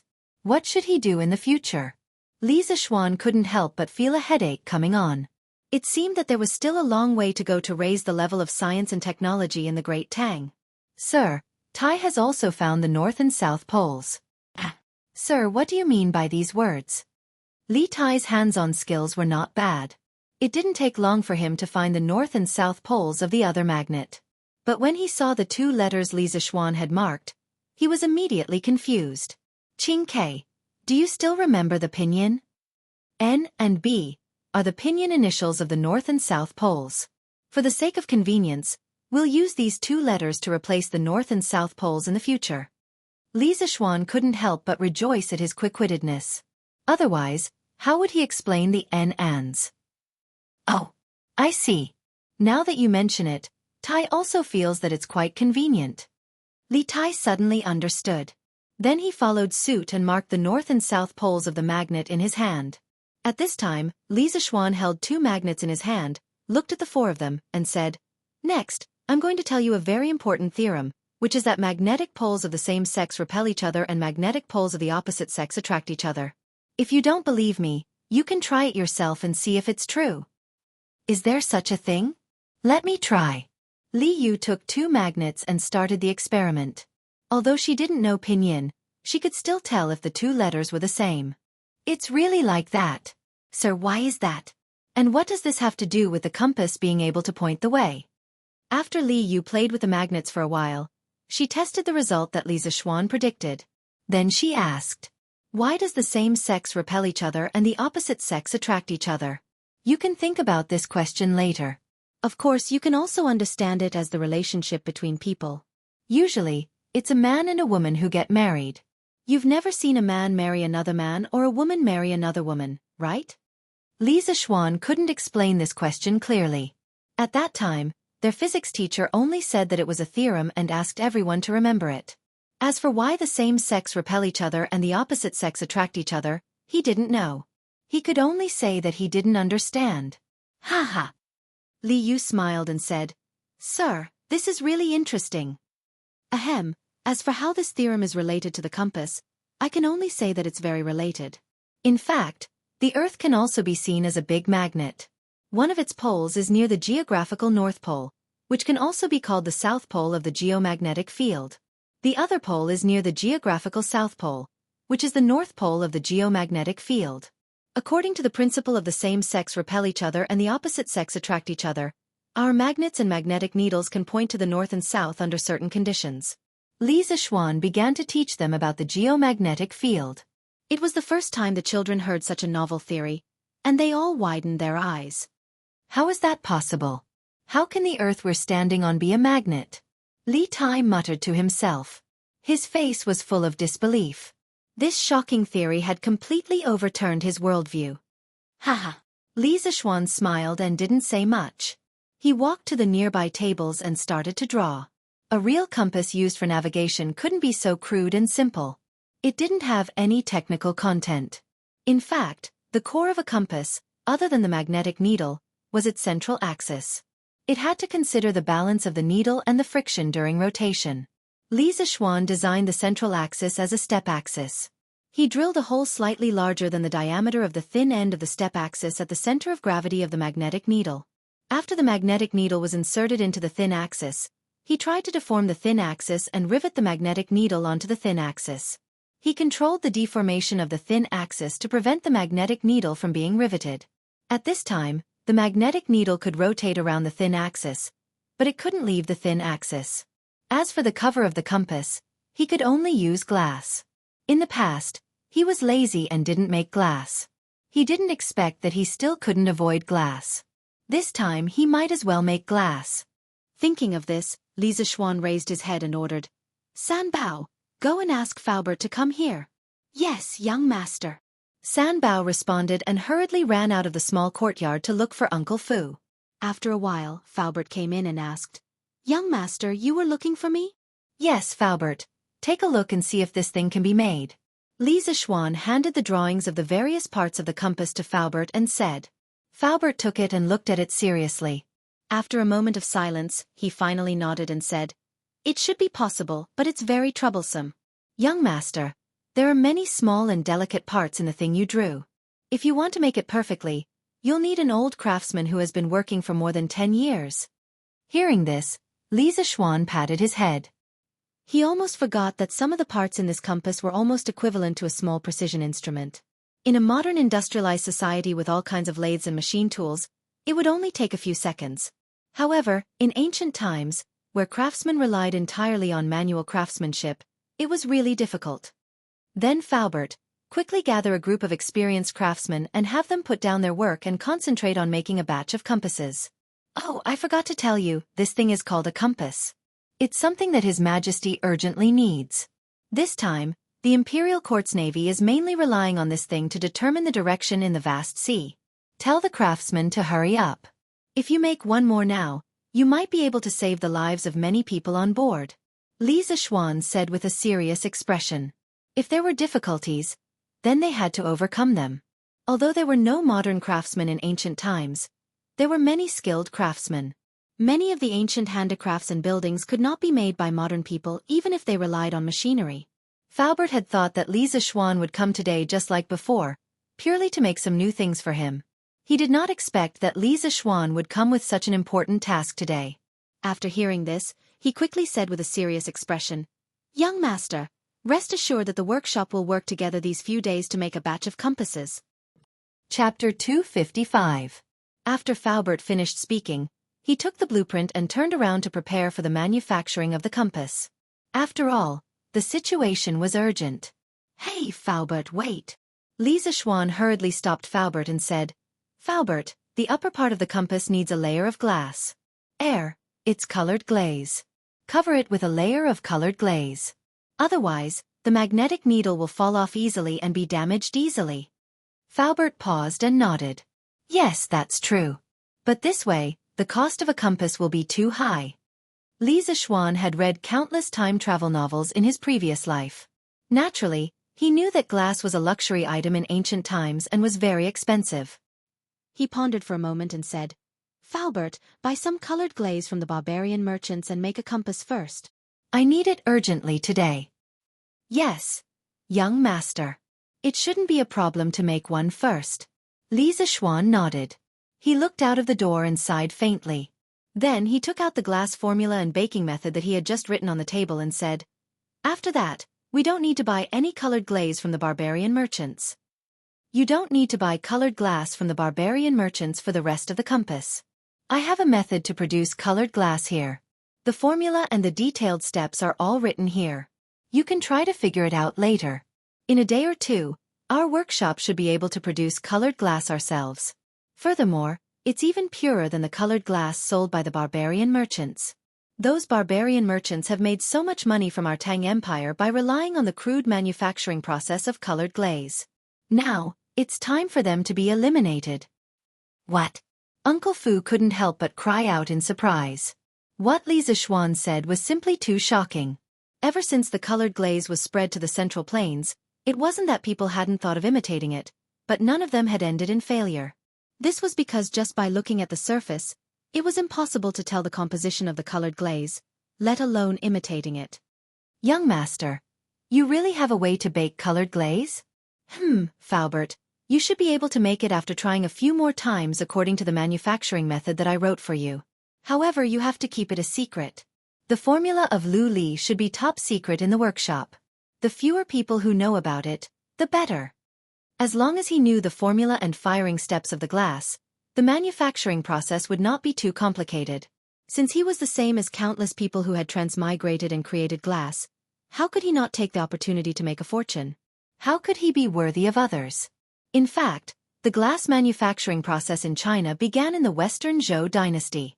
However, the glass made at that time was very muddy and far from meeting the requirements of modern glass technology. There was a small story about the people who first discovered glass. It was said that more than 1000 BC, a European Phoenician merchant ship, full of the crystal mineral natural soda, sailed on the Belus River on the Mediterranean coast. The merchant ship ran aground due to the ebb of the sea. So the crew went ashore one after another. Some of the crew members even brought over a large pot and firewood. They used a few pieces of natural soda as a support for the pot and started cooking on the beach. After the crew finished their meal, the tide began to rise. Just as they were about to pack up and board the ship to continue sailing, someone suddenly shouted, "Everyone, come and look! There are some sparkling and bright things on the sand under the pot." The crew brought these sparkling things to the ship and studied them carefully. They found that there were some quartz sand and melted natural soda stuck to these sparkling things. It turned out that these sparkling things were the natural soda that they used to make the support for the pot when cooking. Under the action of the flame, it chemically reacted with the quartz sand on the beach to produce crystals. This was the earliest glass. Later, the Phoenicians mixed the quartz sand and natural soda together, and then melted it in a special furnace to make glass balls. This made the Phoenicians a fortune. Around the 4th century, the Romans began to apply glass to doors and windows. By 1291, the glass manufacturing technology in Italy was very developed. Our glass manufacturing technology must not be leaked out. Gather all the glass craftsmen together to produce glass. Just like that, the glass craftsmen in Italy were sent to an isolated island to produce glass. They were not allowed to leave this isolated island for the rest of their lives. In 1688, a man named Naf invented the process of making large pieces of glass. From then on, glass became an ordinary item. In the Drunken Wind Pavilion, when Faubert saw his young master's solemn expression, he knew that the matter of the glass formula was true. He took the formula and cupped his hands with a solemn expression. "Young master, don't worry. This old man still knows the importance of this matter. This old man will personally follow up on the manufacturing of glass. There will definitely not be more than 5 people who know the specific formula. Moreover, these people are all absolutely loyal to the workshop. As for the first compass, it should be able to be made today." Li Zixuan nodded with satisfaction and said, "Well, Faubert, go ahead and do your work. I'll be in the workshop in the afternoon. If you have any questions, You can come and ask me at any time. Faubert heard this and the solemn expression on his face became more intense. Li Zixuan had never stayed in the workshop for such a long time, but today he actually took the initiative to stay. From this aspect, it could be seen how much importance Li Zixuan attached to the compass. Then this old man will go and arrange for the craftsman to make the compass. Faubert cupped his hands and said goodbye. In the room, Li Tai looked at Li Zixuan curiously and asked, "Sir, you really know how to make glass? Can you tell Tai about it?" Li Zixuan rolled his eyes and said in a bad mood, "This is a trade secret. Why should I tell you?" Li Tai choked for a moment. He was speechless and said, "I won't steal your business. Aren't you too stingy? Besides, as a teacher, preaching, teaching and answering questions is what you should do." Li Zixuan had no choice but to give them a simple introduction to the principles of glassmaking. Li Zixuan had no choice but to give them a simple introduction to the principles of glassmaking. In fact, the manufacture of glass involves another subject. I call it chemistry. The so-called chemistry can be understood as the study of changes. Several things can react with each other and change into other substances. This is the core of the subject of chemistry. If I have time in the future, I can systematically explain this subject to you. Next, I'll briefly talk about the firing principle of glass. Li Zixuan slowly gave Li Tai, Meng Wenhao, and the others a rough explanation of the reaction between the various components in the glass-making process. Of course, he couldn't go into too much detail, or it would involve a lot of fundamental questions. During the explanation, it was inevitable that some words that they had never heard before would pop up, but no one interrupted. They all listened attentively because they knew that the knowledge that Li Zixuan was talking about was very likely to be unique in the Tang Empire and even in the whole world. This knowledge was very likely to change the entire Tang Empire. Chapter 256. Drunken Wind Pavilion. Li Zixuan was speaking with fervor and assurance. Meng Wenhao, Li Tai, Iron Egg, and Li Yu were listening attentively. The first chemistry class of this era was quietly unfolding in such a room. Time passed slowly. After about an hour, Li Zixuan finally explained most of the chemical reactions in the glass manufacturing process. Of course, it was estimated that they could only understand less than 40% of it. After all, they had no foundation in chemistry at all. Well, that's all for now. As long as you understand the general principles, that's enough. I know that there are many things that you don't understand. If there is a chance in the future, I will set up a chemistry class, but definitely not now. Li Zixuan spoke for a long time. His mouth was dry. He quickly drank a few mouthfuls of water and then said, "Ah? You're not going to teach anymore? Sir, you're too irresponsible." Only Li Tai dared to criticize Li Zixuan in front of his face. The little fatty pouted and muttered unhappily. He was completely immersed in the world of chemistry just now. Li Zixuan's face was full of black lines. "You're not king girl, and I didn't do anything to you. How is that irresponsible?" He waved his hand and said, "I said I'm not going to teach anymore. Qing Ke, go get a pen and paper. Before Faubert and the others make a compass, prepare to write a few more chapters of The Legend of a Mortal's Journey to Immortality! When Li Tai heard this, he immediately became spirited.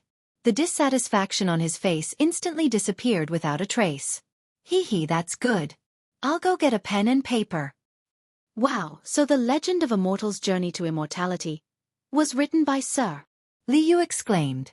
She just read the newspaper that Li Zixuan gave her in the carriage. Other than the news, the part that attracted her the most was the novel.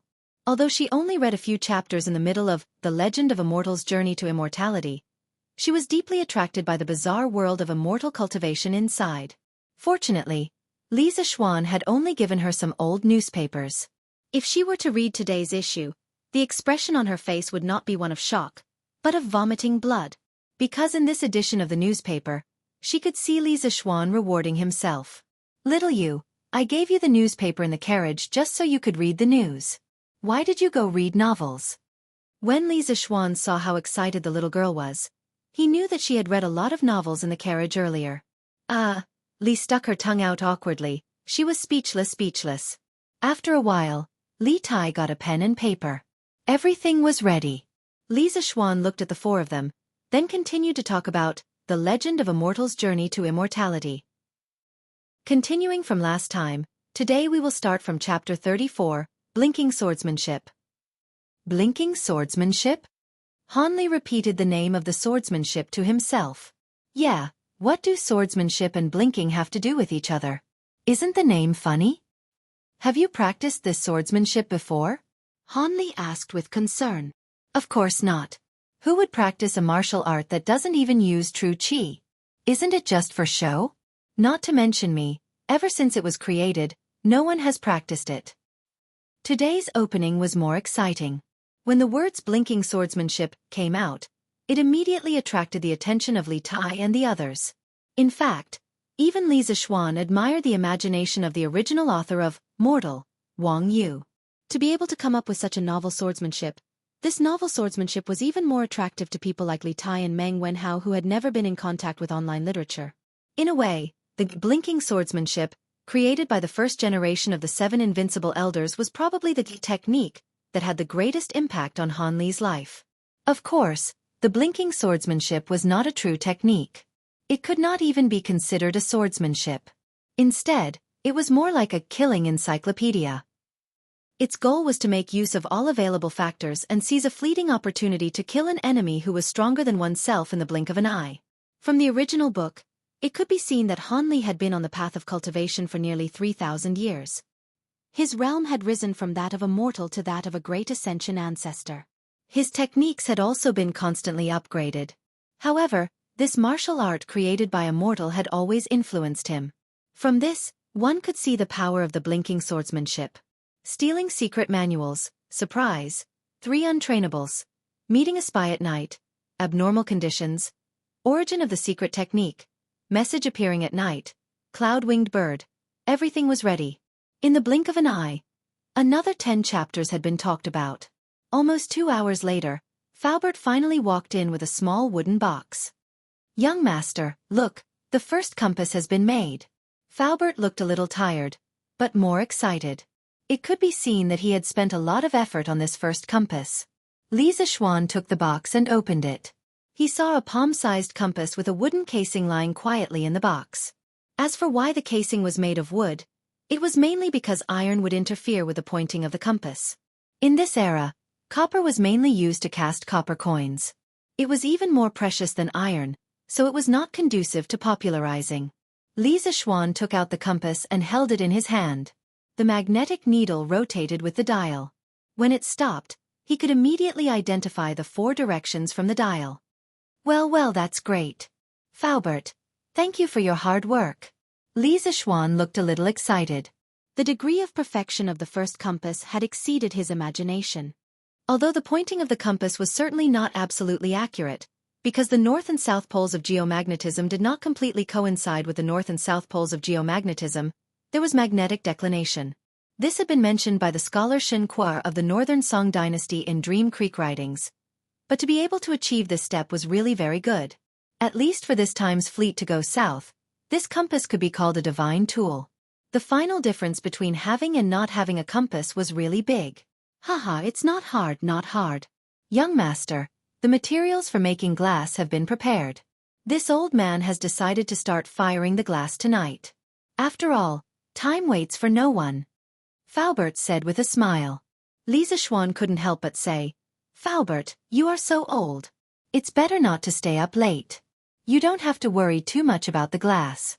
According to the method I wrote, it should be able to be made in 2 or 3 days. Young master, you don't have to worry about this old man's body. This old man has just turned 60 this year. I have been working my whole life. My body has always been healthy. Besides, when the time comes, I will just be watching from the side. It won't take much physical strength. I will be fine. Faubert's face was glowing. From his complexion, he indeed looked more energetic than some people in their 60s. Perhaps a person's heart was full of enthusiasm, which could indeed make his body more energetic. Well, anyway, in any case, your health is the most important. You are now the pillar of our workshop. Li Zixuan saw that Faubert was insistent. He could only compromise helplessly. Haha, thank you for your concern, young master. This old man will go back to work. Faubert was touched. He cupped his hands and said, Chapter 257. Haha, since today's goal has been achieved, let's go back. Li Zixuan put the compass back into the wooden box and smiled happily. Hey, mister. Wait a minute. Where will I live? I can't live in the workshop, right? Xiao Yuer jumped out and asked. Li Zixuan patted his head. He almost forgot about it. I'll have Uncle Fu arrange for someone to bring you to the broker. When the time comes, you can choose which square you want to live in. You can rent a courtyard in that square and live there for now. I'll give you 5 strings of coins in advance and deduct it from your salary in the future. In the Tang dynasty, renting a house was very common and not shameful. It was said that Bai Juyi had once rented a house for 18 years. As for how to rent a house, just look for the people in the broker house. This era was not like the modern era, where the city was small. Everyone would know if there was a vacant house and they would tell each other. The people in the broker house specialized in this, so they would definitely know more about it. Besides, wasn't Ma Zhou's house rented next to the workshop? Hee, thank you, mister. But mister, aren't you afraid that I'll sneak away by giving me so much money in advance? Li Yu cracked a smile and said mischievously. If you want to run away, then run away. It's only 5 strings of coins, not 5,000 strings of coins. Li Zixuan waved his hand and said indifferently. He really didn't care about this small amount of money now. Li Yu was stunned. According to the script, shouldn't Li Zixuan say that he trusted her and wasn't worried that she would run away? How did it turn out like this? Li Zixuan took the compass and went to the Commandery Prince Hejian Manor by carriage. After he asked the servant to go in and report, a beautiful woman who was less than 30 years old came out. Looking at her noble aura, she should be the Commandery Prince's consort. You must be Li Zixuan? I'm really sorry. My lord fell asleep after coming back from the Imperial Palace at noon. I've already asked someone to wake him up. Nephew, come in quickly. Logically speaking, when someone came to visit, as the mistress of the house, Wang Fei usually wouldn't appear. However, today's situation was truly special. Firstly, Li Xiaogong had drunk quite a bit at noon and was indeed still not fully awake. Secondly, Li Zixuan was just a junior and didn't really need to worry about these things. So it's the princess consort. This one greets the princess consort. Li Zixuan was also shocked and hurriedly raised his hands in greeting. No need for formality. Come in quickly. Before His Highness went to sleep, he specifically instructed me to wake him up when you came. The princess consort said with laughter. Li Zixuan followed Jianghu. A.N. Ji Fei through the Grand Wang Fu and came to a spacious hall.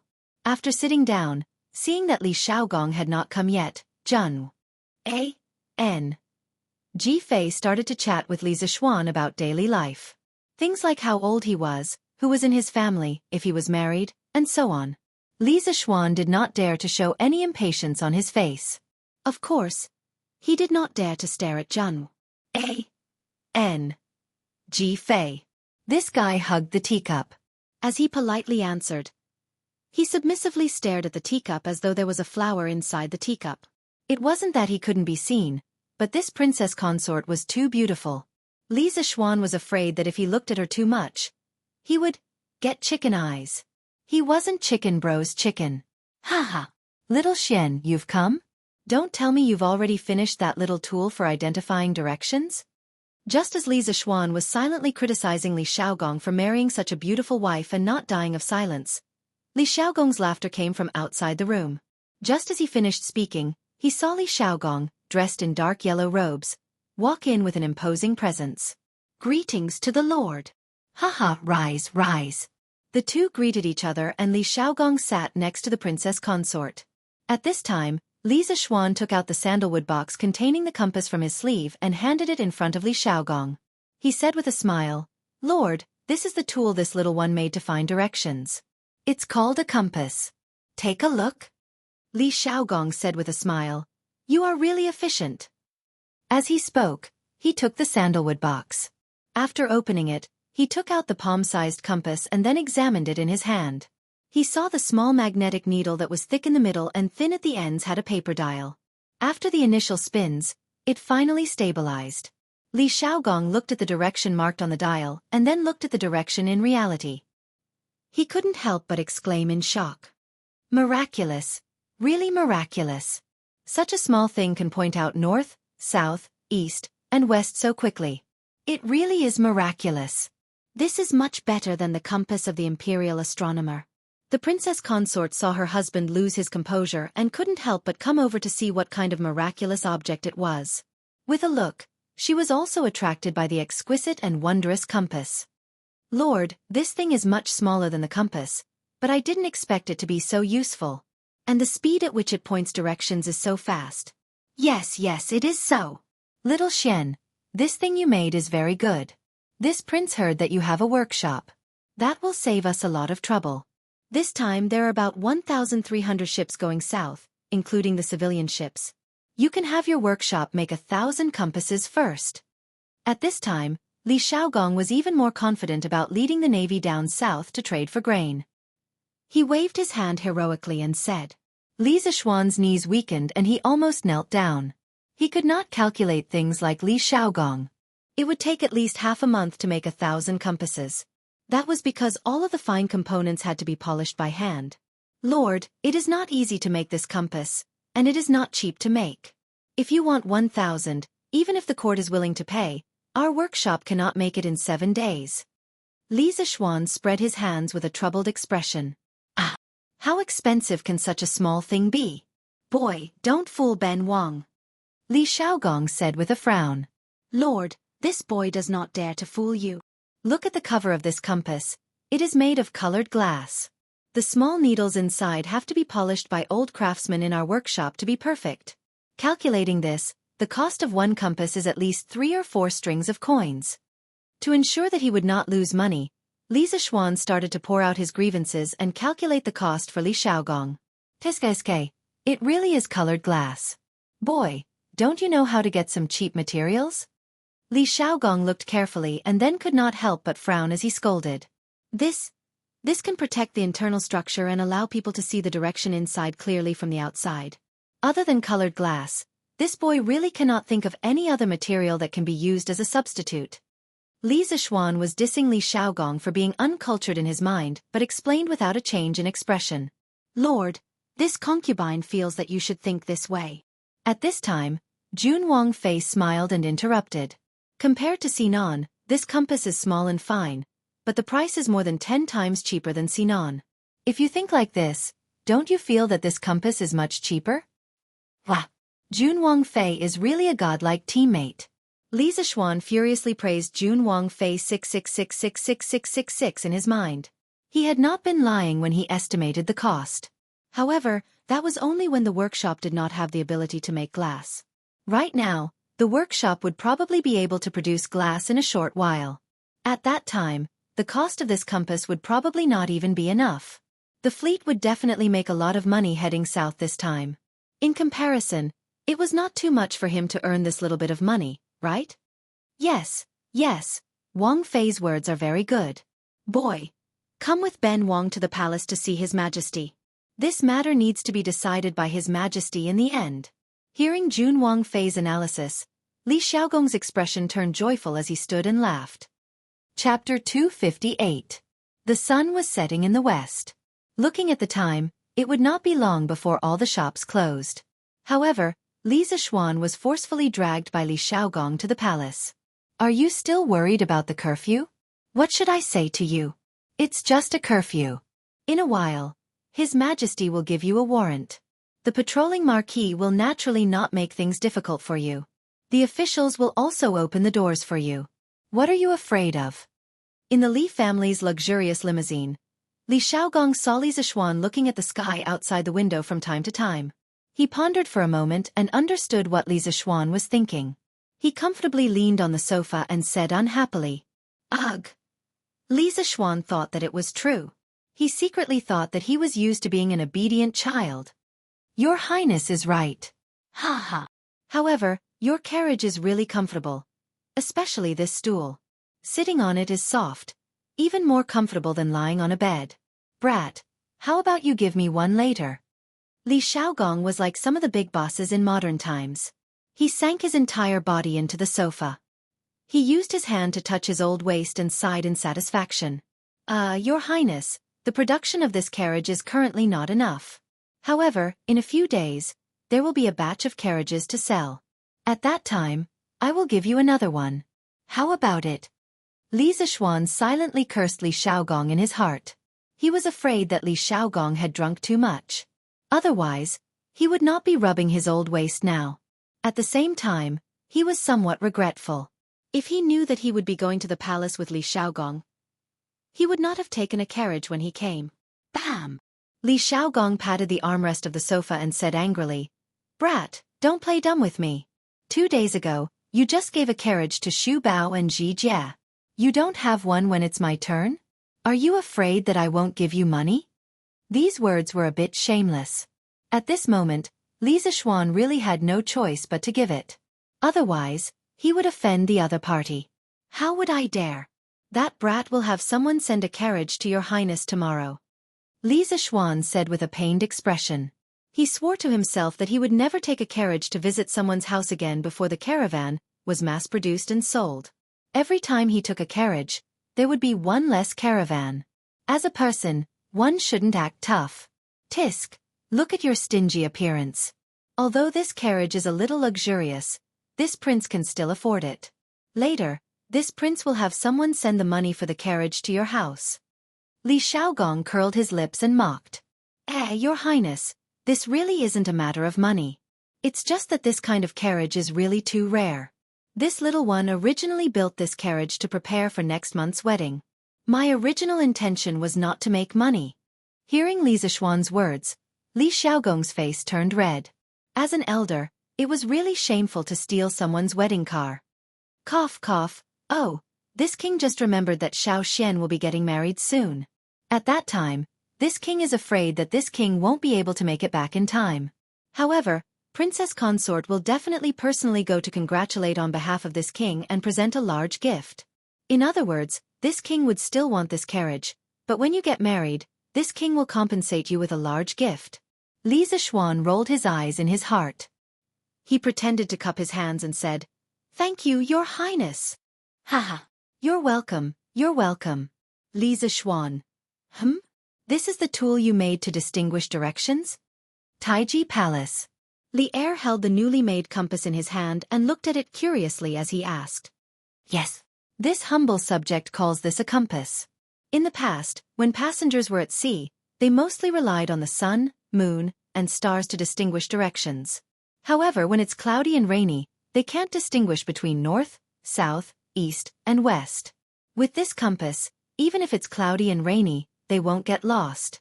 Li Zishuan bowed and answered. Li Er fiddled with the compass for a while and found that it was indeed convenient. Thus he said, not bad. To be able to make such an exquisite and practical compass in such a short time, I'm afraid that in the entire Tang Empire, only you can do it. How much does it cost to make? As an emperor, Li Er was very qualified. The first thing he thought of was whether it was worth it or not, unlike Li Xiaogong, who directly asked for 1,000. Replying to your majesty, the cost of one compass is about 3 or 4 strings of coins. Your majesty, please don't think it's expensive. I'm sure you know the approximate cost of the glass and the exquisite mechanism inside, so this humble subject didn't say much. As Li Zishuan spoke, he secretly looked at Li Er's expression. It wasn't easy to earn money from an emperor. You're quite honest this time. How about this? According to the 4 strings of coins for one, the imperial court's fleet will purchase 200 compasses. As for the civilian merchant ships, have them buy from you. You must ensure that every 5 ships have at least 1 compass. Li Er knew a thing or two about the prices of goods in Chang'an. He silently calculated in his mind, then nodded and made his decision. Your majesty is wise. Li Zishuan inwardly breathed a sigh of relief and hurriedly began to flatter the emperor. You brat. This time, the imperial court's fleet is going south. If they make a loss, this humble subject will settle the score with you. Li Er heard Li Zishuan's insincere flattery and laughed as he scolded. Your majesty, don't worry. This time, the imperial court will definitely make a profit and not a loss. At least 10 times the profit. If sea trade couldn't make them rich, then what business in the world could? Li Zishuan was still confident about this. That's for the best. You brat. You should be rewarded for making such a powerful maritime weapon. However, the imperial court has been preparing for the southern expedition recently, so it's not appropriate to give out excessive rewards. How about this? When the fleet returns, if it's really as you said, this humble subject will be rewarded and you will be promoted. How about it? Merits should be rewarded, and mistakes should be punished. Li Er knew how to use people, so he naturally knew how to make his subjects submit. Thank you, Your Majesty. What I have done is what I should do. I've never coveted rewards. When Li Zishuan heard that he would be promoted, he was a little excited. A while ago, he had wanted to be a marquis. He didn't know if he could directly be promoted to a marquis this time. In a moment of pride, he couldn't help but say a few more words to show his loyalty. However, Li Er didn't fall for it. Oh, is that so? Then pretend that this humble subject didn't say anything. Li Zishuan was speechless. Li Er's last sentence was, of course, a joke. As a monarch, he naturally wouldn't do anything that went back on his word. Leaving the palace, Li Zishuan held the warrant that Li Er gave him. For the first time, he enjoyed special treatment in Chang'an City under the night sky. Along the way, he defeated 5 obstacles and 6 generals, and finally returned home. Why are you back so late today? The doors are all closed. How did you get in? Madam Li and Father Li had been waiting in the hall. Seeing that Li Zishuan had returned, Madam Li hurriedly stood up and asked, Mother, it's the thing that His Majesty asked me to do. It's already done. Just now, I was delayed in the palace for a while. Here, I used the warrant that His Majesty gave me to pass the inspection of the patrolling marquis. Then, I used this to let the officials open the door.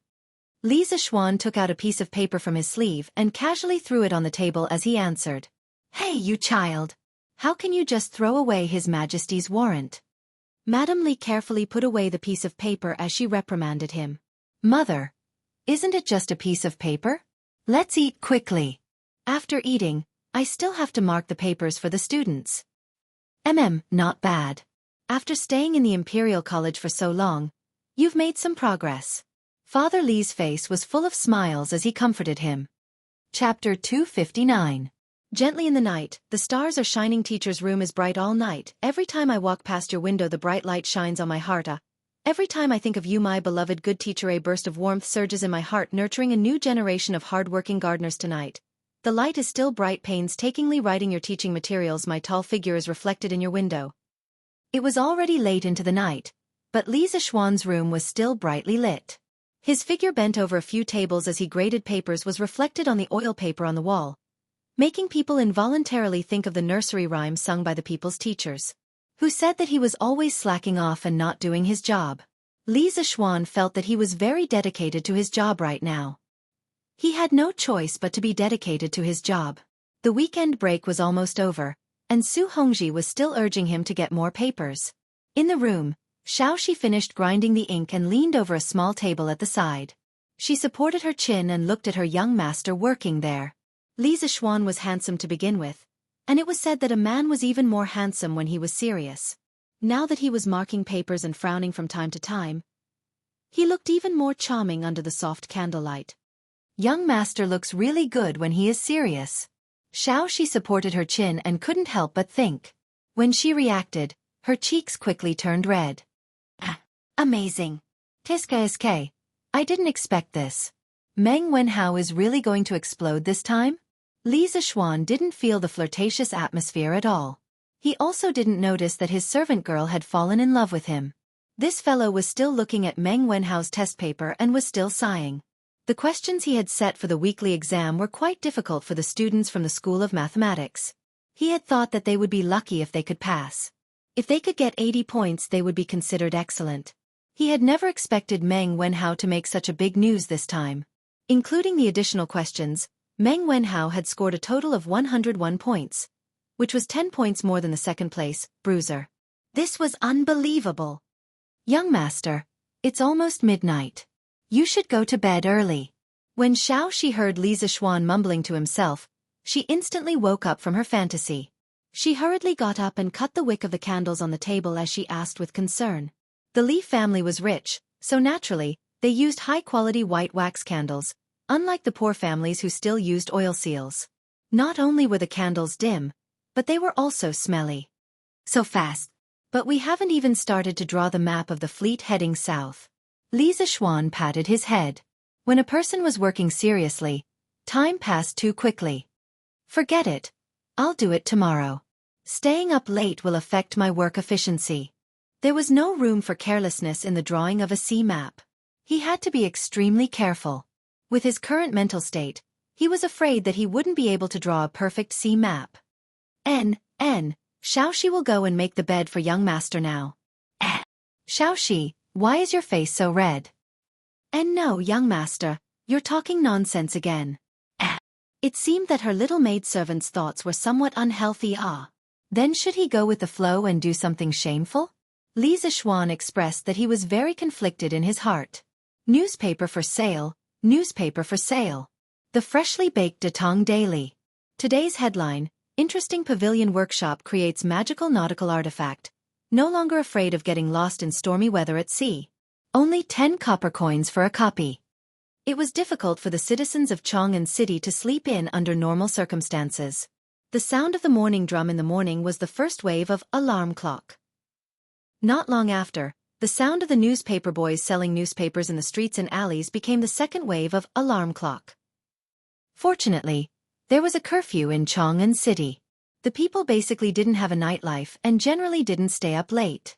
They woke up early and gradually got used to the noise in the morning. Didn't it sell for 5 copper coins in the past? Why is it selling for 10 copper coins today? Are you trying to raise the price on purpose? Yes. Why did it suddenly become 10 copper coins? Isn't this cheating people? After the citizens finished their breakfast, they went to buy a copy of the newspaper as usual. In the end, they found out that the newspaper was selling for 10 copper coins. Instantly, many people couldn't bear it and shouted one after another. Uncles, aunts, brothers, and sisters, it's not what you think. The reason why the price of today's newspaper is increased is because there is a last-minute edition. The content of today's newspaper is equivalent to twice as much as usual. You can take a look. There are 2 copies of today's newspaper. Normally, there is only 1 copy. Naturally, it will be sold for 10 copper coins. Please forgive us. Seeing that he was being condemned by so many people in the blink of an eye, the newspaper boy hurriedly told them what Ma Zhou had told them in the morning. Only then did the crowd avoid a commotion. I see. It seems that I have misunderstood this little kid. Yes, it used to be 5 copper coins for a copy. Today, it's 2 copies for 10 copper coins. He didn't raise the price maliciously. I knew it. Don't you know who is the one who runs the Datong Daily? It's Lord Li. This is the god of wealth. Why would he be greedy for your few copper coins? Yes. Then, kid, give me a copy of the newspaper. Give me one too. Give me 2 copies. Reasonable people were still in the majority. After they recovered from their shock, they began to consciously line up to buy the newspaper. 2 masters. This is the newspaper you wanted. But today's newspaper is 10 copper coins for a copy. It's said that the content is more than before. In a breakfast restaurant not far away, Feng Zhihua and Liao Shifan were drinking porridge. At this time, a waiter ran over and handed them a newspaper. Oh? Not bad. The newspaper used to be good, but the content was too little. Now, there is finally more content. Feng Zhihua's expression revealed a trace of joy. With their status, they would definitely not line up like others to buy the newspaper. Naturally, there would be a waiter willing to serve them. This was the charm of money. Feng Zhihua took the newspaper, then took out a string of money and threw it to the waiter. Here, it's your reward. Thank you, master. The waiter quickly bowed and thanked him. Then, he very consciously left quietly. Oh, I just finished eating. Let's see what's added to today's newspaper. Feng Zhihua said with a smile as he handed a copy of the newspaper to Liao Shifan. Yes, I heard from the newspaper boy that the Strange Interest Pavilion has made another nautical artifact. I don't know what it is, but I have to take a good look. Our fleet will be going to sea soon. Although Liao Shifan had not finished eating, he also put down his chopsticks at this moment, took the newspaper, and began to read it. After reading it, the 2 of them both felt that buying the newspaper today was really worth it. Because half of today's news section was introducing nautical precautions, essential nautical tools, and the local customs of the small countries in the South China Sea. This was simply a travel guide specially prepared for the two of them. Chapter 260. Tiskeske. Isn't the title a little shameless? Brother Feng, what do you think of this compass? Liao Shifan couldn't help but ask after reading the news in his hand. Feng Zhihua read it in detail, but he hadn't finished reading it. He didn't even raise his head when he heard Liao Shifan's question. I think this compass is very good. Shifan, you haven't been to the sea before, so you don't know the dangers. I've heard a few sailors describe their experiences at sea. The vast sea was boundless. If it was a sunny day, it would be fine, as one could determine the direction according to the sun, moon, and stars. However, if it was a rainy day, the scenery in all directions would be the same, and one would not know which direction to sail in. If you accidentally enter deeper waters, you won't have the chance to go ashore anymore. But with this compass, it's different. Even if we're unfortunate enough to leave the fleet, we can still use the compass and the map to find the right direction. Do you think this compass is useful? Sailing on the sea is so scary. It seems like this compass is really necessary. Liao Shifan's face flashed with fear as he mumbled. So you see, didn't the imperial court set a rule that every 5 merchant ships participating in this trip must have at least one compass? I plan to send someone to buy a batch of compasses from Chitsiu Pavilion when the East Market opens. Feng Zhihua said with an indifferent expression. But this compass costs 5 strings of coins. The imperial court buys it at 4 strings of coins, so of course it's more expensive among the commoners.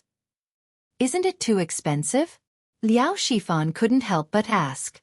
Feng Zhihua heard his old friend's words and couldn't help but say earnestly, Shifan, don't be so short-sighted. Shifan, don't be so short-sighted. This trip to the south will increase our profits by at least 10 times or more. The more goods we send over, the more we'll earn. Comparatively speaking, this investment is worth it. Besides, we have to be conscientious when doing business. If we buy some compasses, the lives of our sailors will be better protected. We can't lose the big picture for small gains. I will go and buy 15 compasses in a while. When the time comes, each ship will have one. I hope Chitsiu Pavilion has them. Brother Feng's words are reasonable. I will follow Brother Feng in a while.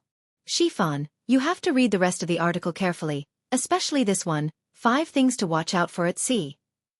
I've learned a lot from reading it. I didn't expect that at such a young age, Lord Li is not only good at business, but also knows so much about navigation. It's really unbelievable. Really? Then I'll read it carefully again. However, ordinary people like us can't understand Lord Li. If my unfilial son is half as smart as Lord Li, I'd be willing to die immediately. Feng Zhihua sneered and said, Huh. Shifan, you sure have a big heart. If that useless brat of mine had even 10% of Lord Li's intelligence, this old man would wake up laughing in his dreams. As the two of them talked, they started to talk about the younger generation. It was as if they were talking about Li Zishuan. Today's newspaper not only expanded the content of the news section, but also the novel section, which gave the novel fans of Chong an infinite surprise. Sun Manor. Wow, that's amazing. 10 chapters have been updated today. Oh my god, that's awesome. Ha ha ha. I didn't know that tips could be used like this. If I had known, I would have sent someone to tip him yesterday. Sun Zifan was excited. He was looking at the author's words at the end of the novel. Thank you, Li Zishuan, for your generous tip. I'll update again. Anyone who had read a novel would definitely have experienced the pain of not having enough books. When Sun Zifan saw that there were 10 chapters, of course he was excited. Yesterday, little Fatty had a great ambition and wanted to write a novel himself. In the end, he locked himself in his study and spent the whole morning writing, but he couldn't even write a single chapter. He either wrote it and threw it away, or he threw it away and wrote it again. In the end, he flipped the table, patted his butt, and found his old Legend of a Mortal's Journey to Immortality, to review it again. Although writing novels can make money, whoever wants to write can write. I'm not writing. I'll only be responsible for reading novels in the future. That was what Sun Zifan thought at that time. Kaihua Square, Wang Meng's house. Wang Meng saw that today's novel section had taken up almost an entire newspaper. He was pleasantly surprised. He counted for a long time before he realized that there were 10 chapters updated today. Damn. 10 chapters. Pai Xiajue is crazy. Oh my. So many people tipped yesterday? Wang Meng glanced at the back of the newspaper and saw that it was a sea of red. They were all tipped yesterday for Legend of a Mortal's Journey to Immortality. Those who could leave their names on the newspaper had tipped more than 100 strings of coins. He roughly estimated that the total tipped was close to 10,000 strings of coins. 10,000 strings of coins. How much money was that? Wang Meng's heart couldn't help but tremble. Although he wasn't greedy, he couldn't help but gasp in the face of 10,000 strings of coins. If he could write novels like Leather Knight, it would be awesome. Sigh, it's a pity that I didn't get on the newspaper. But it's not bad to get this branch leader badge. Wang Meng's father was only a 9th rank official in the Ministry of Works. His family wasn't rich. Tipping 10 strings of coins was Wang Meng's limit. As he muttered to himself, he proudly took out a small copper badge from his bosom. On the front was written, Branch Leader, and on the back were the words, A Biography of a Mortal's Journey to Immortality. This was the badge that the workshop's manservant had sent to him in the afternoon after he had tipped the workshop yesterday. The workshop hadn't finished processing the badge of branch leader in the morning, so it could only be sent in the afternoon. Cheng Manor. Haha, Wu Yun, come over quickly. Come over quickly. Your young master is on the newspaper. Cheng Chumo held the newspaper and shouted excitedly in his courtyard. When the little boy heard his young master calling for him, he quickly trotted over. However, he was dragged by Cheng Chumo to read the words on the newspaper. Clapping in admiration, slapping the table and standing up. If not for this reward, it wouldn't be enough to express my intentions. Cheng Chumo of Huaid Fong tipped Leather Knight 100 strings of coins. Jianghu Yun naturally knew some words as a page boy. After he finished reading, he couldn't help but be speechless. In his opinion, tipping 100 strings of coins was just to show his face in a corner of the newspaper. If this wasn't a retard, then what was? What's with your expression? Your young master is on the newspaper. Aren't you happy? Oh, and I even got a Silver Alliance leader badge. Teskeske. How beautiful. Cheng Chumo couldn't help but be dissatisfied when he saw that his page boy's reaction didn't meet his expectations. Hee happy. I'm happy for you, young master. You're amazing. Jianghu Yun reacted and quickly squeezed out a smile. Hey, that's more like it. Chapter 261. South of Chang'an City. Jianghu Academy. Hua Hongyi, Meng Tianhua, and Liao Feichen, these 3 fellow sufferers, began their daily routine of morning reading. However, it was the unlucky Meng Tianhua's turn to buy the newspaper today. He was so unlucky that a copy today cost 10 copper coins. It was twice as much as usual. As Meng Tianhua read the newspaper, he could not help but feel the pinch. Oh my God! So many people tipped The Legend of a Mortal's Journey to Immortality yesterday? All of them were tipped. Hiss! How much money does this add up to? That's insane! Liao Feichen exclaimed as he looked at the red tipping notices behind him. His legs trembled and he almost fell to his knees. When Hua Hongyi heard this, he looked at it and said, It adds up to about 10,000 strings of cash. Meng Tianhua had already turned his attention over. After he heard Hua Hongyi's words, his eyes widened and his breathing quickened. Then doesn't that mean that Leather Knight received close to 5,000 strings of coins from the tipping yesterday? Hua Hongyi nodded and said calmly, That's true. However, this is probably just a random outburst. There won't be so many tipping every day in the future. That's still incredible. I'm willing to write even 50 strings of coins, let alone 5,000 strings of coins. Meng Tianhua was in a daze. After a while he stood up abruptly and said, No, you guys read it first. I'm going to write a novel. I plan to send it to Datong Daily's editorial department after I've written 30,000 words to try my luck. Yes, I'm going to write a novel too. Brother Hongyi, I'll take my leave first.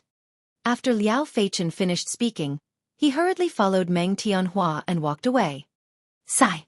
These two, seriously, do they have to be in such a hurry? Hua Hongyi sat on the stone bench and shook his head speechlessly. Azure Dragon Lane. Wang family residence.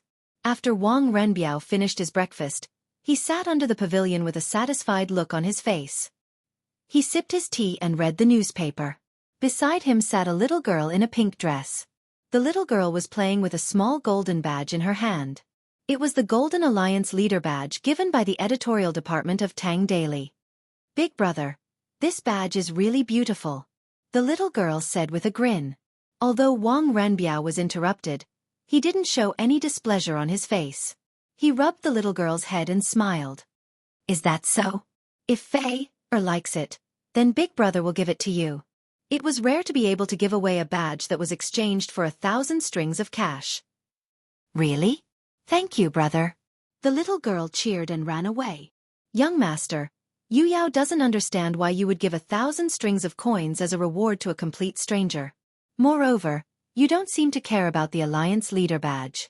Lang Yu Yao asked doubtfully when she saw Wang Renbiao's indifferent expression. "Hee, Yao. Don't tell me you don't think this a record of a mortal's journey to immortality is very interesting?" Wang Renbiao casually said. Lang Yu Yao frowned and said with disdain, "Yu Yao doesn't find it interesting at all. From the level of martial arts, this novel is simply nonsense. It doesn't conform to common sense at all. In this world, there can't be any everlasting spring technique, blink sword technique, and there can't be any immortal cultivation sect." Ahem. Wang Renbiao was just casually talking nonsense. He didn't expect to hear such an answer. He quickly coughed and said, "It's just a novel. Why are you so serious about it, Yao?" Actually, there was one thing that Wang Renbiao didn't say. The reason why he gave the reward was mainly because he guessed that the real identity of the author of A Record of a Mortal's Journey to Immortality was Li Zixuan.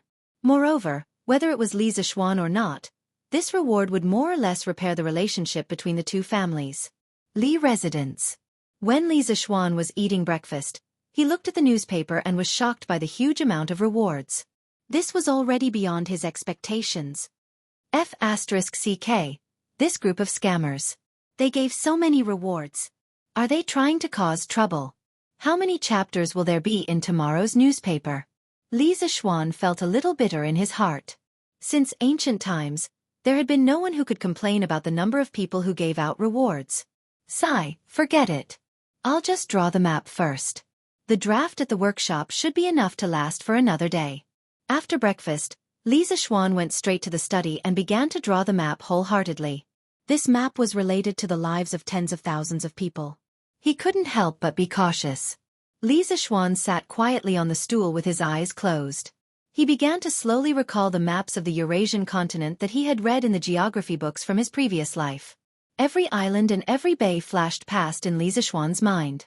After a full hour, he opened his eyes and began to draw. His memory and control were excellent now.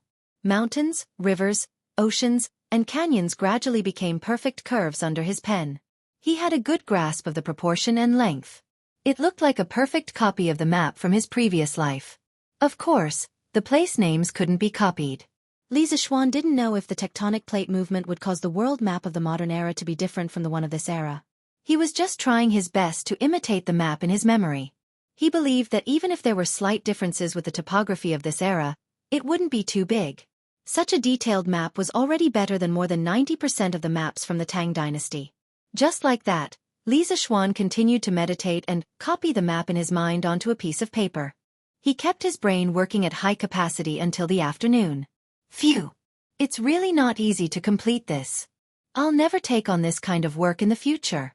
It's too tiring. Li Zixuan kept rubbing his temples and couldn't help but mumble.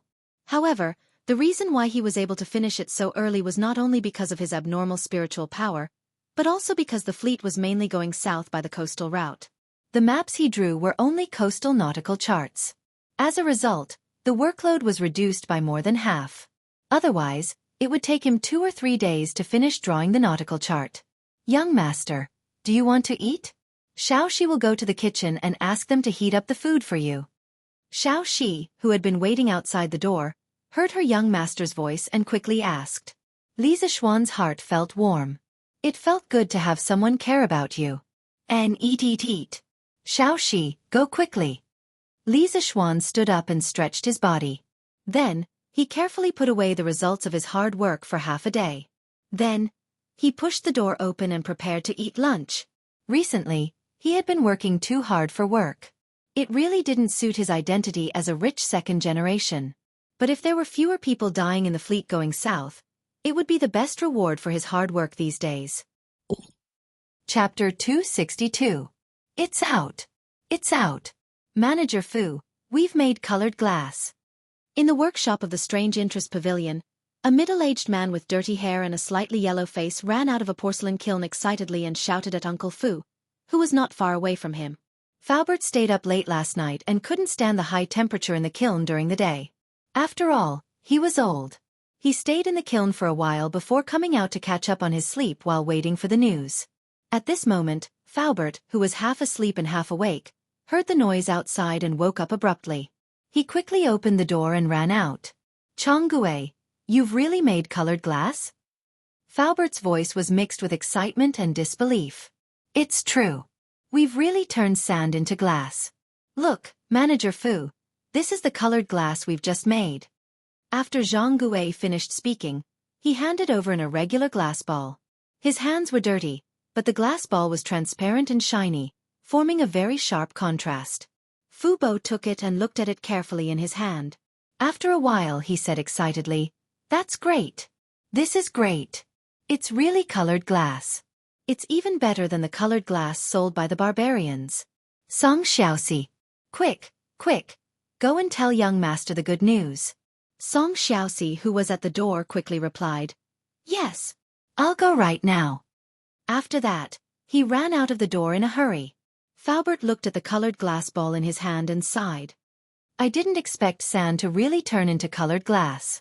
Damn those barbarians who sold colored glass at such a high price. Jianghu, quickly organize some people to produce a batch of compasses. This way, we can produce colored glass ourselves. The cost of compasses should be less than usual. This is great. Yes, Manager Fu. I'll arrange for some people now. Li residence. Li Zishuan was wolfing down the food in the front hall. He had been busy since morning and hadn't eaten a single drop of water. However, he often encountered this situation in his previous life. As an engineering student, sometimes he had to work overtime and didn't even have time to eat. Wasn't this a common thing? Young Master Wang is here. At this time, Xiao He hurriedly trotted over and bowed. What was he doing here? Yes, please, please. Li Zishuan hadn't finished his food yet. He puffed out his cheeks and glared at Li Zishuan. Yes, young master. Xiao He took the order and left. Li Zishuan took the opportunity to eat a few more mouthfuls of rice, and then asked the servants to take the food away. Hee, long time no see. How have you been, Lord Li? As soon as the banquet was removed, Wang Runbiao walked in with his cold-faced girl with a smile. Hee, it's fine, it's fine. Cousin Ren, come in and have a seat. Li Zishuan wiped his mouth and cupped his hands in return. In the main hall. Renbiao, is your father doing well in Chang'an this time? After transmigrating for so long, Li Zishuan wasn't an idiot. He had learned some basic etiquette and greetings. It was nothing more than asking if the other party's family was doing well, or if the other party was doing well. Thank you for your concern, Lord Zhu. My father is doing well, but he has returned to Sui province the day before yesterday. There is really too much official business backlog in the provincial government. Wang Runbiao cupped his hands and answered. So fast. I was grounded at home before, so I couldn't see your father off in person. It's really a pity. Li Zishuan was surprised at first, then said with a face of regret. He had a good impression of Wang Yu. He knew what to do and didn't have the arrogance of those aristocratic families. Of course, the most important thing was that he was generous.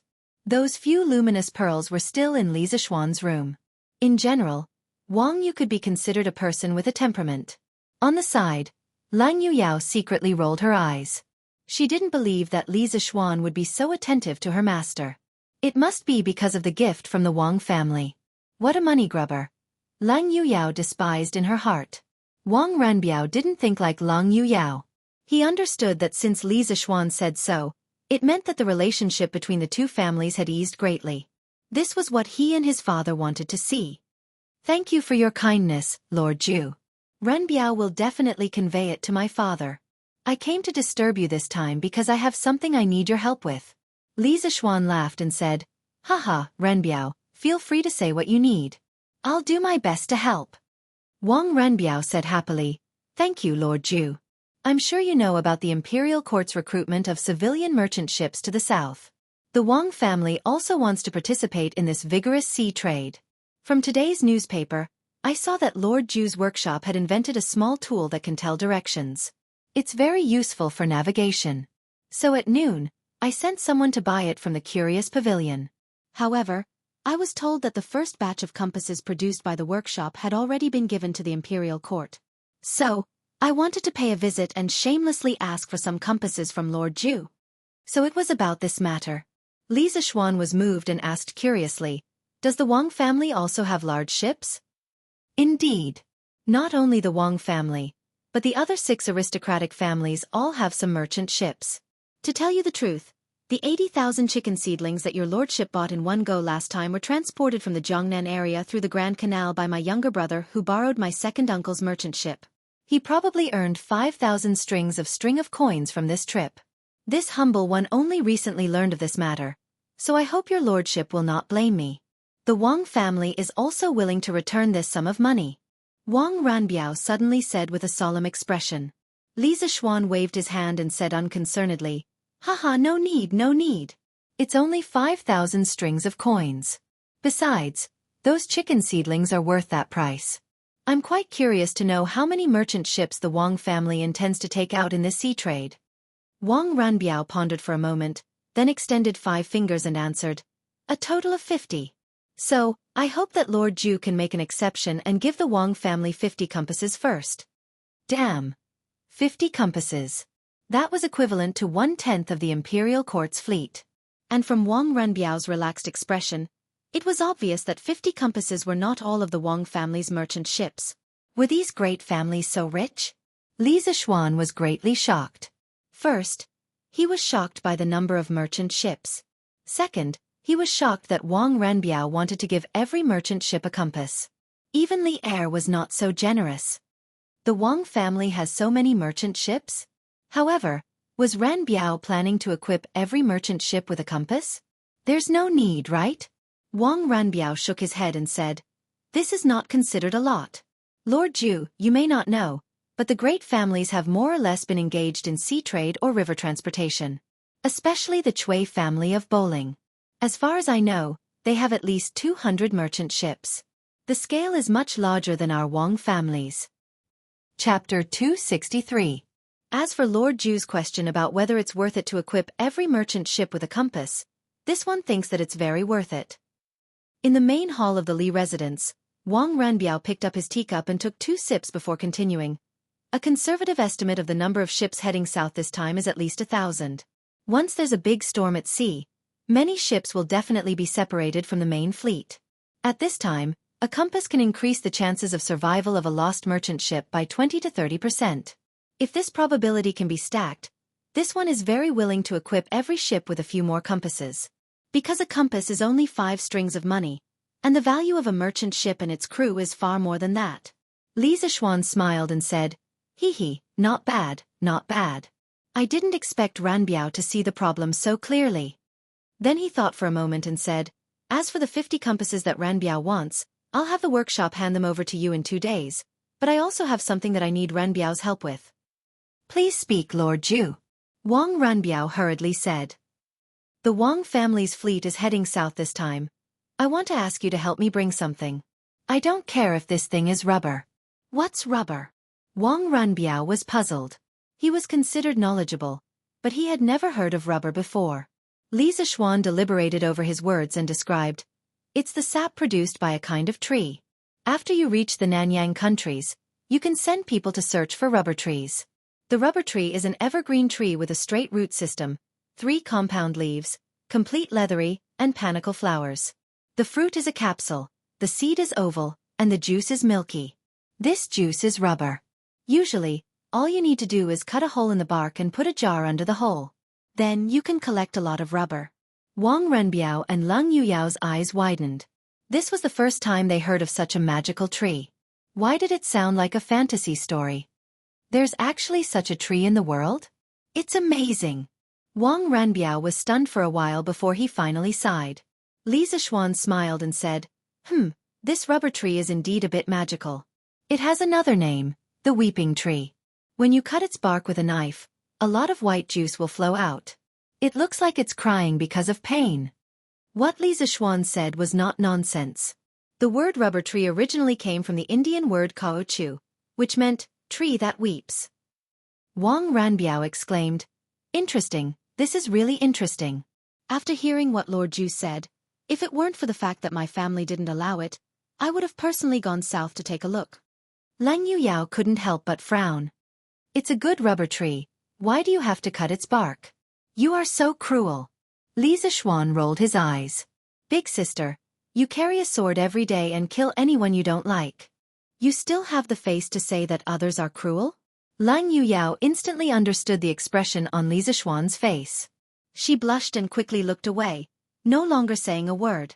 It was as if she didn't say those words just now. I need this rubber very much. Renbiao, bring back as much as you find this time. I want all of it. Don't worry about the price, it will definitely satisfy you. It's best if you can bring back some rubber seeds, but be careful, its seeds and leaves are poisonous. Don't let people eat it by mistake. Li Zixuan saw that this cold-faced girl was tactful, so he didn't lower himself to her level.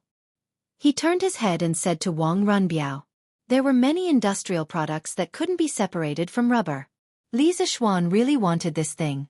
Although rubber was originally produced in the Brazilian Amazon rainforest and had not been introduced to Asia at this time, the climate in Southeast Asia was hot, and there was plenty of sunlight and rain. It had the same climate as the Amazon rainforest, so it was hard to guarantee that there weren't wild and primitive rubber trees. If they found one, wouldn't it be a profit? Especially in Malaysia, this place was a famous rubber kingdom in modern times. The annual production of rubber was the first in the world. Maybe they could really find it. At this time, people certainly didn't realize the value of rubber. The first people to use rubber were the Indians, the oldest inhabitants of America. In 1493, Columbus sailed to Haitian Island in America for the second time. He saw the merry games of the Indians. They were singing songs in a circle, and tossing a ball to and fro merrily in tune with the rhythm of the song. When the ball fell to the ground, it actually bounced high. Columbus was surprised. After careful inquiry, he found out that the ball was made of something he had never known before: rubber. Later, when Columbus returned from America, he brought rubber back to Europe. However, at that time, no one in Europe knew what this wonderful thing could be used for besides making games. So it was sent to the museum and displayed in the exhibition cabinet for people to see as a novelty brought back by Columbus. It wasn't until 1770, when the British chemist and discoverer of oxygen, Priestley, discovered that rubber could erase pencil writing, that rubber officially came into use. About eraser, there's actually another joke. Nowadays, rubber is also used to describe erasers in English. But interestingly, Americans are used to calling erasers erasers, while rubber is used to describe condoms. Inside the room, Wang Ranbiao thought seriously for a while, then said, since Lord Ju needs it, then I will definitely order my subordinates to do their best to find this so-called rubber tree. In addition, I will also apply to the family to send an additional 20 merchant ships to specially load rubber for Lord Ju. How about a ship of rubber at the price of 400 strings of coins? Of course, if it's not enough, we will also bring some goods back from there. But in this way, Lord Ju will have to sell us 20 more compasses. Li Zixuan was happy in his heart. Wang Ranbiao was opening a back door for him. Because if he transported a ship of silk and porcelain to Nanyang in exchange for some spices and food, the profit would definitely be more than 400 strings of coins. A conservative estimate would be at least 2,000 to 3,000 strings of coins. This was not an exaggeration at all. That was how profitable ocean trading was. Haha, compasses are not a problem. This time, the compasses that the Wang family needs, our workshop will give priority and provide them for free. Don't worry, Ranbiao. If your family's fleet can really find rubber trees in Nanyang, then this time I, Li Zixuan, will owe your Wang family a favor. Li Zixuan returned the favor. He was the kind of person who would return the favor 10 times over if someone gave him a foot of respect. Wang Ranbiao was shocked, and the importance of this matter instantly increased. He quickly cupped his hands and said, "Don't worry, Lord Zhu. As long as there are rubber trees in Nanyang, our Wang family's fleet will definitely find them this time." Chapter 264. Since Lord Zhu is so kind and willing to give priority to the Wang family to allocate so many compasses, then I have achieved my goal. I won't disturb you any longer. Since he had achieved his goal, and there was an unexpected gain, Wang Renbiao stood up and said his goodbyes with satisfaction. "Okay, Renbiao, take care." Li Zixuan put down his cup and prepared to personally send the guest off. He was also very satisfied with the outcome of today's negotiation. "Lord Zhu, what is that white thing on the table? Is it paper?" Wang Renbiao turned around and suddenly saw a roll of white thing on the table. He seemed to have never seen it before, so he couldn't help but ask curiously. After these few interactions and cooperation, the relationship between the Wang family and the Li family was already quite good. It wouldn't be rude to ask such a question, so Wang Renbiao directly asked the question in his heart. This is called toilet paper." Li Zixuan followed Wang Renbiao's gaze and saw that it was a roll of toilet paper. He had just finished eating, so he took some from it to wipe his mouth. He explained. "What is toilet paper? Is it called toilet paper because it is very hygienic?" Wang Renbiao felt that after coming here today, his IQ had been hit a little. First it was the rubber tree, and now it was toilet paper. He had never heard of these things before. You can't say that. The main characteristic of toilet paper is its softness. Here, Renbiao, you can take a look for yourself." Li Zixuan took the toilet paper and handed it to Wang Renbiao. Yan Xiaoning followed Li Zixuan's suggestion a while ago. He added a scraper and a larger drying tank to the original paper machine. Compared to the first paper machine, the workload was much smaller. The mass production of toilet paper had only started a few days ago. Previously, the entire workshop had been busy producing newspapers. No one had the time to make toilet paper. In their opinion, only a prodigal son like Li Zixuan would use it. Therefore, although the toilet paper machine had been made long ago, it had only been a few days since the toilet paper was produced. Of course, the first batch of toilet paper produced by the workshop was all sent to the Li residents. Benefits should not flow into the fields of others. This kind of good thing should be enjoyed by himself first. As for whether he would sell it or not, it would depend on how much could be produced in the future. After all, the raw materials at the workshop were prioritized to supply the new type of paper. Faubert was certainly not willing to waste resources on this meaningless toilet paper. "Oh, it is indeed very soft." Wang Renbiao took the tissue paper and felt the soft touch on his hand. He couldn't help but exclaim. But after a while, he frowned and asked doubtfully, "But this paper is so soft, what's the use of it? It's probably not easy to write on it, right?" Li Zixuan muttered in his heart. This wrinkled tissue paper, it would be strange if it could be used to write calligraphy. If it was the ballpoint pen and ink pen from his previous life, it would be barely enough to write. Ahem, this tissue paper is not used to write. It's mainly used to wipe your mouth and butt. It's used to wipe your mouth. Li Zixuan was about to say that it was used to wipe his butt, but he suddenly saw that Lang Yuyao was still there. He quickly shut his mouth. Although he didn't have a good impression of this ice-cold girl, it wasn't good to say that it was used to wipe his butt in front of her. Is it only used to wipe your mouth? But can't you just use a handkerchief to wipe your mouth? Wang Renbiao didn't suspect him. It was because of this that he felt even more strange. At the same time, he was a little speechless.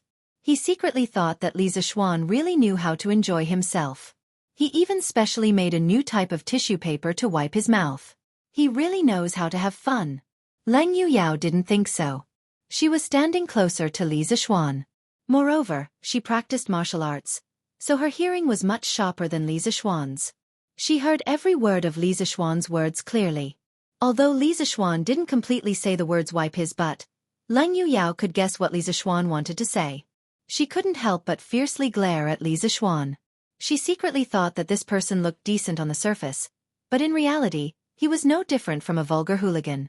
She didn't know why the young master valued him so much. Ahaha. Well, other than wiping your mouth, what else can you wipe? Renbiao, take a roll of tissue paper back and slowly think about it. I'll give this roll of tissue paper to you. Li Zixuan quickly said when he heard Wang Renbiao's slightly doubtful words. Oh. Thank you very much, Lord Zhu. Wang Ranbiao couldn't understand the meaning behind Li Zixuan's words. He could only take the tissue paper in surprise. Then, just as he was about to leave, he heard a shout from outside the door. Young master! Young master! The workshop has produced glass. Shouting and wrangling, what a scandal! Can't you see that this young master has a guest here? When Li Zixuan heard Song Xiaoxi's voice, his heart faintly moved. He guessed that the workshop must have made new progress in the glass research. But he didn't expect Song Xiaoxi to be so rash and directly blurt out the workshop's secrets. How could this be? He was still hoping to make a fortune without anyone knowing that he could produce glass. He couldn't let Song Xiaoxi mess up his plan. So, Li Zixuan interrupted Song Xiaoxi before he could finish. Song Xiaoxi wasn't stupid. In fact, he was usually very smart. Today, he was just anxious and forgot how to behave. When he heard Li Zixuan's words from outside, he instantly knew that he had been too rash and messed things up. He was so scared that his legs trembled as he entered the house with fear and trepidation. He bowed to Li Zixuan and said, "Why, young master?" I'm sorry. Humph. You can leave now. I'll deal with you later." Li Zixuan was indeed a little angry. He was usually pleasant, but it didn't mean that he wouldn't get angry. It didn't mean that his subordinates could be unruly. Song Xiaoxi really did cross the line today. After Song Xiaoxi obediently retreated to the corner, Li Zixuan looked at Wang Renbiao and smiled. Hee, my family's servants are rude. Cousin Ren, please don't laugh at us." Wang Renbiao's eyes flashed and he quickly said, "You're too kind. It's mainly because Lord Ju treats people with generosity. Since Lord Ju has something to do, Renbiao will take his leave now." Li Zixuan didn't purposely ask him to stay. He did have something to do. So he cupped his hands and said to Wang Renbiao, "Cousin Ren, take care. We'll meet again when we're free." Wang Renbiao smiled and replied. Then, he took Lang Yuyao and was about to leave the main hall. Before Lang Yuyao left, she looked at Li Zixuan with disdain. Li Zixuan was really confused. He didn't do anything wrong today and didn't harm the little girl. Humph. You used this toilet paper to wipe your mouth. You're so disgusting. Lang Yuyao said in a voice that only the two of them could hear. After that, she didn't give Li Zixuan a chance to explain and left Li Zixuan alone in the wind. No, Li Zixuan almost vomited blood. Big sister. You misunderstood, okay? This toilet paper is not like a handkerchief that can be washed and used again. My toilet paper is only for one-time use. How is it disgusting? Chapter 265. Young master. I know I'm wrong. After sending Wang Renbiao and Lang Yuyao off, Li Zixuan returned to the main hall. He glanced at Song Xiaoxi indifferently and then sat down at the side without saying a word. Song Xiaoxi's heart was flustered and he felt uncomfortable all over. He trembled as he came over, cupped his hands and bowed. "Didn't Steward Fu tell you that everything about Lioli is a secret of the workshop?" Li Zixuan took a sip of water and asked.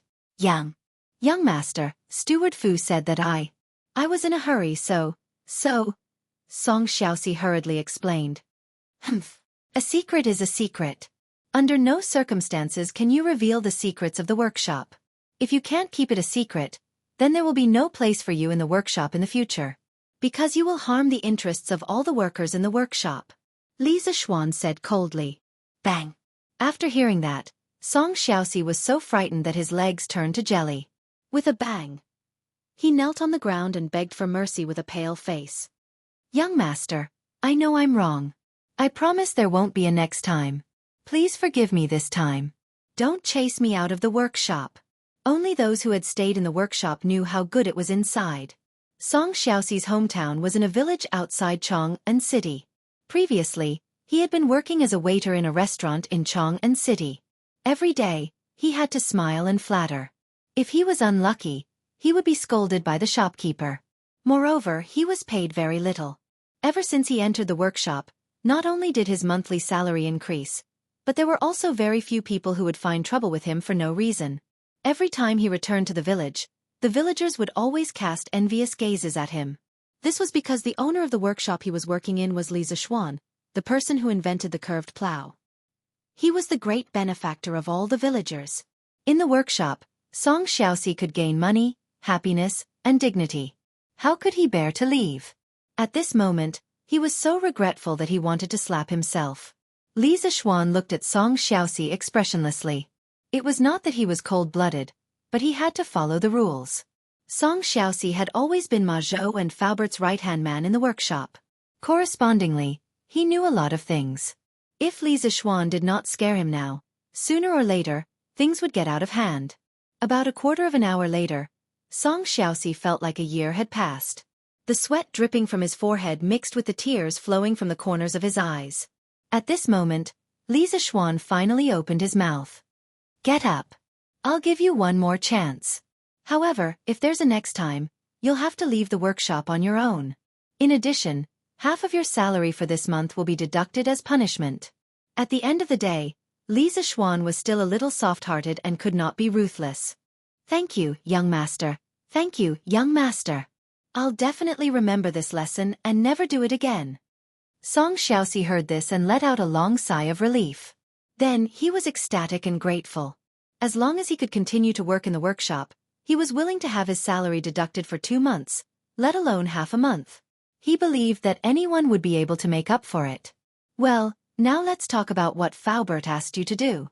Could it be that the workshop has produced colored glaze? Li Zixuan nodded and asked. Yes, young master. Master Jianghu and the others produced glass in the afternoon. Manager Fu asked me to invite you to the workshop to have a look.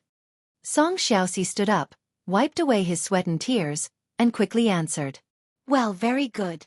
Then come with me to have a look. Young master, you're here? In the workshop of the Strange Interest Pavilion. Faubert received a message from a servant and quickly came out to greet him. Well, Faubert, did you stay up late last night? I've already told you that your health is more important. You don't have to worry about the glass. Why didn't you listen to me? Li Zixuan looked at Faubert's complexion and knew that he must have stayed up late last night, so he tried to persuade him. Hee, thank you for your concern, young master. Actually, I didn't stay up late last night. Even if you asked me to stay up late, I couldn't stand it. I'm old. Jianghu and the others didn't sleep at all last night to produce the glass. Fortunately, God rewards those who work hard. This afternoon, they produced the glass. Young master, do you want to go and have a look? Although Uncle Fu had 2 dark circles under his eyes, his expression was slightly excited. Clearly, he knew very well how much wealth it would bring him if he could produce colored glass. Well, of course, I'll go and have a look. Li Zixuan had always attached great importance to these skilled old craftsmen. They were the key executors of the workshop's products, leading the way in this era. It was very necessary to pay them a visit. Following Faubert to an earthen porcelain kiln in the depths of the workshop, Faubert introduced, Young master, this used to be used to produce porcelain. Yesterday, you said that you wanted to produce glass, so I had people modify this kiln and use it to produce glass. Li Zixuan nodded and smiled. Well, this is pretty good. How could porcelain make as much money as glass? Li Zixuan was well aware of the situation. Jianghu, Yongfu, and Hua, the boss is here to see you. Walking into the kiln. Oh, it should be called the glass kiln now, Faubert shouted to the 3 dusty craftsmen inside. Li Zixuan felt a wave of heat and dust hitting his face. He quickly covered his mouth and nose and unbuttoned his clothes to cool down. Oh, the boss is here? Greetings, boss. Greetings, boss. The 3 craftsmen inside heard Faubert's voice and turned to look at the door. Seeing that Li Zixuan had come personally, they quickly put down their work and ran over, bowing to Li Zixuan. Oh, no need to be so courteous. No need to be so courteous. The 3 of you have worked hard. Li Zixuan gave up on covering his mouth and nose. Otherwise, others would think that he disliked them. The 3 of you have contributed greatly to the workshop's production of glass. In our workshop, those who contribute should be rewarded. Faubert, in the future, the workshop will take out a sum of money to reward those who make breakthroughs in the workshop's original techniques. This time, each of the 3 craftsmen will be rewarded with 200 strings of cash. Li Zixuan continued. This was something he had thought about a long time ago. With great rewards, there would definitely be brave men. This was the only way to encourage everyone in the workshop to strive for technological advancement and innovation. The workshop would also be able to earn more money. Boss, this can't be done. Upon hearing that Li Zixuan was going to reward each of them with 200 strings of cash, Changgue, Yongfu, and Enhua paled in fright and froze on the spot. Changgue was the first to react. Boss, you were the one who came up with a method of firing the colored glaze. We just followed your instructions and did it step by step. We really didn't contribute anything. This old man is ashamed to accept these 200 strings of cash. Chapter 266. Yes, boss, we can't accept these 200 strings of cash. Yes, boss. Please take back your order. In the workshop, Yongfu and Enhua hurriedly agreed. 200 strings of cash was too much. It was enough to buy a small house in Chang'an. Haha, you don't have to refuse. Although I was the one who proposed the method of baking the glaze, you three have to figure out the specifics of the production. Therefore, these 200 strings of cash are what you deserve. I've already made up my mind. You can take the money without worry. Li Zixuan said with a smile. In his heart, he was lamenting the sincerity of these people. In his previous life, if a boss wanted to give a bonus to his employees, anyone who refused would become a fool in everyone's eyes. Li Zixuan chatted with the three for a while, asking if their families were in trouble and if their families were doing well. Then, he followed Faubert out of the glaze kiln. It was too hot in the kiln, and there was a lot of smoke and dust. On the one hand, it was the smoke from the fire, and on the other hand, it was the dust from the sand. It couldn't go on like this. If it went on for too long, it would cause lung disease. Faubert, I'll draw something that can cover the mouth and nose in a while.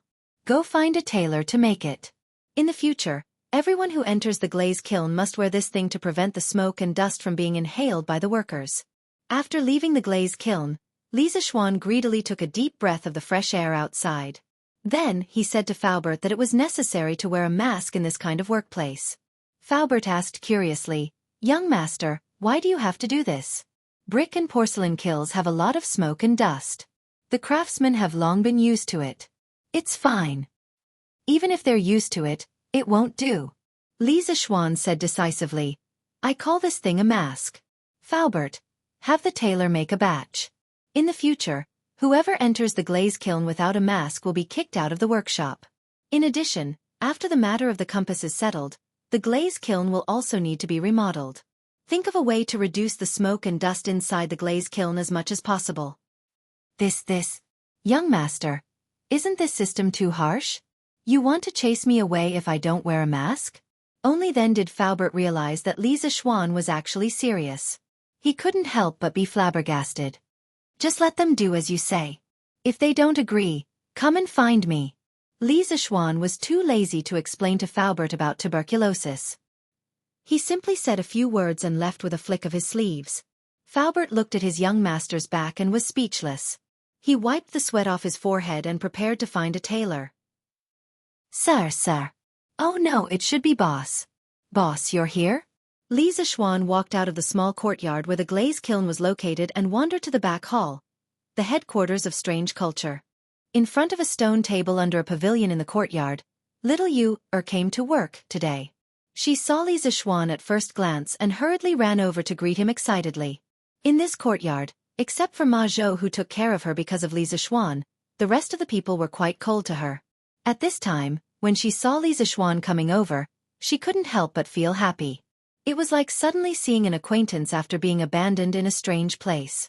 "Ah, little Yu, how is it? Have you found a place to live? Are you afraid of living alone? Are you used to it?" Li Zixuan was thinking about the renovation of the glaze kiln along the way. Unfortunately, he had never been to a kiln in his previous life and didn't know how to reduce the smoke and dust in the room. Suddenly, his thoughts were interrupted by the crisp voice of a girl. He looked up and saw that it was Li Yu, so he smiled and said with concern. Speaking of this, he couldn't help but admire the independence of the ancient people. Children in this era generally had the ability and courage to leave their parents and live alone at the age of 14 or 15. It was not like the modern era, where people in their 20s were still asking for money from their families. Of course he was also in this category in the past. "Thank you for your concern, boss. Steward Fu helped me find a place yesterday afternoon. It's in this square, not far from the workshop. Steward Ma is also my neighbor." Li Yu heard Li Zishuan's concern and felt warm in her heart. She then replied with a smile. That's not bad. If you have any problems, your Uncle Ma can take care of you. Li Zishuan nodded and smiled. The tragic Ma Zhou directly became an uncle-level character. Li Yu smiled and nodded happily. Then she tilted her head and thought for a while and said, Yesterday was the first time I lived in such a big house alone. I was indeed a little scared at night. But I plan to wait until I earn enough money. Then I will go to the broker house and buy a maid to serve me. This way, I won't have to do laundry and cook, and I won't be scared at night. Li Zishuan was speechless. This little girl really thought of everything. She just found a place to stay yesterday, and today she wants to be a rich family's young lady and find someone to serve her. Her imagination, her mentality, her ambition, he couldn't help but admire her. It's up to you. But you have to earn money first. Li Zishuan mercilessly added another stab. Li Yu, who was immersed in her beautiful fantasy, couldn't help but be stunned when she heard this. However, she quickly smiled again and said, Of course I can earn money. Boss, look, these are the 2 articles I wrote. Do you think they are good enough? I imitated the style of the news on Datong Daily. I also collected the information myself. I didn't make it up. Then Li Yu handed over a few manuscripts. Oh? From your tone, you seem to be quite confident. Then let me see. Li Zishuan suddenly became interested. He took the manuscripts and said with a smile. Then he took a look and saw the title of the first article.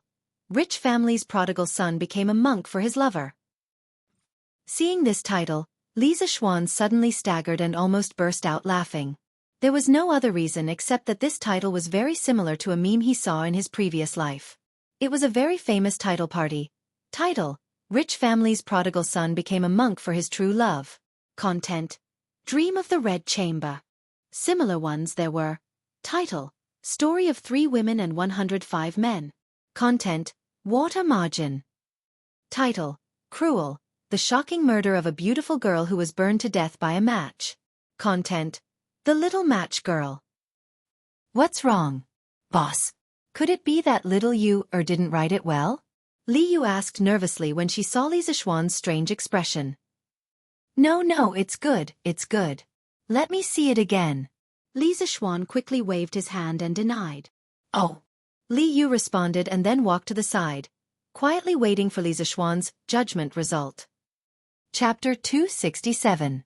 Putting away his messy thoughts, Li Zishuan began to read the article seriously. Of course, it was undeniable that the title of Li Yu's article was very good. Compared to the later dynasties, the Tang dynasty was more open. The common people liked to listen to love stories. Li Yu's title alone was enough to attract people to continue reading. After a while, Li Zishuan finished reading the first article. He nodded, then shook his head. Li Yu was happy to see Li Zishuan nod, but Li Zishuan shook his head again. The smile on Li Yu's face froze. Boss, what do you think? Why are you nodding and shaking your head? Li Yu asked. Li Zishuan glanced at Li Yu and said, I nodded because I think your article title is very good. As for the content, it's not bad. Not bad? Then does boss think that my content can be written even better? Li Yu immediately found the key to the problem from the 2 adjectives Li Zishuan used. Hey, smart. Li Zishuan praised, then explained, I can't deny that the story you chose is very attractive. It's clear from the beginning to the end, but in my opinion, it's not enough. Li Yu looked at Li Zishuan curiously. Li Zishuan smiled and led Li Yu to the pavilion. As they walked, he said, Brother Li, don't worry. Little fishy. Don't be unconvinced. There's a reason why I said that. First of all, your entire article gives people the feeling of looking at flowers on horseback. Your description of the incident is very general, very broad, and very boring. This directly causes your entire story to lack a sense of immersion. You have a good topic, but you don't describe a complete story with characters and emotions. The readers will only feel like they're chewing wax. Li Yu held onto the stone table, lowered her head and muttered, Is it that bad? Li Zishuan sat down and smiled. It's not that bad. The reason why I'm telling you so much today is for your own good. Of course, more accurately, it's because I want you to earn more money. Do you still want to hear more? Yes. Boss, please say it. When she heard about money, Li Yu's interest was immediately piqued. The depression she felt from being defeated by Li Zixuan was swept away. Hee hee, you little brat. Li Zixuan couldn't help but laugh. If I were to write about this topic, I could write at least 30 to 40,000 words and publish it in the newspapers for 5 to 6 consecutive issues. You see, the part where the rich Mo Wuck and the peasant Xu Yinglian met. You can write more about how Xu Yinglian was at home and how she was bullied by the village bullies. How helpless and hopeless she was. Also, when Mo Wuck saw Xu Yinglian's peerless beauty, how shocked he was. Of course, the most important part is the part where Mo Wuck stood up to save Xu Yinglian. You must write in detail. Such an important part. How can you write it all in just 2 sentences? Your foreshadowing is all for Mo Wuck to act pretentious and slap the face. Pooey. It's for the hero saving the beauty. Also, when Mo Wuck's father, Mo Yunshan, opposed his son's relationship with Xu Yinglian, why didn't you write about Mo Wuck's conflict, self-blame and helplessness? Xu Yinglian couldn't be with the person she loved and jumped into the river in anger. Why don't you put yourself in Xu Yinglian's shoes and think about her despair, reluctance and tragedy? This is the best place to poke at the reader's tears. You have to write about it properly. Also, after Mo Wuck found out that the woman he loved had jumped into the river, the loneliness, sadness, anger, and finally grief. His heart was like dead ashes, and he went to the temple, shaved his head, and became a monk. You have to embellish this place. These are all words, they are all money. As a reporter, if you don't know how to embellish the word count, pooey, if you don't know how to write about a matter, then you won't be able to earn much money. Li Zixuan was talking non-stop to Li Yu about how to embellish the news and how to write one story as 5 stories. He completely forgot that he was the boss of Datong Daily. If Li Yu really did that, she would be scamming his own money. Li Yu stood at the side and listened with her mouth agape. She really wanted to kneel down to Li Zixuan. What kind of boss would personally teach his employees how to scam their boss's money? Also, Li Zixuan's embellishment, pooey, it was the way to develop the story. It was really an eye-opener for her. It was as if the door to a new world, the path of the water god, was slowly opening for her. Cough cough.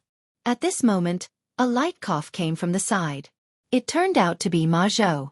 He just came out to take a breather and didn't expect to see Li Zixuan giving a lecture to Li Yu. The more he listened, the more he felt that something was wrong. Wasn't this misleading the students? Hence, he quickly interrupted. Brother Ma, you're here? Li Zixuan looked at Ma Zhou's expression and knew that he had heard everything he said. He looked a little awkward. Hello, Uncle Maj. Li Yu remembered what Li Zixuan said to her before. If you have any problems, your Uncle Ma can take care of you. She went up and said sweetly. F***CK. Since when did I become an uncle? You were still calling me Steward Ma yesterday. Ma Zhou had just taken 2 steps when he heard Li Yu's words. He instantly staggered and cursed in his heart. If it wasn't for Li Zixuan's quick reaction and raised his hand, he would have fallen flat on his face. What's wrong? Is it wrong for the little girl to call you that? Brother Ma, why do you have such a big reaction? Li Zixuan teased with a mischievous smile. Ma Zhou was speechless. What else could he say? He could only curse Li Zixuan in his heart. He was sure that Li Zixuan was the one who taught Li Yu this. Is there anything important that Lord Zhu came here today? Ma Zhou calmed himself down and asked. There's no hurry. Let me finish reading little Yu's news first. There's still one more. Oh, Brother Ma, you came at the right time. Come and see what little Yu's news is like. Li Zixuan passed the news article that he had just finished reading. Rich man turns to Buddhism for lover to Ma Zhou. He then picked up the other news article and started reading. Ma Zhou was helpless and could only be patient. He sat down and began to watch the news. F***CK. F***CK. This little girl is stirring up trouble. Li Zixuan almost screamed when he saw the second news article's title. It was because the title was too shocking. It said, "A woman in the wild, after her clothes were stolen by a man." Li Zixuan rubbed his nose. It seemed like Li Yu was going to go all out with this title. Sigh, I don't know if it's a blessing or a curse.